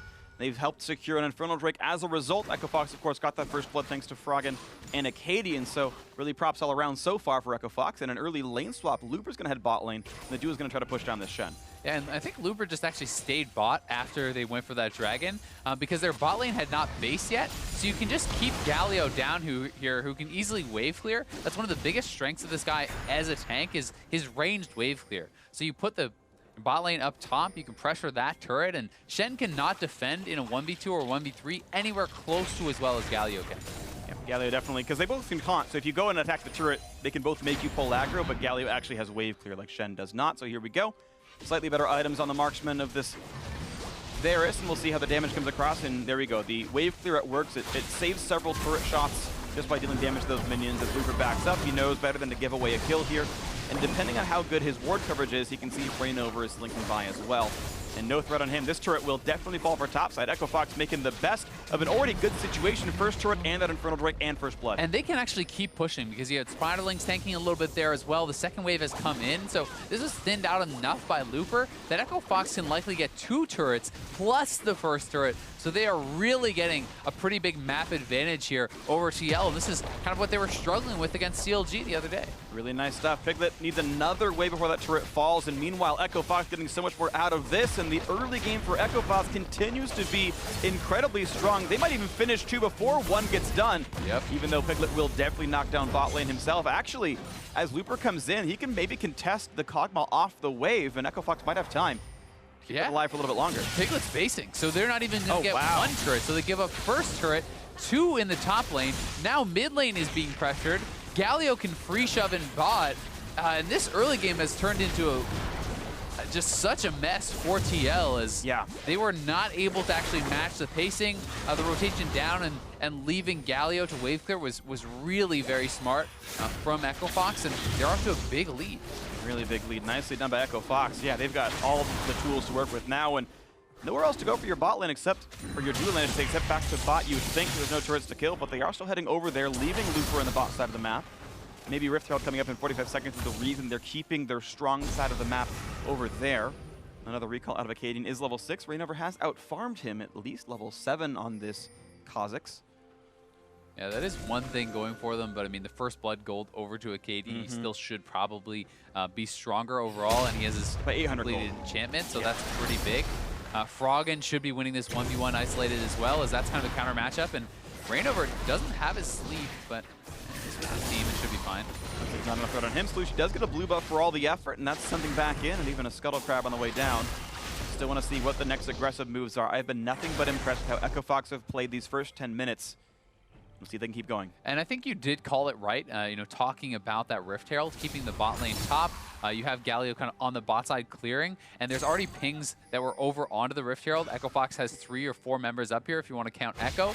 They can look to clear out the jungle and then even pressure that Rift Herald if bot shows down here. What are the odds they get a 13-minute inhibitor turret? Like, it's in the realm of possibilities to summon Rift Herald and say, your inhibitor is ours before Barons even spawn. That is a potential play, and it's fun to think about what can be done, but you're right. A pretty much immediate Rift Herald take. I do like this out of Echo Fox. This is pretty good. Yeah, it's really good. And I mean, while taking that Rift Herald and going for the inhibitor turret can be strong, in this position I actually prioritize just going bot lane and just getting easier turrets. Yeah. Because, you know, knocking down that inhibitor turret, what is it actually going to get you? Unless you're going to be able to actually go in and take down that inhibitor and then pressure something with it, you essentially just end up allowing them to have like a permanent freeze, get more waves, kind of farming down there, and it's more risky, so you're not guaranteed to actually get that turret. Yeah, absolutely. I guess to be fair, to backtrack on myself, it was more interesting than maybe the right choice, but interesting is what I live for here as a play-by-play commentator. And Echo Fox going to give this over to Froggen.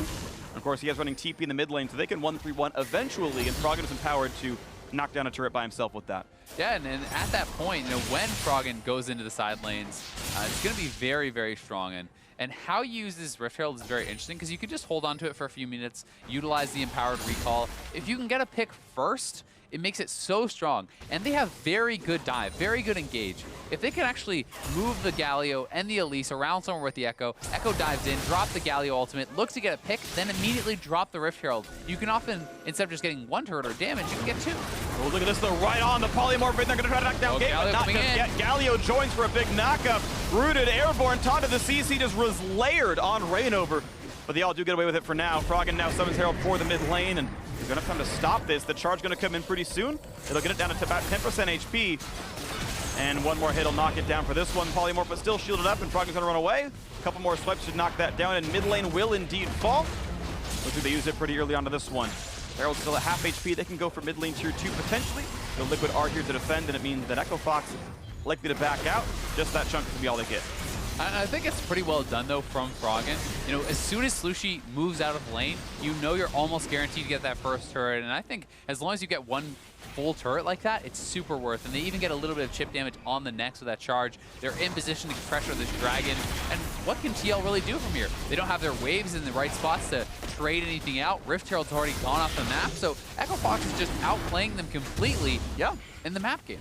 A lot of really great plays here. You think about what they even gave up to take Rift Herald, the decision to put Keith and Gate topside. They traded a 200 health bot lane outer turret for the right to take Rift Herald when they wanted it and take away that entire western jungle. Just good plays down the line. Now look at Lorlo pushed away. Good stuff by Froggen.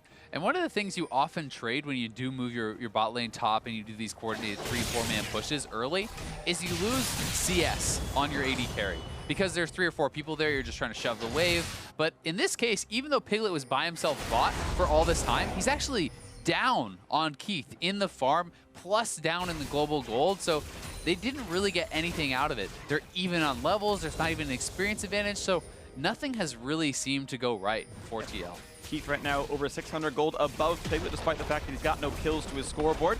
Bot lane out are going to fall. Top lane the same, though, in Liquid's favor. They're going to trade objectives so far. It's going to be a repeat, though. Echo Fox is going to push for 2, and TL's not going to be able to because they're behind the play. The jungler's already down here, and you have Galio to wave clear. So, you know, Echo Fox, again, taking more turrets. It's going to be their 5th turret 13, 14 minutes into the game. At least this time around, the recalls made sense. They are still going to lose this turret, but at least the top lane outer actually fell, and Piglet got the last hit there. But you are absolutely right. It is a 2-for-1 turret trade. The gold lead, the Mountain Drake, the Infernal, all obviously helping with that. But as you mentioned, in champ select, it's the Galio compositionally, they're better suited to this, and it's playing off. It really is, and that's why you can't always just match your opponents. You have to, force your will upon them. You have to play to your own composition strengths, because trying to have a Shen match wave clear with a Galio is just never really going to work out for you. And of course, Cadian has been in the right place at the right time to push faster than Rain over here as well. And they have just put themselves in such a hole. I mean, it's crazy to think you're only 1 kill up 14 minutes in, but you're down 5,000 gold, which is a monumental lead at this stage in the game.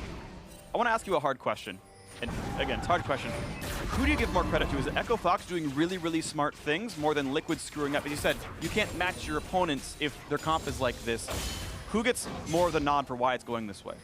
I'd like to say Echo Fox simply because I kind of want to give them credit for the fact that it does feel like pretty well planned out. They had planned out their things a few steps ahead. It didn't just feel like they randomly went top and randomly had these things happen. They double TP bot. They leave their Galio there. That is premeditated to answer the wave clear possibly there. They move their stuff top. They then are planning around this Rift Herald. Like, I feel like everything has been planned a couple steps ahead for them, and that's why I want to give them some credit. But of course, in any situation where you get an enormous lead like this, there is fault to the other team there too. Liquid did not respond properly to Echo Fox's good plays. The case. And it's always interesting when you see good plays like these. If you haven't seen them yet, if no one's made this move against you, you've got to make it up on the fly. And later on in the split, maybe this is more common play for all teams with Galio, and this becomes commonplace week 7, but week 1 maybe it's a bit more unusual, and as you mentioned, Liquid not quite responding properly. And that's fair, in the context of the NALCS, but if you watched MSI, the Gigabyte Marines actually utilized early lane swaps in combination with Galio picks very frequently, and that's something that you should be able to think about, as an analyst and as a pro player. What are the strengths of this champion? Well, impressive long-range wave clear. Well, that's probably going to be a lot better in defending a 1v3 or a 1v4 than someone like a Shen, right? So you have to think about the strengths and weaknesses of your composition, where you excel, where you fall behind, and really play to that. And Team Liquid has not done that this game, and that's why they're so far behind. It's like you may have lost the game before you even fought, essentially, in this third. So another question is, how good is Echo Fox's mid to late game shot calling going to be? We've seen all kinds of games of them having early game leads this good. The First Blood King, Cadian himself, got it again here in this one. And the question is, what more can they do? First 15 minutes, good shot calling. They've gotten a 5-2 turret lead, but as we crest the 6,000 gold lead in the 17-minute mark, the turrets aren't free anymore. You've got to start making some good plays. There's no Rift Herald to give you one on the back of its own hard work. So Echo Fox, what's next for you? And I do agree, and in a lot of situations, that becomes a big question for me. In this one, I will give them the credit of having what I think is a pretty easy game plan. You can 1-3-1 with this Echo. You can even 1-4 and have the Galio with the team protecting, and you have a ton of wave clear between Karma, Galio, Varus, and Elise. Like, that is a massive amount of wave clear from that squad. And then you have now Froggen, who's quite ahead in gold because of Global Gold and his farm, and he can just split push essentially until he gets an enormous advantage. Like, this seems like a pretty clear-cut way to end the game simply by playing side lanes and wave clear. And it looks like their general split push capacities are going to look good. Froggen, regardless of which lane he goes to, is against 2 magic damage dealers in Lorlo and Slushy. Maybe Rainover turns that around if he can show up to that lane. Right? It's not like Froggen has itemized armor yet. He went Merc Treads. By the opposite point, Lorlo and Slushy just have only magic damage to deal with the Cadian playing Elise. There's small elements that can soften the blow of the gold lead, but it is still there for Echo Fox, obviously. Yeah, and to your point, Kha'Zix is a great champion at picking off split pushers. But that said, Galio also does help alleviate some of that issue quite a bit. If you have Froggen in the bot lane, say Galio in the mid lane helping to wave clear, you don't have to live that long before this guy is in range with a level 2 or a level 3 ultimate to actually come in and turn things around. We'll see if that safety comes in for Echo Fox, but they don't even need it. Reaper has yet to use his ult. Oh no, he has. I take that back. He has popped it in once in a River team fight that became a 0-for-0 in kills regardless. And looks like it's Piglet who's given a lot of space to push in the top side with. He's already pushed out Froggen. So it's maybe a 3-1-1 for these guys, calling for, I forget if it's actually for information or something. I think it's the non-emergency police hotline. Doesn't matter. I've already ruined the joke. But either way, Echo Fox still retaining map control. And because they got that first Drake 6 minutes in, they're going to get so many to kill. I believe they can get up to 5 Drake stacks this game before Elder Dragon spawns. And they know it's only going to be mountains, infernals, and clouds here. And it's going to be double infernal next up. So lots of late game scaling available if Echo Fox can keep control of the bot side of the map. Yeah, there definitely isn't. You know, at the same time, we do know for TL, you're building a very strong team fight composition, and if you can funnel enough farm into Kog'Maw and then Xbox takes a bad fight or gives up a Baron or something like that, all of a sudden you can sometimes just walk down and kind of kill the other team and end the game. So, you know, Xbox definitely does not have a free win here by any means, but they have put themselves in a really good position to take this game, and the fact that Froggen is already on his Lich Bane plus Proto Belt, like such a good position to split push.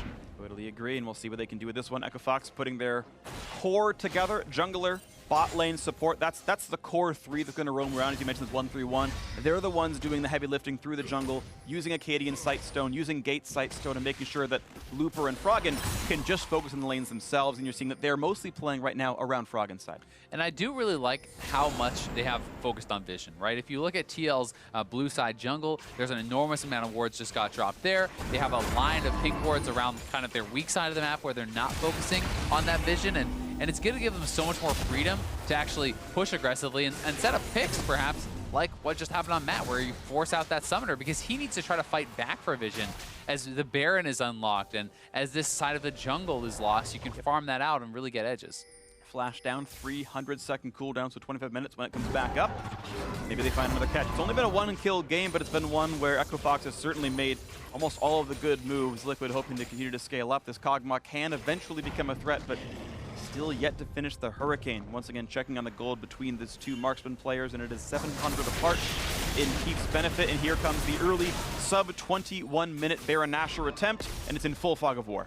Exactly, that's the benefit of all the vision control they've had, and TL may not be expecting them to make such a bold move this early on, and the Baron is just going to go straight over to Echo Fox because of their vision control, and because of the lead, TL is way too scared to even approach. It's really, it's a damn if you do, damn if you don't. Echo Fox, for the last 6 minutes, it felt like all they did is say, let's play around Baron Nashor vision, just completely control that side of the map, and when it spawns, we'll finally go, and you can see there it was. This was, I think, several minutes in the making, just continue to make sure that that side of the map looks good, and Echo Fox reaped the rewards of a low-risk, incredibly high-reward play, and now with Baron, Echo Fox can do even more. Yeah, and we talked about their win condition of split pushing. The Baron unlocks that so much, and this early in the game, it's incredibly difficult to clear 3 waves of Baron minions. So if Echo Fox can actually have this set up, you have the 1-3-1, buff up minions in all 3 lanes, it's very likely that they can get some damage down on these inhibitor turrets, or perhaps even crack and get an inhibitor this early on.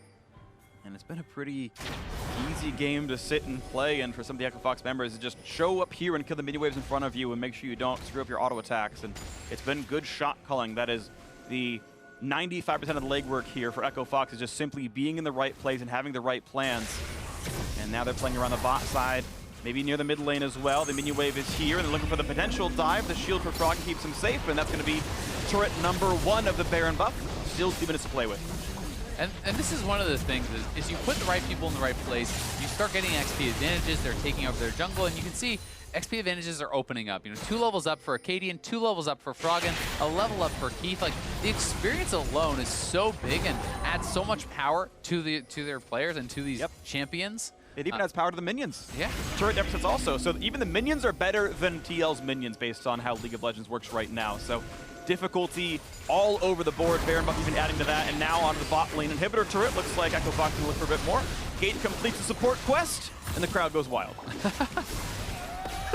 Oh, there you go. We had 1 kill. I got to get something from you guys. Thank you. I appreciate that.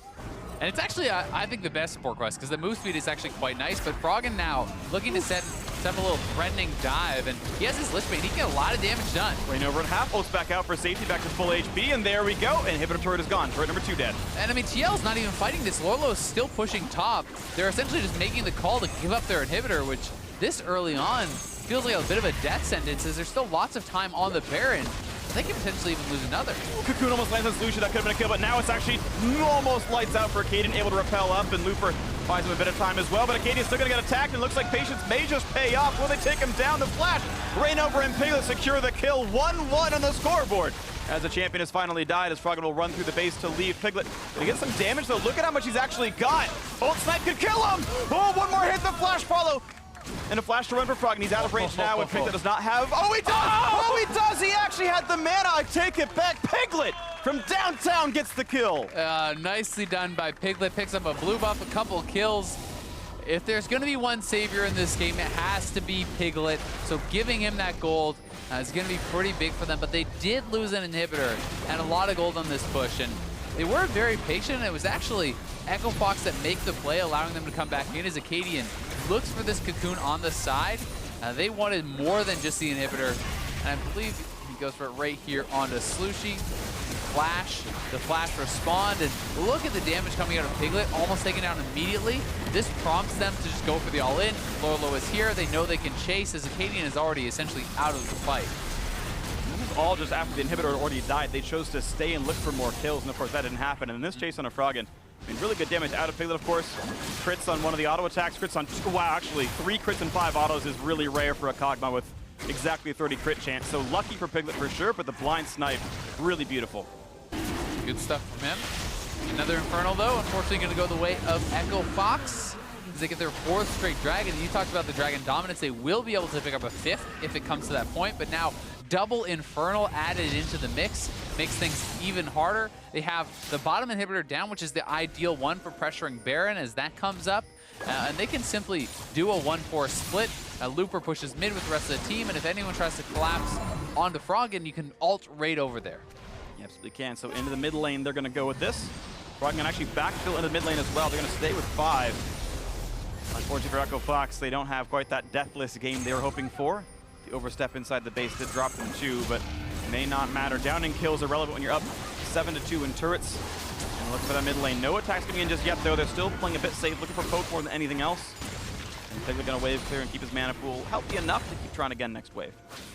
And one of the things that I do sometimes prefer actually in these sorts of scenarios is when the really strong split pusher actually pushes in the lane where the inhibitor is already down, because that can often put more pressure on, because it's actually very difficult as a Shen at this point in the game to solo clear out these super minions. And if you're getting shoved to the Nexus turret, that lane can oftentimes create more pressure than just pushing in that top lane.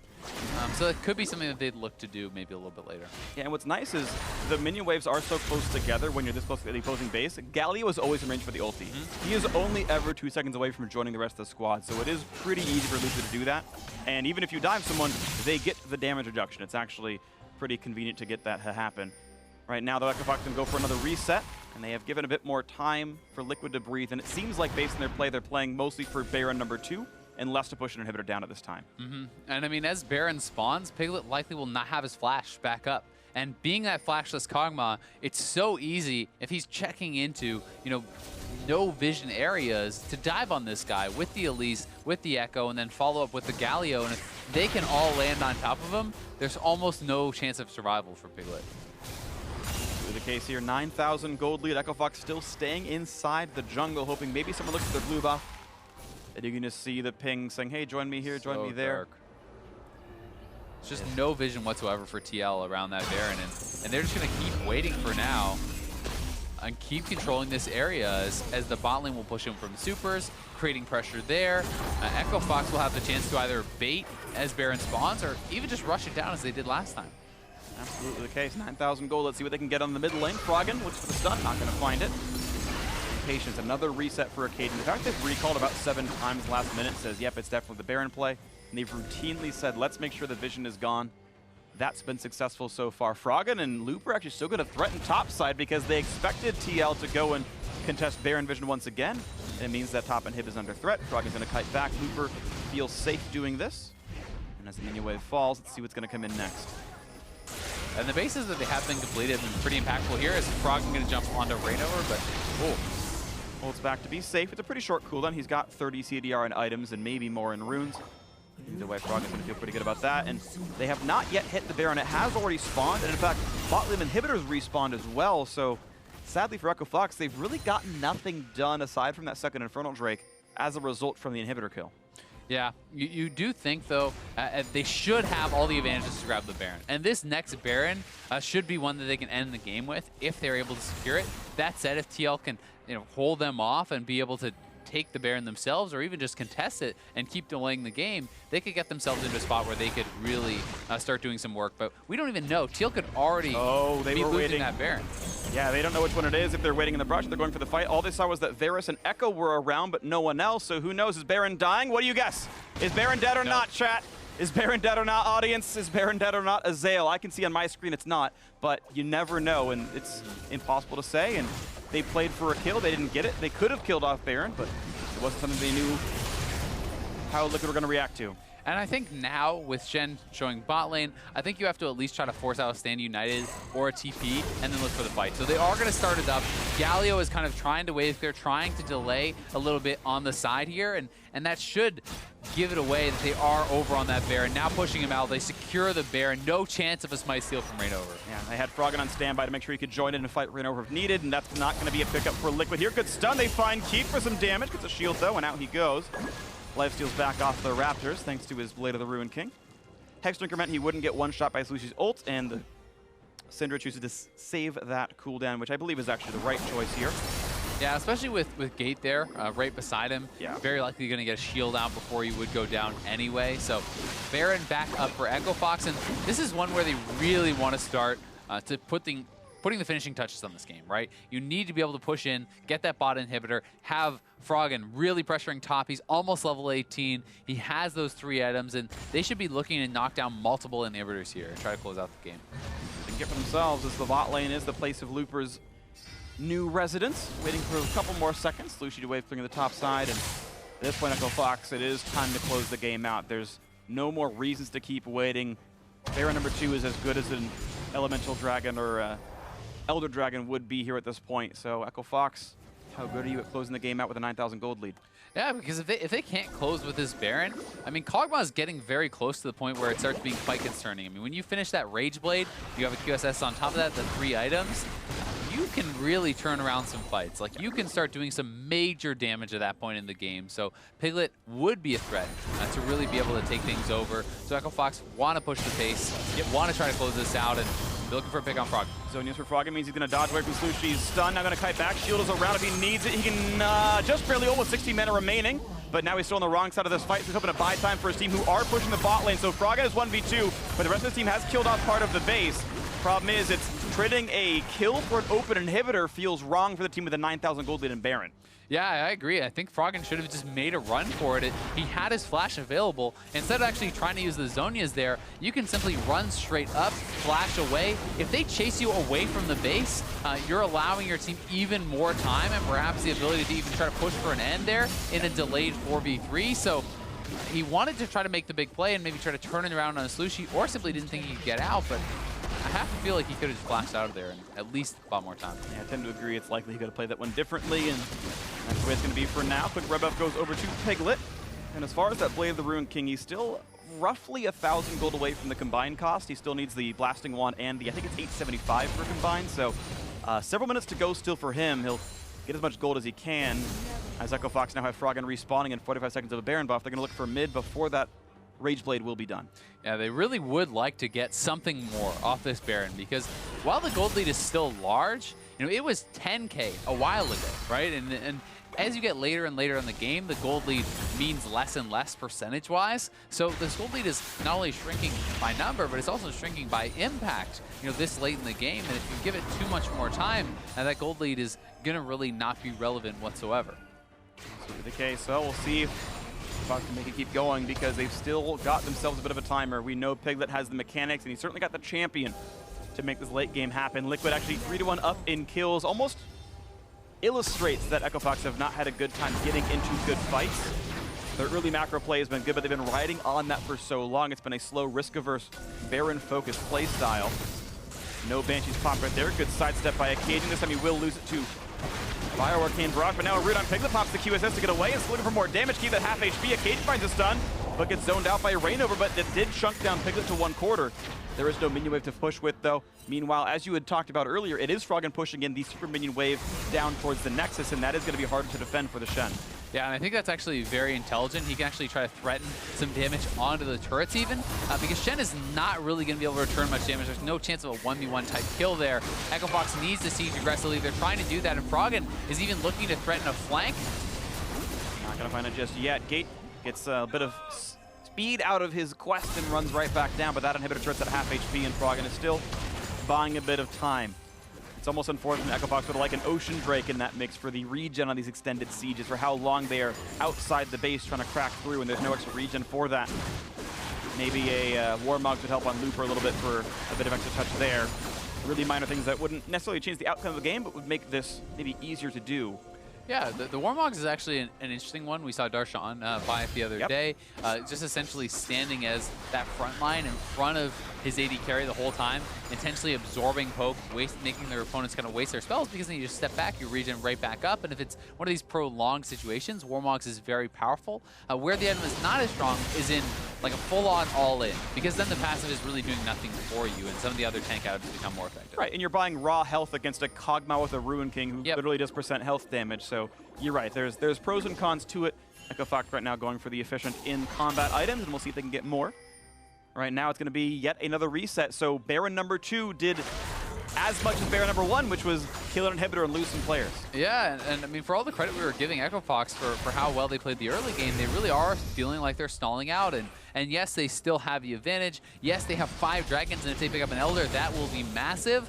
But they do at some point have to pull the trigger and actually be willing to go for more aggressive plays, go for a dive, get something done with that. Because for now, it's been Piglet just aggressively wave clearing, and Echo Fox without much of an answer. They have not been willing to try a dive. They have not been willing to really push in and take down more inhibitors, which could be the killing blow.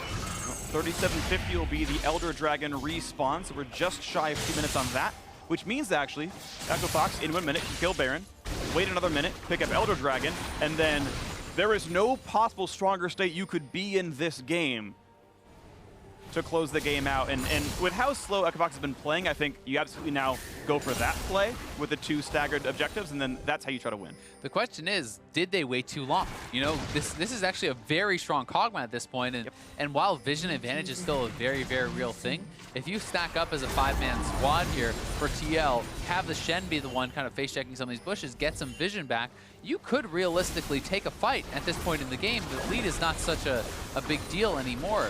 Obviously, Double Infernal and the gold lead is still very big, but Lulu Kog'Maw is going to make up for a lot of that. Yeah, and I'm guessing Lulu's going towards a Zeke's Harbinger with, or Zeke's Herald, I forget what it's called now at this point, but with how the itemization is going, that cloth armor is likely to be that. It's that or a locket, we'll see what it ends up being, but one of the options to give more damage to Piglet. Now mid lane, you can see that TL actually feels pretty comfortable, like sitting outside their base, letting Piglet walk up for auto attacks, and he certainly does feel safe off this so far.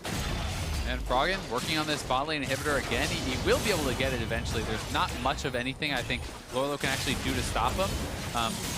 So he does take that, but it's not the end of the world, and TL has done exactly what I said. They're able to move out as a squad, and they're able to actually get vision around the Baron here, which means they should be in a position to potentially contest. That said, Echo Fox still has the 5 dragons. They could even threaten a trade and then try to dive or try to do something, but they need to eventually make a move, and this is really starting to feel like a lot of the problems that Echo Fox had in the past, on the wrong side, felt like they didn't do anything. Wow, Matt actually just like almost walked into Acadian down there. I know he had flash available, maybe he gets away, but almost could have gotten run over for that one. Echo Fox didn't see him in time, and looks like they're going to go for this Baron first. If Liquid snipe the Elder Dragon, it's not a very big pickup for them, but the denial against Echo Fox is quite good, obviously. Lushi playing aggro, looking for a stun, not finding it just yet. TP flank, this could be the moment. That is Froggen, and they are looking. Slushie is spread out alone. the rest of the team. He can't get out of this one. He's just dead immediately. There's the first kill picked up. Gallia makes the entrance, says, I'm here too, guys, and gets the assist for the damage reduction on it, and now it's a 4v5. It's going to be difficult for Liquid to fight this one. I think Echo Fox are happy to take on a battle at this point, but can they have it start? Poke coming out for Piglet. It's all about this Kog'Maw. Can he kite it away? Can he get the damage? Puts on the Fire Arcane Barrage. He's timing it out as Echo Fox kite back. He's going to run out of range soon enough. Look at that half damage on HP. E. That's 2 autos to do half his health. But Piglet's back down to half range now. Can they find the taunt on this one? Piglet heals up for 160, and back to the mid lane they go. Full HP, and Piglet's W should be back up from cooldown. Looking for the stun is Froggen. Can't find it just yet. Big minion wave still stacking in the bot lane. Echo Fox can turn tail and run down to mid a little bit. There's no minion wave for them in mid, but going to look back at Baron instead. 20 seconds on Slushie respawning. Froggen and co cannot find the team fight. Liquid fighting back just simply too well. And that pick on Slushie means almost nothing. 10 seconds till he's back, and they can only just now start on Baron. Yeah, I mean, TL will have to send someone bot to answer these super minions, and Echo Fox is on the Baron. They have double Mountain, double Infernal. It's going down so fast. And they're going to knock it down so fast to get the Guardian Angel as well, and Slushie cannot join the fight just yet. He's stuck inside the base. They should pick up 2. It's a stun on Rainover. That's going to be the 2 kills that they need. And once again, a 5v4, this time with the Baron buff. Do they choose mid or do they choose the Elder Dragon? The flash forward for Froggen has to ult back away, but Piglet's 1 hit away from dead. King keeps getting with a snipe, and he does not guess properly. The juke to the left keeps Piglet safe for now. There's a flash. Cocoon's going to miss the stun onto Acadian, puts him down to 800 HP. Echo Fox, they're back in the chase forward. But they do get the Baron, they do take down Rainover, and they could even grab the Elder Dragon, but they're looking to just try to push this down with the man advantage. Now they can finally be aggressive and look to close out this game. The only summoner left on Liquid is Lorlo's Flash, which can be high impact, but it's still a 5 versus 4. Not that much poke really to be had by the squad. Looper putting the attacks down, keeps the same. Lorlo has to get pushed back a little bit, and now it's a double inhibitor deck. 10-second respawn for Rainover as the minion wave gets cleared trivially down in the bot lane. But they're not going to push mid. They're actually just going to base. They want to set up for Elder, I guess, here. They don't want to try to make that riskier play. I mean, you're still giving TL more chances. Yes, they're having all the advantages, but you give them too many chances in a 5v5 fight, they still could win here. I mean, Echo Fox was struggling even in the 5v4 with the initial pick on Slushie. And of course, you keep in mind, these are humans. You can make mistakes. Those slip-ups do happen, and maybe one major slip-up is all Liquid needs to get back into the game. There's only a few items slots left to go for Piglet. Elder Dragon now is the attack, and can Liquid really contest this? They can maybe look for a steal, but there's no flash on Rainover. I feel like with 2 inhibitors down, you have to try to fight here, but it doesn't look like they're in position. I mean, a 5 Elder Dragon burn is just like... Yep.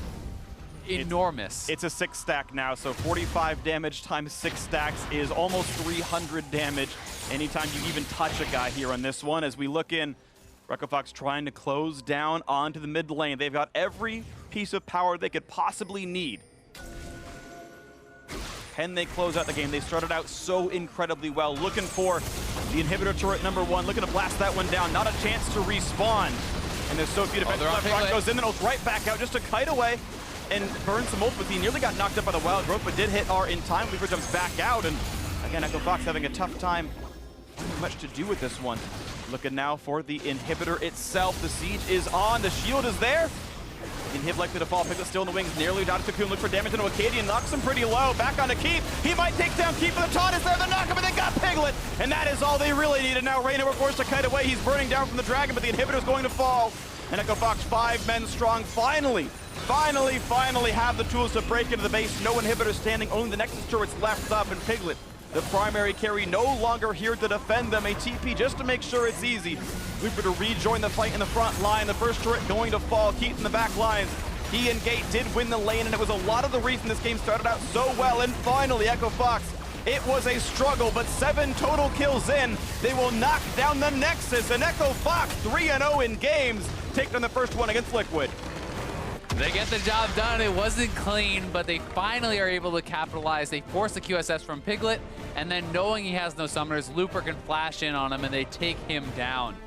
A valiant hold at the end for quite some time from Liquid, but they just gave up way too much in the early game, and their macro game left so much to be wanted from that. I mean, yeah, Liquid, it's been the story in all their games so far. They have not been able to match up with their opponent's map movements, and not been able to really go toe-to-toe in the early game with that. Yeah, it's just so interesting, right? This is not a game you can blame the mid laner switch for. It's just them simply not really playing very well as a team. Again, it's 80% credit to Echo Fox, 20% credit to Liquid for not answering properly here. I do like the early plays that Echo Fox had. I thought there were some really smart things. The invade from Acadian, the first blood due to Froggen coming down as well. The lane swap using the Galio with the item lead of the lane advantage they'd already picked up by going for the early Varus and the early Karma. Like, these are things that were choices of Echo Fox. You can see the lane swap come in here. Just, it's an item lead, and on the other side, Galio can just wave clear. Exactly, and that was one of the biggest things, is that Galio had been consistently thinning out that wave. So not only does Echo Fox get the first turret, they also get 2 turrets, and Liquid cannot even finish the first of their own. So, like, this lead was so big, and a lot of it was kind of precipitated by that Galio being able to wave clear, but it's also some poor decisions from Liquid. I mean, Rainover could have simply stepped out and helped finish off that turret, but then they were panicking that they're losing 2 turrets in the top lane. They did not have the right people in the right place, and they gave up so much. And this happened not even just then, it happened again when they switched their bot lane back to bot. They take 2 turrets for a 1 turret trade in the eventual trade again. Yeah, and of course that one may be more predicated on the fact they have a gold lead and a Mountain and an Infernal Drake, but the situation is still there where the first 15 minutes were incredibly well played for Echo Fox. And even the 15 to 20 slowdown where they said, let's only play for Baron, I still think that's a good choice because it is harder to crack the inhibitor when you're 18 minutes into the game. But 20 to 40 minutes in was like just nothing happening. They're going negative in kills despite a 9,000 gold, despite holding onto a Baron. You can see one of these defenses here where they just tried too hard to kill off Slushie. Yeah, and it's one of those things where you want a little bit too much. They pop the cleanse, so they're thinking, hey, maybe we can actually end the game if I can land a cocoon here. But you could just take the inhibitor and then push in mid, get another inhibitor instead. Katie goes for the big play, is not able to land it. Slushie with a nice counter flash, and they are able to kind of turn around this fight, chase them down, and at least push them out of the base. But you know, Echo Fox was in control the whole time. The main criticism for them, if any, was really just how long they took to close a game with 5 dragons, an over 10,000 gold lead, multiple barons, and an eventual elder. Like, it took them so long to finish off what should have been a very routine game, and perhaps if it was another team with that lead, might have been, you know, a 25, 26-minute game. Sure, totally agree with the ability to end the game. Definitely wonky from Echo Fox. Our final replay is going to be the game ender, where they finally did have the 6-stack Elder Dragon, the Baron on top of it, and they'd already done well before. Yeah, and Piglet is trying to, you know, posture aggressively, trying to chunk out the backline, trying to make something big here happen, but he had no summoners. The QSS gets forced. It's an easy taunt flash in there for Looper, and as soon as you get a hold of that Kog'Maw, he's the linchpin. He's essentially the entire composition at that point in the game. Yeah, he really is, and just at a certain point, you can't dodge everything forever, and that opening finally presented itself for Echo Fox. And again, maybe they were there and they failed to take them, but this was the one where they finally got the lead, held onto it, and did something with it. And of course, with the Kog'Maw dead, that was just, okay, we can close the game out from there. And it means it's 3 games now. It means that it's Echo Fox who are undefeated in games, undefeated in matches. Of course, they took down FlyQuest yesterday, which is actually a pretty strong team, and they arguably got an upgrade in the bot lane with Wild Turtle, so that's already a good win. Liquid, yes, they've been struggling to find their footing. But in a season that's already been so interesting, where the top teams are all losing and the bottom teams now doing really well, with like Immortals being 2-0, etc. Like, this is nice to see all the sort of tumultuation, I don't know if that's a word. Tumultuous. The tumultuous sort of early standing so far, where Echo Fox had sat around in like 8th place, and hey, maybe they're going to be tied for first at the end of the first week, which is good for them. Yeah, it definitely is. But to be fair, strength of schedule, I think, also plays a big part in that here as well. You know, they are playing against FlyQuest, and which was, you know, a top 14 reasonable to win. Be fair. But then now you are playing up against Liquid, and one of the things that is worrying for me for Echo Fox is just the trend of kind of the struggles in the late game. As far as, you know, you look at Froggen in the Solution versus Cassidy game, where they, you know, failed to actually kill the Nexus against FlyQuest, and then it took so long, and then this eventual kind of like crazy backdoor scenario where they are able to actually finish it out. But they're massively ahead in that game too. Yeah. And they really struggled to close, as they did here. And if you give really good teams a lot of opportunities to come back and you give them too much time,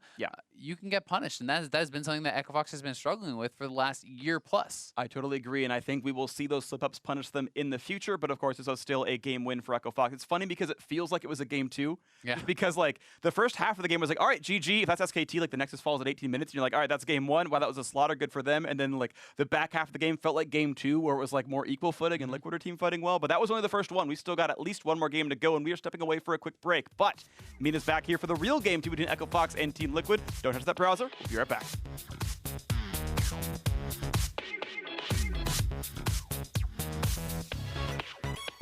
Good stun from Froggen, not going to land that just yet, but the Cocoon from the Fog of War is going to land, and First Blood comes through. Buys him a bit of time as well, but Acadia's still going to get attacked, and looks like Patience may just pay off. Will they take him down? The flash. Rainover and Piglet secure the kill. 1-1 on the scoreboard. And a flash to run for Froggen. He's out of range now, and Piglet does not have... Oh, he does! Oh, he does! He actually had the mana. I take it back. Piglet from downtown gets the kill. I taunt soon. I'm gonna look for Echo then. He zoom. I'm looking for Echo too. I go. I'm not gonna ulti. Okay, good job. Oh my God. 3, 2, 1, Mantra E. There we go. I'm waiting. Nice. Good job. Baron. I'm actually so fucking Yeah. Go for Cog. No, Dragon. Yes, I can go. Go for him. They will knock down the Nexus, and Echo Fox 3-0 in games. Take down the first one against Liquid.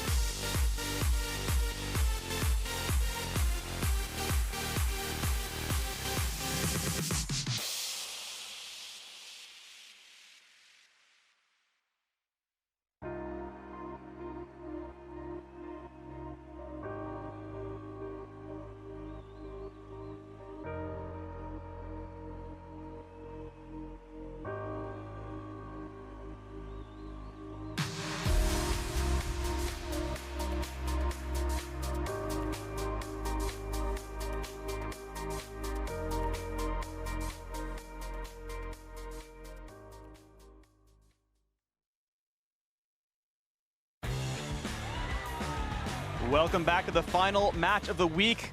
Wow, I can't talk today. I don't know what's going on. The teams are gearing up for round 2 of Echo Fox versus Team Liquid, and I wanted to give player of the game to Looper. For those who are confused, it comes down to the casters eventually, and we didn't really know who to give it to. It was all of Echo Fox playing well together, right? This was a game won by teams. Exactly. And I was the one that said, okay, I'm going to give it to Looper because I thought he played the 1v3 defense very well. No deaths and did wave clear, which I've seen so many players screw up that turret defense. That's like a mark of playing well. And he had the final pick off on Piglet where he said, okay, cleanse is down. We know flash is down. Taunt flash and E, that's going to guarantee the kill. So I thought he made the game-winning play and the other game-winning play of defending properly in the 1v3. So I thought above the rest, I thought it was Looper. Yeah, I thought that Looper had a really solid game. And like you say, in games like this, it's really hard to have one player, I think, standing out from the rest because it was extremely low kills. It was a very slow game. It wasn't like a massive carry performance. I think that it was more a lot of good shot calling in the early game. That was really what got them in the advantage. And also, you know, Looper was a very big part of that, both from champion pick, obviously playing the Galio so he could defend in that 1v3, but also for how he played it out. Yeah. All right, so of course, honorable mentions to pretty much the rest of the team. Whoever was shot calling really deserves it. Whoever devised the first 12 minutes is the real player of that game. Coach is the player of the game. Maybe it is. I don't know. Or if it's just like randomly someone in the background just gave him the idea. Either way, honorable mentions also can go to Acadian because he did get the first blood. That did very well. But Echo Fox, honestly, it was a game that they were in control of the entire time. 6 of 6 dragons. They had all the 3 barons as well for obvious reasons. I think they gave up maybe 3 turret kills and 3 champion kills. Like all game, like very little happened against them. But after the first 15 minutes, the story was, wow, the early game shot calling was insane, and then it took you another 20 minutes to close out, which is probably 15 minutes longer than it should have been. Yeah, I definitely agree that they could have perhaps played more aggressively, looked to actually finish that out. And I did think that Acadian, you know, played a very good game because not only, you know, was it just about the first blood, but he was actually very proactive in invading and taking away camps, you know, gaining not only himself an XP advantage, but also, you know, Frog in there too, you know, being able to control the side lanes. And I think that their vision game was very good to kind of enable that split push and enable them to take away those camps and build that lead. But you do hope that once you're in that position, you can close out more cleanly, more quickly. Sure. And that's something that you're going to be looking for from them in game 2.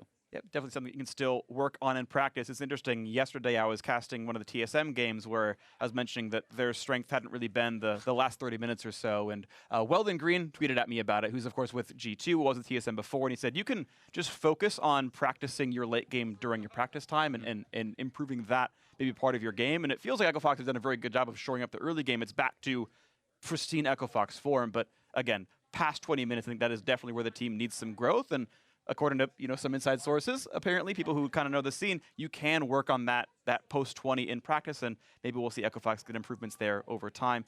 As you can see, the players getting ready and getting back onto their stations. We should have game 2 coming up shortly. Yeah, and I do think that you can have focused practice in any area, even if it's just simply in where you spend most of your time in VOD reviews, in, you know, preparing strategies and talking about, you know, map movements and what you actually should be doing. Obviously, you can, you know, play those games out and try to play longer games and set up scenarios and things like that within the game that you would want to practice. But a lot of it does come down, I think, to knowing situations and knowing what you're supposed to do in those situations. So I think that VOD review and those sorts of things with coaches are so big in making these correct late game decisions because, you know, it's hard to do it in the moment, but once you have seen a situation and you do it the wrong way, you can be taught the right way to do it, and you can kind of remember how you're supposed to do it. As long as you can drill it and get that to become second nature, because when the lights are on and the crowd is cheering and there's things going on, it is always a bit harder to do what you practice exactly right, but the more you get that practice, the better off you are. And we are ready to go here with game 2. Liquid hoping to get something back. Sadly for them, it's been 0-3 in games, the exact opposite of what Echo Fox have had.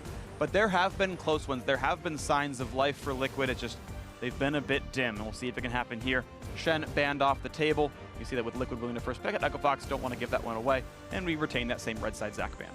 And I honestly would like to see a team like TL just draft something extremely simple. Draft something with very simple win conditions, whether it's 1-3-1, you draft very strong side lanes, or you draft something with a ton of wave clear. Like, you just have to do something very, very simple, I think, and stick to the basics, because they're struggling in the macro game. Like, the actual individual players play, I think, is fine. It's just that they're not being able to keep up as a team, and on the LCS level, you know, that's more what it comes down to rather than just being good in lane.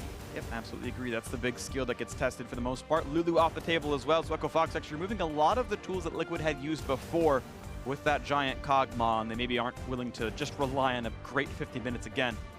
Galley off the table means a Kennen first pick, blind pick comes through for Echo Fox. Lane dominant from the top side is the name of the day. It definitely is. I mean, there are some picks that can compete with it. You look at, really, when you're looking at solo queue, if you look at any of the top challenger top laners, it's like Fiora, Jace, Kennen. That's pretty much the 3 champions that everyone plays because those are those kind of simple win condition. You bully lane, you split push, and that's kind of how you get your edge. And I do think that something like a Jace can sometimes match up okay against a Kennen. You can fight it out pretty well. You obviously can go ways like Galio and just try to wave clear and hold on. That can work out pretty well too. Now Liquid getting some pretty powerful picks themselves. Lulu off the table, they grab up the Karma. I think we are in a world where you can go for shooting supports or playmakers. We've seen Bards and Rakans do well, but it's kind of up to team style right now, and Liquid clearly pretty happy to play for shielders down to the bot lane. Rain never takes away the Elise that Acadian played prior, and maybe we get to see the Visayan duo out of Echo Fox here. There's Xayah locked in. Rakan is possible to follow. I don't think she has to be flanked by the Rakan, but we've seen it together most times, more often than not, and they will allow a Rakan ban to come through if they don't want to play against it. Lee Sin instead grabbed for Acadian. I think it's kind of smart if you're impartial, like if you don't really care about if you have Rakan or not, maybe the other team is willing to actually spend a ban on it. And there is the Jace, so that Jace could actually, be going mid lane. It could be going top lane to match up against the Kennen. If you are playing range versus range carry in the top lane, you really do want jungle attention there because that is going to be so snowbally that whoever kind of gets that first kill, that first pick, can often take over in that lane. Absolutely, and in fact, I think it's multiple flex picks as well. I can see Karma easily going mid, especially in a Jace game. You're going to run almost always physical damage bot lane, physical damage top lane. You want some magic damage somewhere. The Elise helps. And then you might see it somewhere in that mid lane role with the Karma. But we'll have to see what it's going to be. Tahm Kench banned off the table alongside the Rakan. So they are removing tank supports away from Gate. And that makes quite a bit of sense, I think. But there's a lot of picks still available for support, obviously. You can go for things like if you want to go lane focus, something like a Nami. Zyra can pair up there pretty well. Lulu is banned and Karma is taken off the table, so you're not going to maybe get a premier shielding support, but you still have very powerful laners available here. Definitely agree. We're going to see that the Caitlyn and the Lucian dropped off the table. Similar bans to before. This time Twitch is allowed, but Piglet going to go for something a bit safer, and he decided that he wants to have more lane control. Xayah not necessarily a huge bully in her own right. Usually players consider the laning phase a bit weaker, but it's going to be Varus picked up anyway, as Keith's Xayah will go up against Piglet's Varus. And Sejuani and Talia come through, so Sejuani into the support role, I'm guessing, for Gate with the Talia mid. Yeah, I've actually heard about some players practicing this, and we have to remember Gate was the guy who brought out the Camille support, and he's willing to actually do some of these things. I've been hearing that Lemonation was actually, playing this in solo queue and seeing some of the guys playing in solo queue. You can look at their accounts, and some of them are experimenting with some pretty wacky stuff. It doesn't always come out into LCS, but Gate obviously has the confidence in his solo queue picks to bring them to stage. It's going to be fun. The final pick comes through as a Cassiopeia mid lane for a solution, which means it is going to be Lorlo taking Jace into the top lane against Looper's Kennen. That is about as solo queue as a matchup can get with an Elise and Elise Sin. I mean, it's really like we just drafted a challenger solo queue game right here. The top half of the map going to be very fun to watch for. And I'm excited about how Sejuani Xayah plays against this. I feel like they get pushed in, but Xayah does work well when kiting back. We'll see what happens. One thing I will say, when you're actually using that Sejuani, it has a massive amount of CC. So if you can actually queue in, you have the knock up, then you can actually land your hits for the passive, you can freeze them, and that would set up very easy feathers to actually pull back through for the root. So not only would you get the shatter damage, you'd land an easy root after that. So that's kind of like a 3-part CC chain that you could pull off, and the all-in potential could be pretty high there if they're not getting poked out and really bullied early on. Absolutely. We'll see what happens here. Some new picks coming in. Very exciting for me. Liquid, though, without a tank, meaning you can maybe crash through the front line. Sejuani and Lee Sin going to do the best they can for that job. Not always the tankiest in their respective roles, but we'll see what comes through. Froggen's Talia coming in, and Keith off Ashe duty for this match. That was the running joke for him from before, and he's off actually branching out. He had done very well in the laning phase, was actually a key member of why the early game did so well with all the recalls and stuff they had focused off against Liquid. So now on Xayah, we'll see what Keith can do. Yeah, they actually did really well in lane last game, I think, and definitely deserve some credit for that early game. This is a massively different type of early game 2v2 that they're going to be running, though. Xayah, which you've said, most people don't consider to be really a strong early laner, and Sejuani, which you can't really imagine is a strong early laner unless it's in the all-in type situation. Yeah. This is going to be really interesting. It also does set up for some pretty powerful team fighting at the later stages of the game if you can actually make it happen. Yeah, I'm thinking about what can happen against Liquid's bot lane because it is interesting to me. As you mentioned, there's a lot of CC on Sejuani, so the hit confirm is there for Xayah to land the root afterwards. And I'm pretty sure if Gate flash Qs, Keith, if he's watching for it, is guaranteed a root, which means there's all the time in the world for Acadian to come in with a Lee Sin gank as well. And Varus has no natural escapes. The Karma shield's going to be low level early on, and I think I can definitely see some ganks coming in the bot lane. And I do believe you can actually Q flash on the Sejuani, so you can actually almost for certain.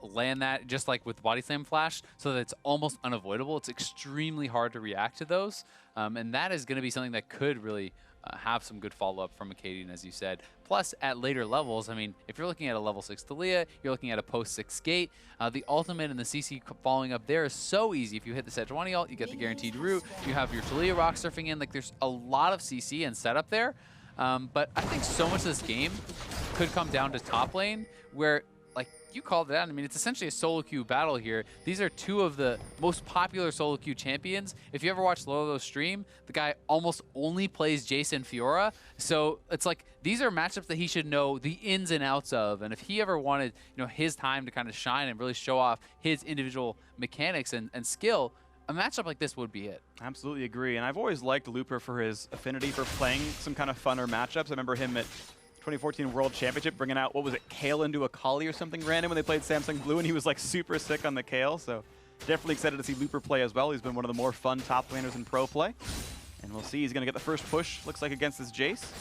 And definitely has a +1 minion lead. And you can see that the way the matchup is played is you kill the minion as fast as possible, you want to get the push lead, and then if you get level 2 first, maybe you can find a trade. Yeah, and I mean, what Lorlo's kind of saving his Q for is if the cannon ever actually steps too close to the minion, then you can actually Q the minion, you can splash onto him as well. So you can look for trades like that.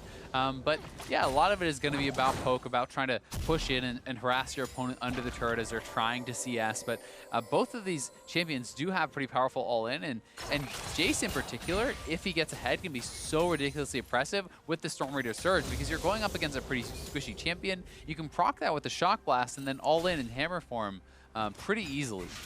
Here's Rain over level 3 gang, looks for Froggen. Ooh, that was nice by Froggen. He tried to bait out the flash, but still the chase is on for Sluji. Here comes Acadian. Does not land the Q, though. It wouldn't have been a lethal damage amount, and he would have lost his life for probably Acadian, but Froggen pushed out with both summoners down. Yeah, good sidestep from Slushi, still avoiding the Q from Acadian on the backside of that. Because he would have probably gotten chunked out quite a bit, because he's almost out of mana. Rainover was out of mana, so it could have been traded back, but it's a lot of summoners used, and it actually goes positive for Echo Fox, as it's 3 summoners blown for the 2 of Froggen. Right, Acadian got to keep his flash up, and now looking for Slushi. Can he find the damage? The knockback is going to land! No way out! Beautiful counter gank comes through, and look at that, the follow-through on the setup, as you mentioned it. It was better for them, and there's the kill. Well played. Echo Fox find another first blood on Acadian, 2 games in a row. Yeah, the First Blood King is back. I mean, all last season he was getting them. He gets one in game 1, gets one in game 2, doing very well. And meanwhile, in the bot lane, turns out you get pushed in pretty hard to Sejuani. Who would have thought? And this is just really good skill shots by Froggen. The move speed from the worked ground puts him in range for it. It does, and you can criticize a little bit Slushi going beside the turret there, because he's pigeonholing himself into a position where there's no way to juke side to side against that seismic shove. So you would want to stay in a more open area to have a hope of dodging that out, but that is very nitpicky. Of course, the other side of it is you walk toward Acadian a bit closer, which you don't want to do either, and you got to pick one. Either way, the kill comes through, and well played Echo Fox for making it all happen. Another good early game for the squad. This time, of course, not the winning bot lane, at least not just yet. But Acadian still has his flash. Maybe you can turn that around later on.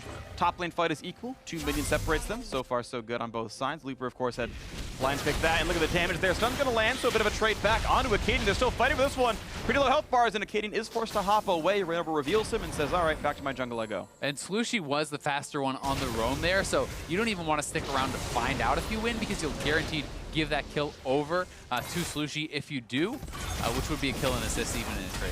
Gonna land a lot of slows there. Gonna force the flash out of Piglet. Root's gonna land for Matt, though. Good trade and a gate. 100 health left on him. They're gonna have to burn the Summon Hill to keep him alive. Matt had used Ignite, and now Keith also forced a flash away. That trade won by Liquid. Yeah, very heavily. I mean, the Ignite coming out, no exhaust was ever actually used by Gate. Yeah. So Piglet was uninhibited, you know, getting all that damage out the whole time. And the early Ignite onto Gate, forcing him back. They do get Flash off of Piglet, though. And now you have the Flash and the exhaust left on Gate. So you want to call Acadian down and try to get an all-in here onto Piglet. This is your window of opportunity, and we'll see if they can actually pull it off. Acadian pings. There's no wards down there. I'm not seeing. He's waiting to see if Scuttle's going to happen. No, that's available to him. Elise is actually topside. And as you mentioned, yeah, that bot lane gank would be available. They don't know that Reignover's nowhere to be seen. Mid lane, gigantic lead for Frog, and the kill obviously helps. He was winning lane before already in the first game, and this matchup a bit different now. Looking again for Sluichy, this time going to dodge the seismic shove and pushed out.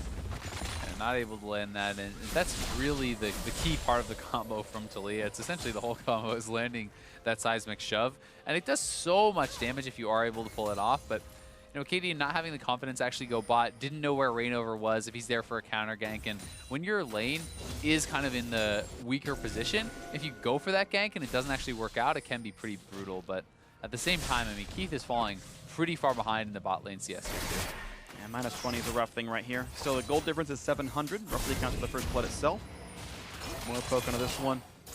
And looks like it's going to be the holding pattern still in the bot lane. Liquid, safe enough in pushing. It is always risky being a no-escape marksman. Reignover's behind. Forever.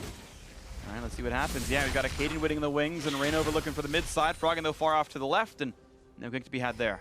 Yeah, and Froggen's got so much damage down on Sluichy that they can't even attempt the gank because Sluichy can't join without actually dying. So Froggen is now 6. He could look to roam bot as well. Piglet is still here, has no flash. Exhaust on the Piglet, low health. He's going to go for the knockup, going to survive a few seconds longer, but Piglet just withstands all the damage. Output had heal, and even then it wouldn't have mattered. He's healthy enough, so Gate fighting up more than he could shoot, never got to flash out. Never got to flash out, and he hadn't bought. Neither had Piglet, but Piglet able to withstand that damage. Unfortunately for them, the kill actually goes to Matt, so the kill credit you'd certainly prefer on your AD carry, but they're still doing very well for themselves. Difference of 150 gold because of who the kill went on to, and Piglet will see still able to buy a cutlass and boots with it. Shouldn't be too bad. Yeah, and obviously Gate just does not expect them to actually still be here. He tries to proc that passive very quickly over onto Piglet, and they do eventually actually get the freeze, but it didn't seem like it actually shattered there.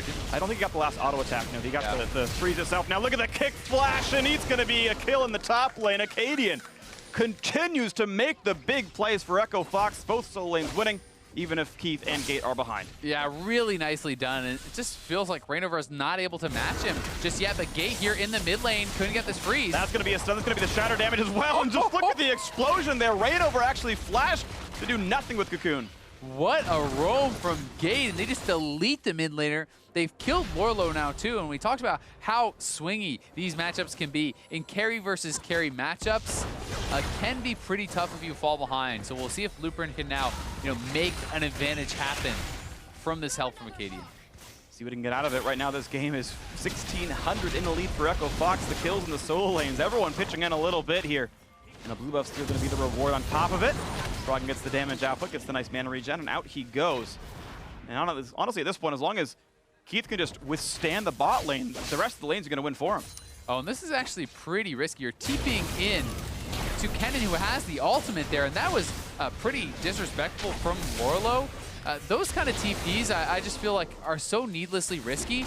When the wave is already pushing towards you, it's not like he had to shove it out. You can just TP to your turret. If he simply TPs to his turret, that dive is so much harder to actually make happen when Looper hasn't even purchased. Instead, he's trying to TP in on the minion so he can immediately go in on Looper.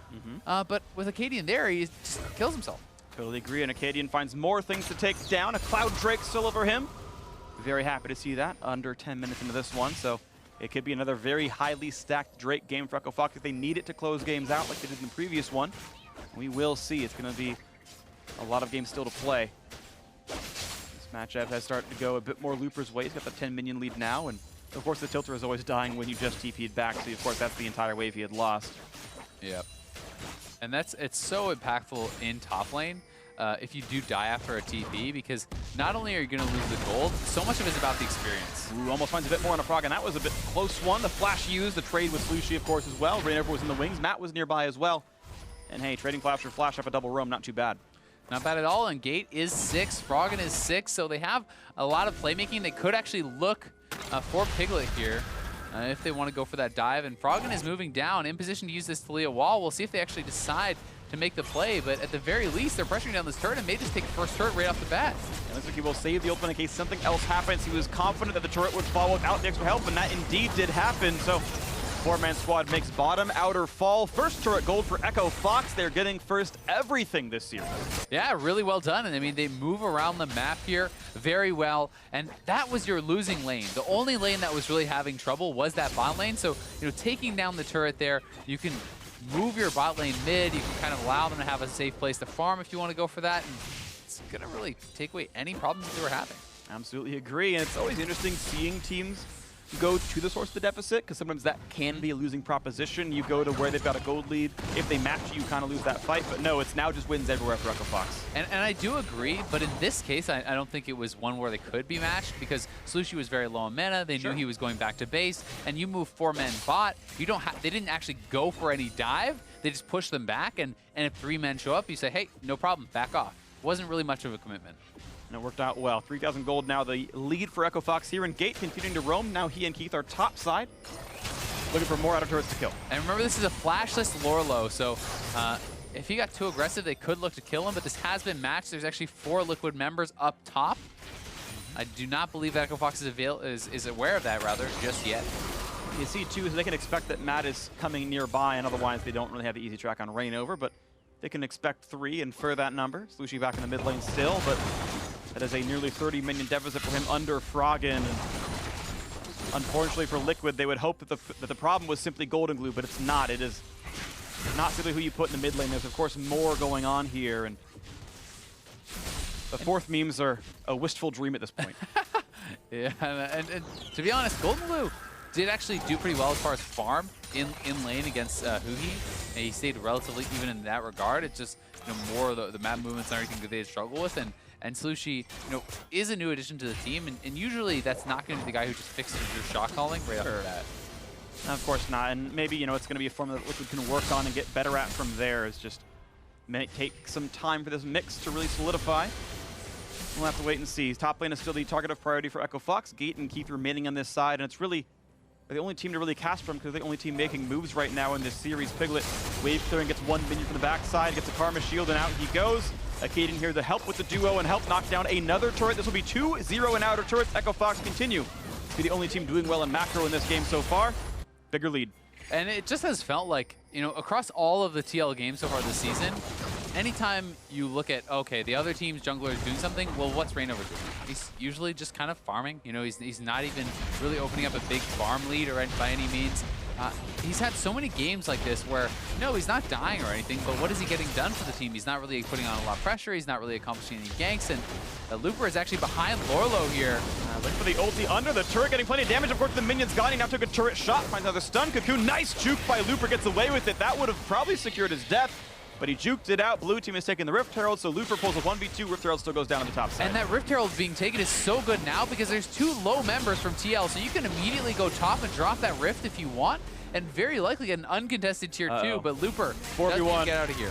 He's got Flash. He's gonna get rooted no matter what. Matt flashes and barely lands that one. Now he's rooted up, and now the kill's coming through. Reignover gets himself a kill finally, and the roam to the bot side does work, so bot outer will fall for the pressure, but of course top's being attacked now. I mean, bot will fall, but will they lose their inhibitor turret because the Rift Herald is available? It's just been summoned. They're actually gonna go mid with that, so they're gonna try to pressure top alone, and then use the Rift in combination with Froggen to be able to take down multiple turrets, and they may get 2 or 3 turrets here pretty easily, because they're going to rotate for mid tier 2 now as well. 2 turrets have already gone down for Echo Fox. They could get a 3rd. 2 for 1. Will it be 3? Can it even be more? There's always a chance. Minions fall off and the turret refocuses to the Rift Herald itself. They could have recall. There's going to be a lot of damage here. They might just defend it. Stun comes across. Looking to buy some more time and knock back on a Matt. They're going to take him with one more shot. The minions cannot quite kill him, and Piglet saves the heal. He knew his lane mate was fine the whole time. Or he didn't think he was worth the heal, one or the other. I was giving him benefit of the doubt for that one. Looper, of course, just stayed in the bot lane. He did get picked off. The 4v1 is too much. He did not this time around retreat in time. But still, of course, it's still an advantage for Echo Fox here. Yeah, and Looper was going for the 1v1 play, and I think he certainly would have had this had Reignover not shown up, but a really nice little sidestep did allow him to avoid that, and now multiple members down here. Looper without flash, he's going to try to just buy time and run away. Return to the scene of the crime. The rest of the team is around. Lands as slow, looks to kite off on a rain over. 3 more attacks will be a stun. He's trying to get away from this one, but now he's going to be hit up by the Cassiopeia. The chase is on. The kill comes through, and Looper sadly runs to his demise a second time. And mid is pushing, but not enough time to actually go and get that turret because Cadian was in base, Froggen was in base, and now TL, having got that pick off, could look to try to start up this dragon and get something there. Ooh, big plays out of Solution, looking to pick off Froggen, flashes, but still takes a shock blast to the face and has not a lot of places to go, tries to jump the wall and gets to the other side. That was as well played as it could have been. You saw Solution try to cue him early to knock him off, but Froggen played it so well. Nicely orchestrated escape. That was very well done. And Slushi, ideally, I think you actually step down and then just try to E him to immediately knock off. But because he got knocked up by the actual ultimate there, he was CC'd, and Froggen slides on by. That was definitely nice stuff right there by Froggen. So a good ult for self-preservation, but still the map priority did go to Liquid. They picked up this Drake, so signs of life. They picked up 2 kills. They made Froggen have to make a sick play to get out. The Drake was picked up. There's a long way to go, but this is, sadly to say, the best Liquid looked all series. Yeah, and I mean, I think Liquid is definitely showing some fight here, but they are down nearly 4,000 gold. They're losing their jungle. A mid lane tier 2 is very, very low and could easily be taken down here too, which would extend that gold lead for Echo Fox. And the big thing for them last game was once they got vision control in their opponent's jungle. And as you can see, there's already 3 pink wards in the red side jungle for TL, plus some other wards, and then a 4th pink ward in the river. So they really are focusing Vision back up here again, and they're going to try to threaten this side, unlock Looper in that split push, keep him safe. Yeah, I do like Echo Fox are showing some very obvious and dedicated moves towards getting the advantage in the game. Solution not going to be part of this one. The stun barely lands from Gate. That was a tight minion, and he's going to land it, and it's going to be going down. Froggen gets the kill for that. Cadian was looking for rain over there, but caught a Spiderling actually with that Sonic Wave. And Gate, I'm really impressed. I mean, I think that he's making this pick work. He's roaming around, they're moving around the map, and they got out of lane just fine. And now he's been a part of killing Slushi off twice and really getting that snowball going in the mid lane. Froggen is so far ahead, and Gate has been pretty impactful here. May get picked off now. Moby's turned off, and Cadian's there for the shield, looking to get out. So I just love seeing unique supports like this come out, and the fact that he has the confidence to bring out something like a Sejuani. Talking to some of the pro players, one of the things that they kind of talk about is the fear of bringing out these unique picks simply because of all the criticism you'll receive if you don't make it work. I mean, if you play at Karma or whatever and you have kind of a mech game, and no one really remembers it. If you bring out Sejuani and you feed on stage, that's all anyone's going to talk about. Of course, and sometimes those come back in, and sometimes they go away forever, like maybe a Mordekaiser or a Blitzcrank, but bot lane 2-2 gonna fall. The Taliyah wall gives them the time they need to make sure there's no reinforcements coming. It cuts off the angle of reinforcement. Now it's 5-1 in turrets. Echo Fox with a solid 5, almost 6,000 gold. And the last outer turret is that mid lane, which is super, super low. Lorlo is pushing up top side, and they have equalized that matchup a little bit through taking down Looper a couple times, allowing Lorlo some side lane farm and kind of caught up in XP, caught up in gold a bit. So that hopefully for them could start going their way because that's one way you could get back in. Look at this damage here. Luke has got nowhere to go, and sadly for him, he continues to be set up alone without the vision coverage to see when people are coming in, and Matt did not have to flash to make that happen, just simply walked up and got him. I mean, the fact of the matter is, as a split pusher, when you do not know where the other team is and you do not have vision on them, you have to back off. You cannot actually just play so recklessly like that. The first death you can give him, the second death maybe, but this one as well, his team had just based, his team is not around there. They know that they had established vision in that jungle because Gate and Acadian just got chased out of there, but yet he's back up again, gets caught from Piglet, and Piglet didn't even have to expend a flash to catch him or anything like that. Had to use very little ulti from Piglet, made that a bit easier. Matt has 100% kill participation and 0 deaths, so far putting in a lot of weight so far for Liquid. The comeback is still far away, but it is always possible. We know Echo Fox have had trouble closing games out, and I think it is within reach for Liquid, even though you could argue their scaling not quite as good. They don't have the same Kog'Maw as last game. Piglet can still put out good damage. And they have Cassiopeia, which is one of the highest damage mid laners in the game. Cassio is essentially like a mid lane Kog'Maw almost. Like this champion, you don't need to build boots, so you can actually get that extra item and be incredibly strong later. Bit of an air ball there, and out they go. I'm sure Twitch chat's yelling at Smithy right now, but He's actually if they 2-0. weren't, they are now. Yeah, well, I can guarantee it was already happening either way, though. Smithy himself has done very well so far this split. Echo Fox, the same. They are winning in their 4th straight game here in the North American LCS, and they're looking at the top side. Baron has spawned at 20 minutes in. Smithy has not shown the Sejuani yet. You know, maybe his Sejuani is on point now, Freak. That's true. Give him the benefit of the doubt. Maybe he's going to be coming back. I was just saying what he's Twitch going to chat be was popping doing. off. Twitch chat's unfair. I'm just pointing out the hypocrisy. I kind of love when the negative memes turn into the positive ones. Yeah. You know, it's like at first, you know, the sneaky and lane thing, everyone's making fun of him. Then Sneaky be popping off, and everyone's like spamming sneaky and lane again. Sneaky and lane lol. Yeah, exactly. Absolutely agree. I think that stuff is great. We'll see. What is the Azael? Is it a positive? I think it is. You're a great person. Thank you. Yeah, absolutely. And here we are onto the Baron Nashor. Echo Fox don't even need Froggen to do it. They've even got Looper on the bot side, and here we go. Finally, a sweeper, a Farsight trinket used, and look at the cutoff there. As long as he can zone out Rainover, and he can almost kill him. He forces the flash. He jumps to a ward to get away. Oh, that was close, but they made it happen. Blue team has secured Baron Nashor. Acadian grabs it. Yet again, Echo Fox gets a Baron, and we'll see how fast they can actually make this one work for them. They're up massively in gold again. They have a super early Baron. Can they actually crack the base this time around? They have a lot of dive tools. They have a strong split pusher. Let's see if they can close it out quickly. See if they can. 22 almost minutes into this one. Mid lane tier 2 falls. All 6 outer turrets are gone, as you call them. Only inhibitors left up now defended. Looper back on the bot side. Has played for lane pressure. Sadly for him, back to 1 and 3 is not glorious, but his early pressure got them some turret kills, so he's still part of the winning team for sure. This time playing a bit more defensively and going to get away with it. And it's not like that big of a deal that he's died a few times because the rest of the map is winning and because it has not really been at critical moments. So as long as he is creating pressure, the 4-man squad can move around and really take objectives down and kind of make use of that. Absolutely agree. Gate loses Frost Armor.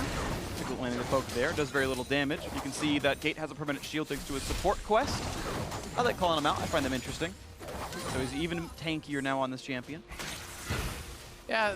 Face of the Mountain one's not bad. I think that really the standout one is Spell Thieves, just because that move speed I think is the one that impacts gameplay the most. You know, it does feel really good also, but I mean on someone like Karma, right? You can actually get the speed up, which allows you to land tether and things the W like that. is like automatic at that point. And even Rakan, you know, move speed actually increases the pace at which you travel in your W and your ultimate and these sorts of things. So I think it can be pretty powerful and gameplay impacting on some of those champions. Whereas you know, I just haven't seen the Talisman of Ascension, the coin quest really be super impactful. And the shield is nice, but it's it doesn't really change how you play. Yeah, it doesn't really. Maybe you live sometimes when you wouldn't have. Like, it's raw stats, right? Sometimes it matters, sometimes it doesn't. But we'll see what happens here to this one. Under the pressure, and look at the damage output. Nearly taking down Rainover. And he's got nowhere to jump to, so one final shot takes him out. Another kill credit to Froggen. 3-0-1 on this to Leah.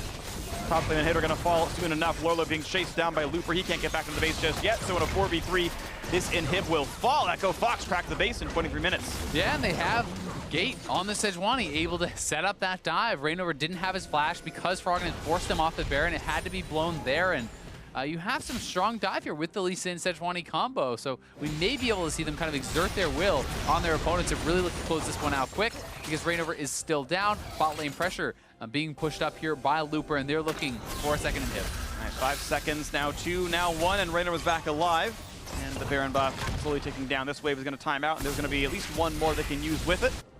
Echo Fox going to push Looper in with the bot lane now, and that's going to reach. However, it is a little bit desynced with mid. A few seconds of freedom for Lorlo. And now Liquid can go backhand towards this side. Oh, wow!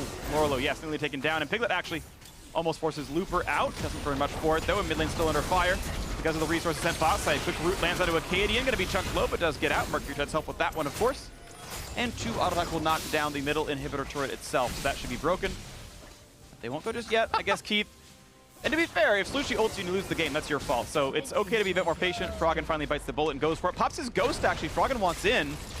Can he find a person to kill? Not just yet, though. Lorlo's still waiting from the bot side. And Gate does have his ult and a flash, so look for him to go for the play if they want to try to close this out. I think they should. I mean, they're in position to go for it at really no cost right now. They can go for this third and final inhibitor, and if anyone steps up, you have the diving tools. See if they can make this one happen. Double inhibitor down, looking for a sub 30-minute win this time around, and it seems likely here. Rainover finds the stun, has to kite back, though. He's very injured.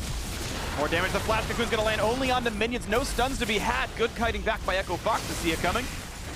Top lane is pushing in very heavily with the supers being here, so Lorlo's going to have to go up to answer this, and this next wave is going to be a big time of vulnerability for TL as they're being pushed in mid, pushed in top, and that turret is very close to dying. Echo Fox still with all their flashes and their engage tools. And this is the tool to close it out there. No way out, no flash still for Rainover, and dies during the stun. Matt's got no retreat path either, and doesn't matter that he flashed. That's 2 kills picked up. The inhibitor turret falling as well. And even the inhibitor gonna be next up. 5 versus 3, enough spells still available. Slicing Maelstrom in case they want to dive. That's gonna be almost it here for this one. Echo Fox have almost no way of dropping this one away. Good chunk onto Keith. Staying alive for now, though. Liquid hoping to defend this somehow is a miracle in a 3v5. More damage out of Slushy. Frog into the front lines. Takes some turret aggro, which makes it a bit risky. They're still undamaged. And yeah, it's gonna be maybe a kill if they can get one shot into Acadian. Has to jump away to stay alive, and it's going to be out for Echo Fox. Now Looper actually beset, attacked by Lorlo. Piglet's in the fight as well. Can't get the one picked off, but can Piglet do the damage? One auto attack, 2. Summon heal for the chase. Flash to get away. Creative Summoners, and out goes Echo Fox. Still very well done for Echo Fox. They didn't need to actually end there because they have all the inhibs down. Infernal is coming up to collect, and they can go back, buy, reset, and clean this one up pretty easily. And Rainover, he tries to get into spider form to repel quickly enough, but when that Sejuani ultimate hits you, it's an easy seismic shove for Froggen on the Talia, and that is going to be a death sentence. Absolutely is. Don't even need Fresh to make it so. 3-kill lead, 13,000 gold puts him up. A smart, yeah, 3 out of 10, that's all I need. That's roughly my skill level in anything. And here we go. Echo Fox, triple inhibitor down. Honestly, there's so little that can be done about this one. I don't think they wait for Baron this time around. Double supers in every single wave.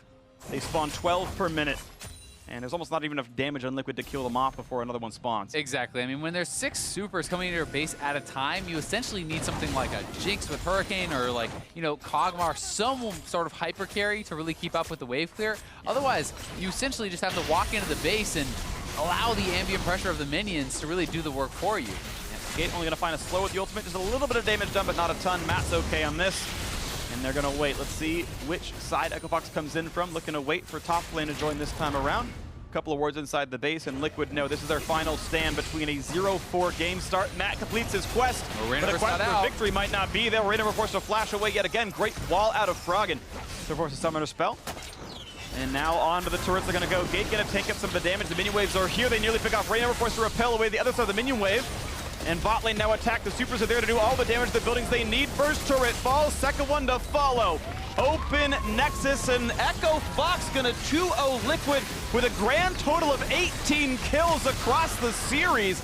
There's a few more can fall, but the Nexus is under fire. Piglet forced to kite back. One more kill picked up in the end, and less than 20 kills results in a 2-0 victory for Echo Fox. And a 4-0 weekend, they win both their series, 2-0s apiece, and Echo Fox have got to be very happy about their start to the season. And Team Liquid is in the exact opposite situation. They didn't even pick up a single game win this time around, and honestly, we're never close really against Echo Fox today. No, not at all. It's been early game advantages kind of the whole way through. A kill in the bot lane didn't mean that much for Piglet and Matt.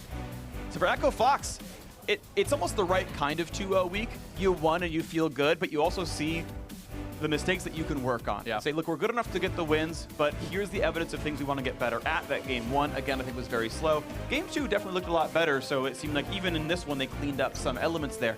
And Echo Fox, maybe they're back to the odd week, even week curse from the spring split, but certainly it's a good start, and I can't wait to see more from them in week 2, because what I'm really happy about is that it seems like we're back to beginning Spring Split Acadian, where he felt confident he was on early playmakers. I know he had felt dissatisfied with the jungle a few months ago and thought that the role got a lot weaker and had no impact. Well, clearly not the case here. He certainly did a lot this day. Yeah, he really did. He was able to move around the map well, be very impactful, and I think the fact that Froggen had such a standout week is very promising. Plus, that Keith is actually doing a pretty good job in lane in general, and he's not just playing like Ashe, he's playing multiple champions. I think that is going to give him a bit of a confidence boost, and the team a confidence boost in him, because seeing that he can perform on multiple champions in like multiple types of roles for the AD carry is really important, right? Like the team has to believe in your AD carry and believe that you can run all these different comps if you're ever going to be a top team. Absolutely, and I think about game 1 where, yes, it's an advantageous matchup for Keith and Gate, but they did win lane against Piglet and Matt, and we know Piglet's a great player, Matt's very good too, and the fact that you can make all your jokes about Keith you want, they won the lane, and you know they got first turret here in this one as well, despite maybe one small back step there in the early game here. So it seems like improvement kind of all across the board for Echo Fox. On the other side, though, for Liquid, it's exactly where it feels like this roster left off, and as we saw from this one, you know, maybe it's not even Golden Glue who's the problem. As you mentioned, he had some good laning stats in the first match, but there's clearly more wrong here than just, oh, well, you got to find yourself a real mid laner. They got to find themselves some real shot calling. Yeah. I mean, it really does feel like, for lack of a better word, they're playing to not lose. In a lot of the situations, no one's really making proactive plays. No one's really trying to step up and carry the game. Nothing much is happening, and it's one of those situations where you just kind of curl up in this defensive ball, and you just, okay, we'll give that up. Okay, we'll give that up. We'll give that up. And you can't just give up everything in League of Legends, because once you lose control of your jungle, once you lose control of your outer turrets and stuff, like, the gold lead just compounds. It gets bigger and bigger and bigger and bigger because they're farming both sides of the map. Yeah, I mean, this is League of Legends, not League of Rammus. Calling up the defensive ball is not okay, and that's the situation we've had here for Liquid, where they have yet to really strike out and find much. So unfortunate for them, but still a great win for Echo Fox. And so for more on that series, let's hear from a player and Pastry Time, who's got an interview. Thank you very much. I'm here with the support of Echo Fox, Gate. Gate, congratulations on an excellent weekend here for Echo Fox.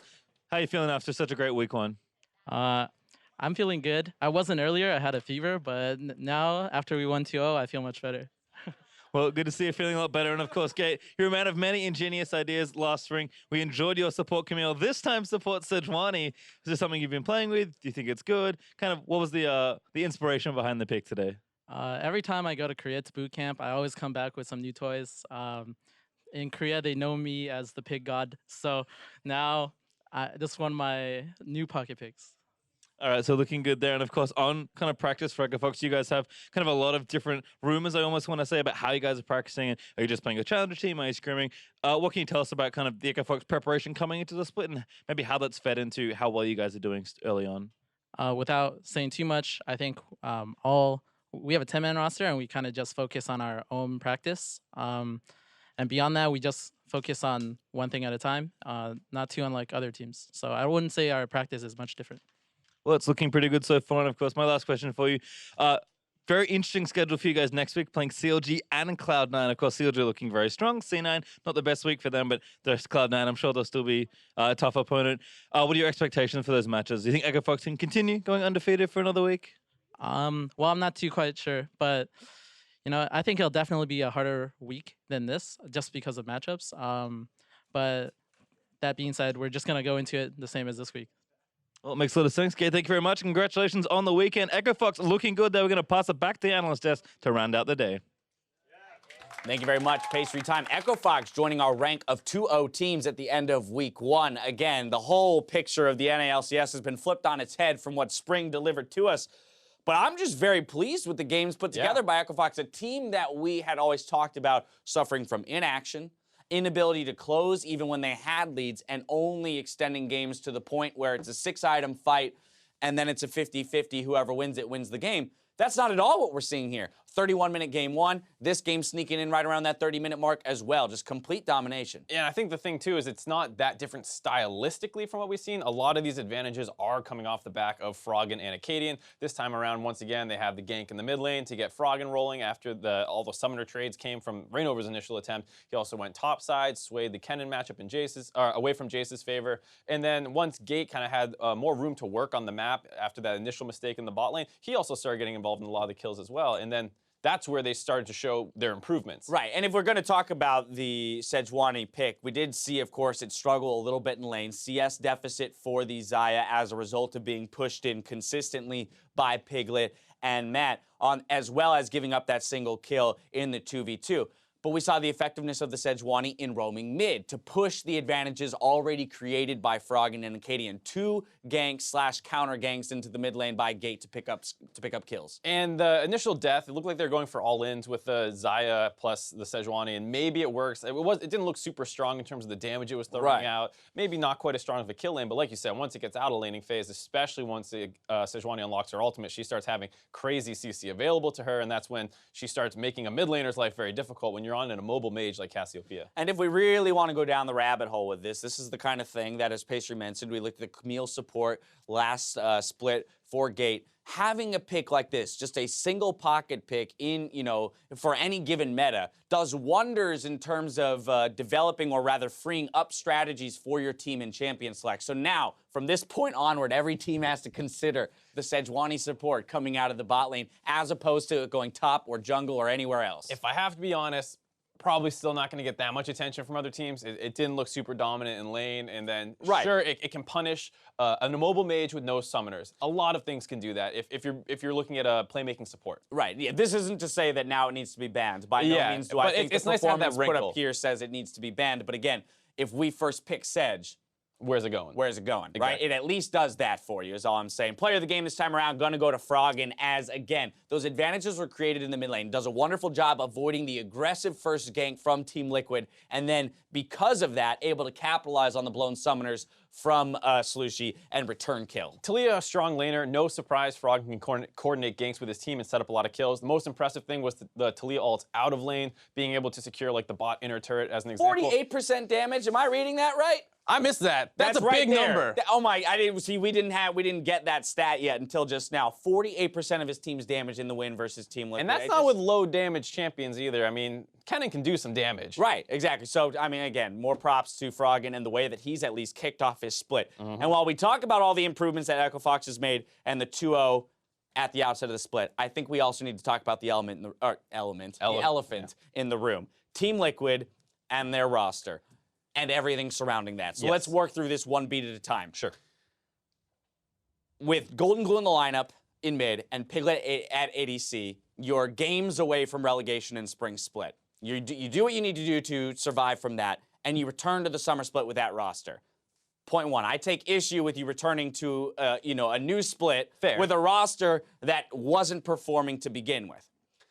Compounding on that, when after 1 day's worth of games, you sub out Golden Glue and put Slushy in, I take issue number 2, which is that if you're going to reinvest in the same roster, fully reinvest in that same roster and let it develop. Give them time to find their footing. Don't make the change right out the gate. So there's a couple things. We never heard publicly anywhere, as far as I'm aware, that Team Liquid commented on why this roster move happened. Exactly. So maybe there's a personal reason. Maybe Golden Glue couldn't play today. He got sick. We have no idea what could have happened. But the initial opinion, the assumption that you would make is that this was a management decision. And if that is the case, then you do have to start wondering, why did you bring Golden Glue back? Was he just going to be, was it a dual mid system? Because they never announced that. They had the video they released, Squad, that video series that they have, and in that they kind of talked about, we're believing in Golden Glue, and he's going to be the guy, and hopefully this season is the one that works out. Right. And if you yank him after one game, why was that the messaging? Now your fans are confused. Everyone's upset about it,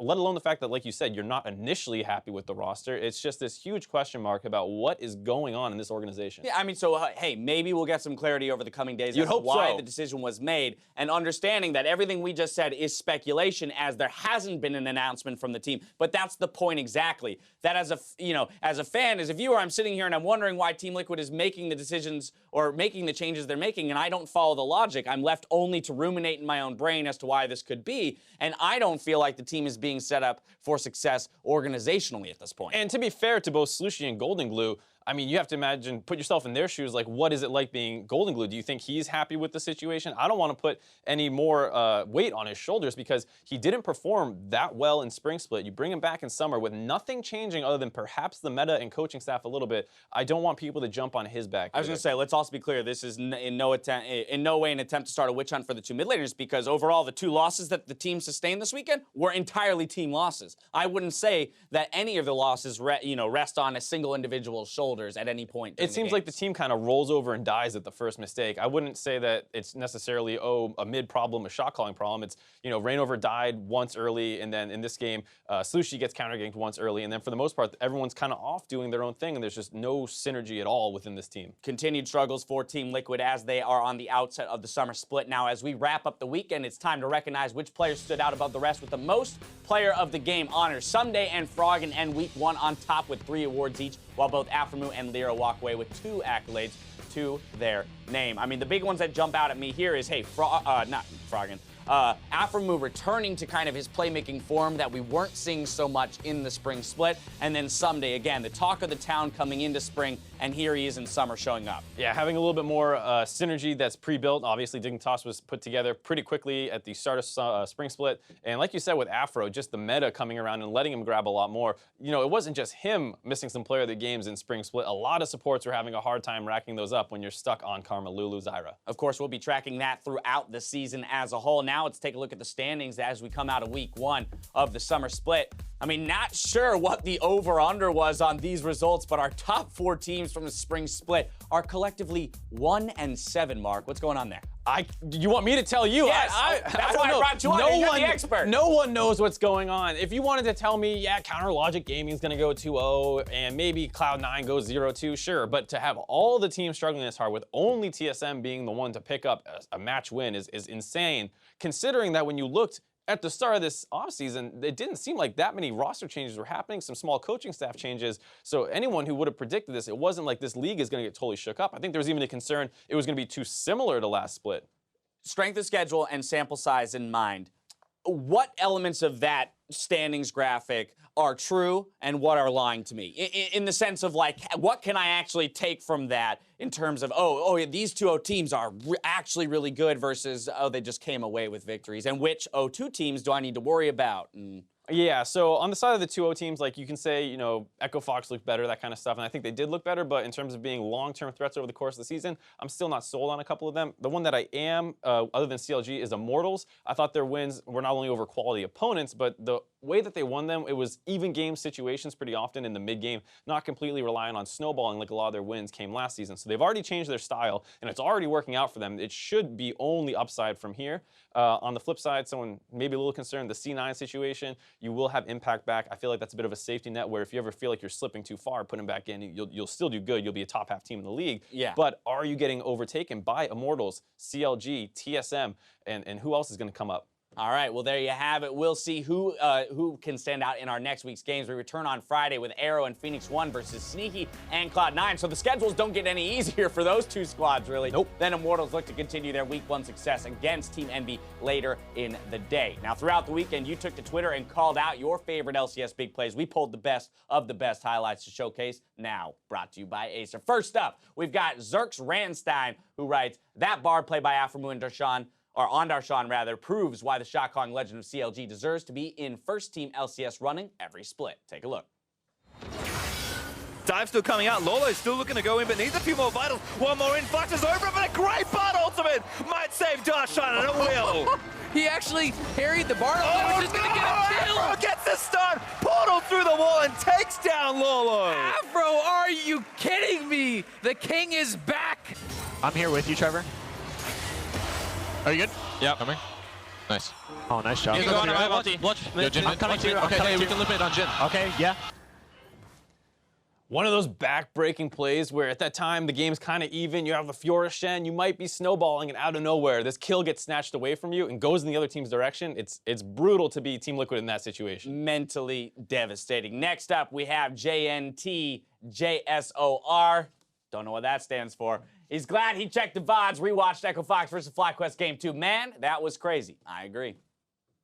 FlyQuest have managed to find one big kill, but now they've somehow got to retreat and not lose everything here. Turtle eating multiple arrows. Keys grabbing the kill onto High. A double kill, though, going the way of this AD carry. Balls is so forced to retreat. Gate drops. Looper and Keith alive. Nexus down to 1/4 HP. Looper jumping right back in the fight.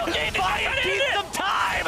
And FlyQuest holds. Now, run it down Echo mid. Fox is running towards the base, but they have to kill an inhibitor as well. While Turtle running a bit too close, taunted up, brought down. GA still there. End the game. Looper is still trying to hold this line. Rocket's gonna Rocket go. will go for the end of the game. Echo Fox trying to end. The Nexus has regenerated. They're going for that backline blitz. And Echo Fox find the win.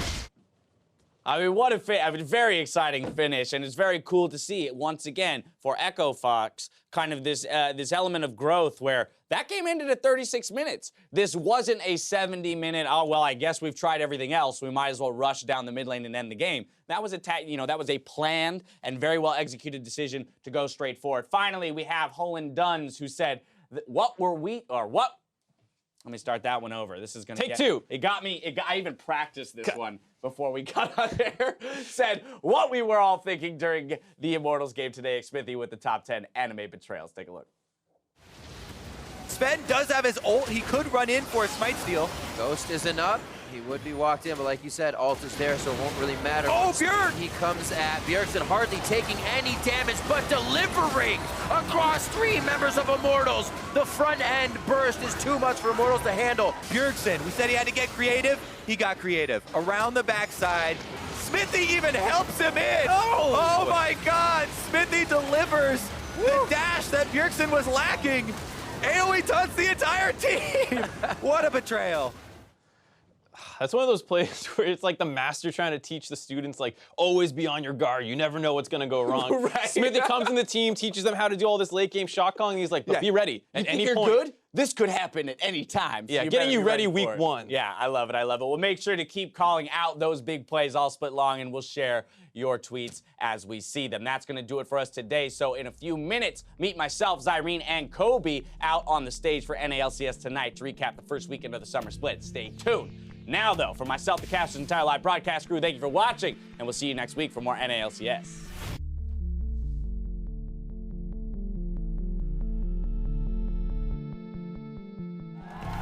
It's time for the very first game of the split as Cloud9 takes on Counter Logic Gaming.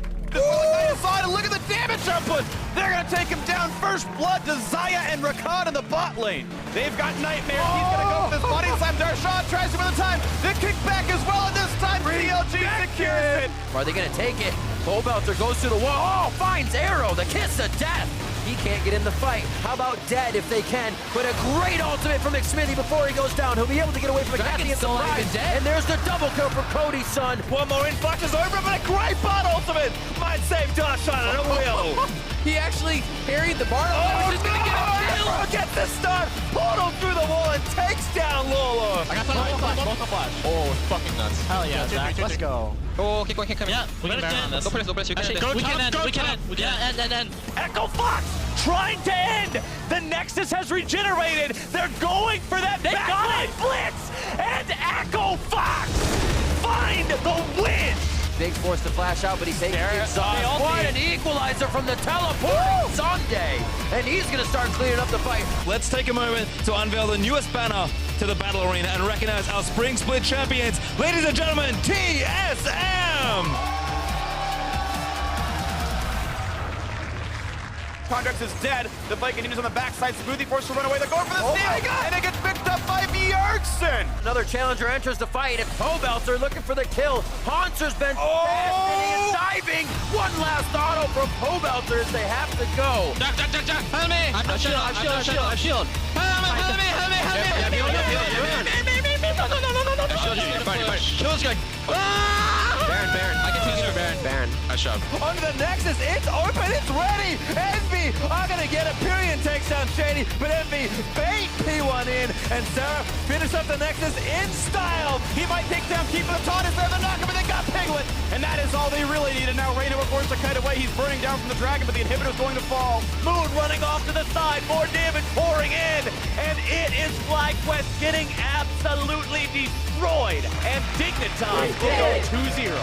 And now they're trying to recuperate. Bjergsen coming in as Sven Skaren and Haunter die at the same time. Bjergsen's now on the ground. Immortals in 2 games takes down TSM.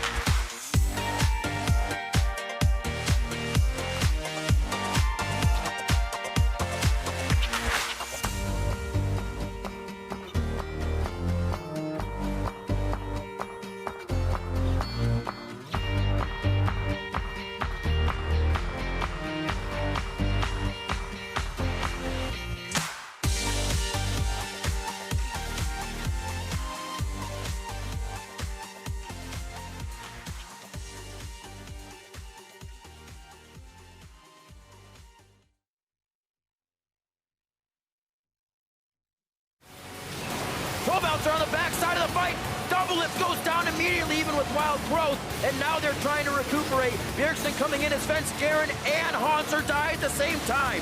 Bjergsen's now on the ground, and Immortals come out huge from the top lane fight. Immortals in 2 games takes down TSM.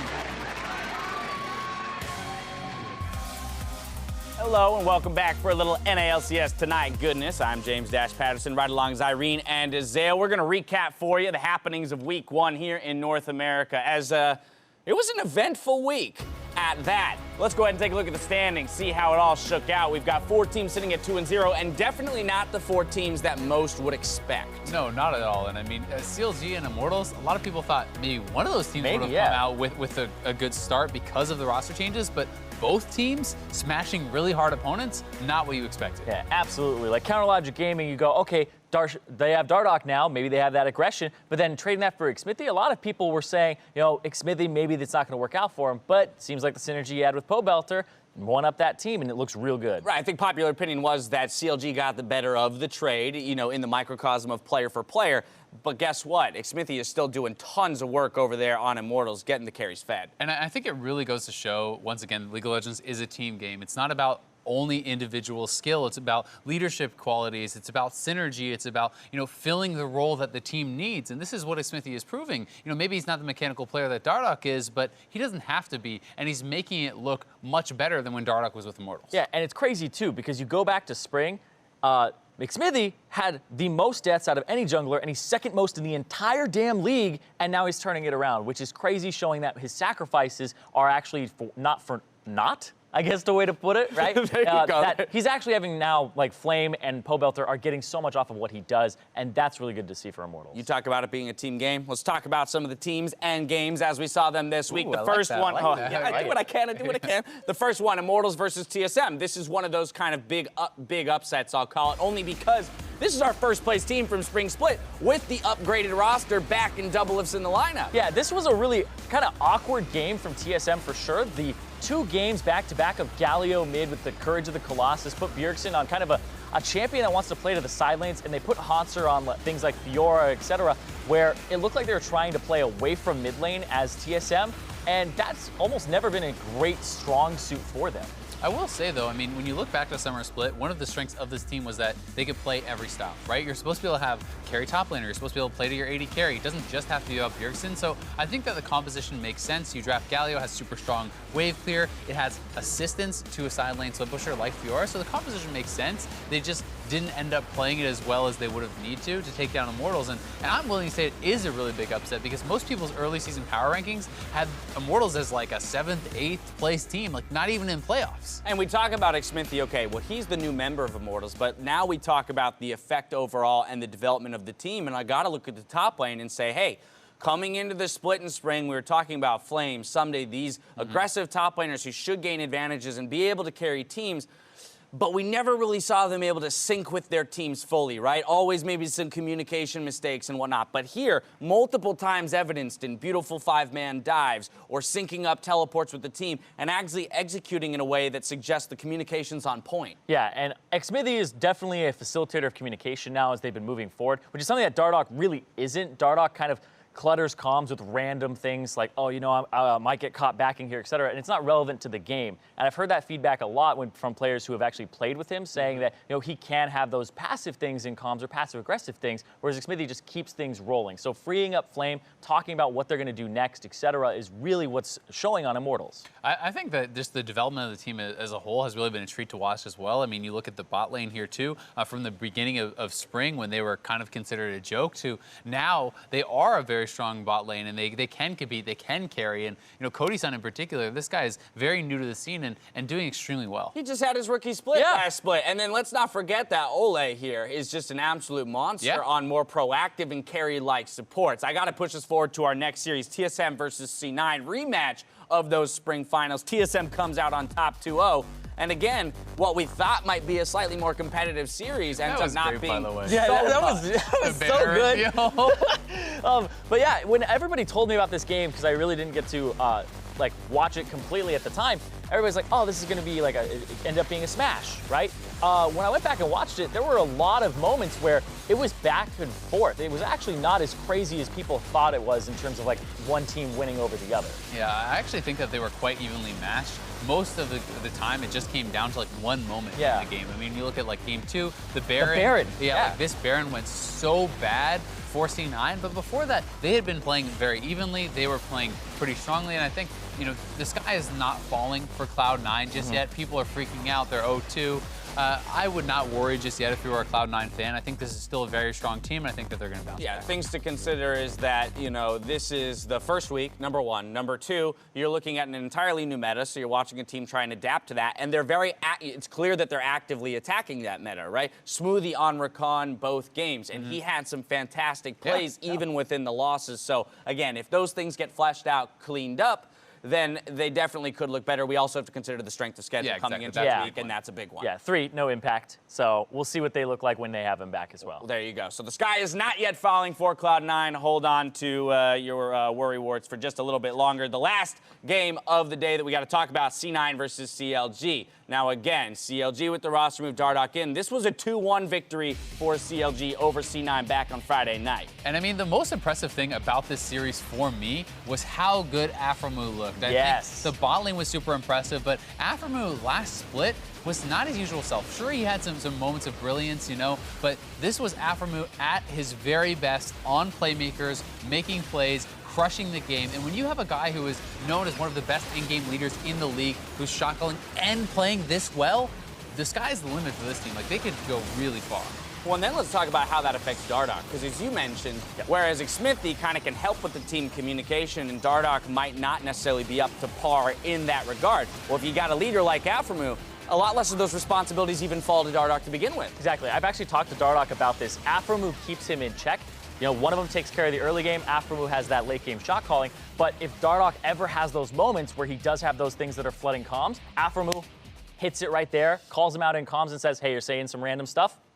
And then he just goes quiet. And then he'll continue from there. So it just kind of hits the reset button. And that's so good for a player like Dardoch who can get in his own head. Yeah, I'm really excited to see Dardoch over the next 9 weeks. Let's really see if he rises to stardom. Yeah, I agree. And I mean, one of the most exciting things for CLG fans to really get amped about is the fact that Dardoch has not had his carry performance. Yeah. Dardoch is going to carry some games. Like, this guy will have his games where he goes off. He has every season that he has been in, whether the team is doing well or the team is doing poorly. And you can certainly expect some of those carry performances, but he hasn't had to turn them in yet for CLG to have victories. Well, his carry performances will come. Let's talk about some of the carry performances that we had this week. Our OP5 for the NALCS, starting in the top lane, Dignitas someday. Absolutely. This guy was a monster in the top lane. It was really kind of between him and a few other top laners, like maybe Darshan, but then all of a sudden today, just completely wrecks on Lucian and Fiora back to back.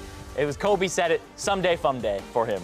Yeah, I mean, the funny, like, this also could have gone to Darshan in the top lane, who I think played pretty well here too. And then you would have had essentially the full old school CLG lineup, which they actually won a championship with before, which we maybe should have just swapped just because it's hilarious. Just for the sake of it. But you gotta love that. I mean, these guys have been around for a long time. They're having success, and I think it's so nice to see guys like Pobelter and Xmithie, who have not been getting a lot of credit, really succeeding, because Pobelter is someone that, you know, way back when he was on EG and even like Winterfox and all these teams, people were waiting for him to blow up. That's like the guy with the most potential, and now finally maybe he is getting to shine a little bit more. Absolutely. We moved to that jungle. Of course, you saw it on the graphic, but Xmithie picking it up for Immortals right alongside Pobelter in the mid lane. Maybe we talk about them together because so much of their success came from the two of them working together. There were some really great plays from Xmithie. The jungle may not completely fit the meta for him, but I think when he has Gragas, easy to pull it off, and he's able to make those plays. So I love that he's stepped up as a leader, but he still has those in-game score lines that really do back a good performance from him that transitions to Pobelter too. I also think you can be a little bit excited if you're an Immortals fan, because Kindred is coming back into meta perhaps, and he was always very good on Kindred. That was kind of one of his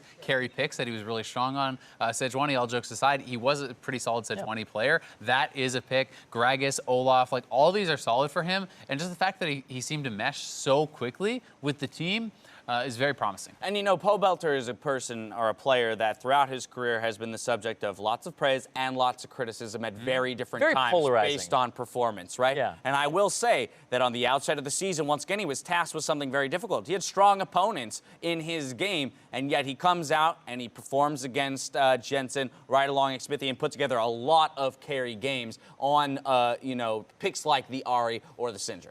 Yeah, I think that Pobelter, for sure, ever since the start of his career, like you were saying, has kind of been like, people say he's good, and then other people will be like, what are you talking about? And it's really kind of, you either consider Pobelter to be somebody who has the potential to be a top mid, or that he's kind of just been carried a whole bunch. And I think that this split so far, he's showing that he has that intact synergy with Xmithie, he can play around the team, and that he stepped up, and he does have the ability, and he does have the skill. Our final two in the OP5 are his former teammates, Stixxay, Aphromoo. Again, these guys were touted as one of the best bot lanes in the league. Spring Split didn't necessarily deliver. As we said, we were looking for more out of Aphromoo. Well, here they start out on fire. Yeah, they really did. And I mean, I think that when Aphromoo is playing really well, he's going to enable Stixxay that much more, because Stixxay, I think, is one of the best mechanical AD carries in the league, period. Like, he's such a strong player when you look at him at his best. And I think that having Aphromoo to enable them in lane, you know, if they're doing well in lane, they can certainly carry games late, because even in Spring Split, when they were often doing poorly in lane,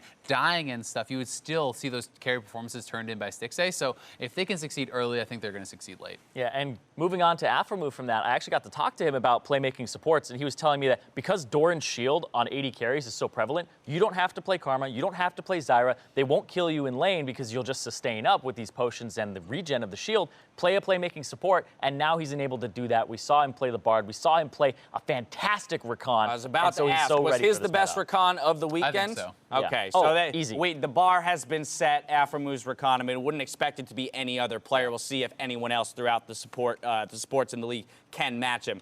Final subject we got to attack here is our Twitter question of the day. We were asking you guys at home, who do you think is was the best offseason roster change? First up, we have Marcel Hansen, who said, can there be something better than Doublelift's return to Team Solo Mid? Well, the answer, yes. Yeah. So far, I mean, you know, it depends where you're true. sitting. But I mean, for Immortals and CLG, things are looking pretty good. That said, Doublelift, he was the undisputed AD carry king when he was, you know, back with TSM previously, and I think that they will likely get back to that goal.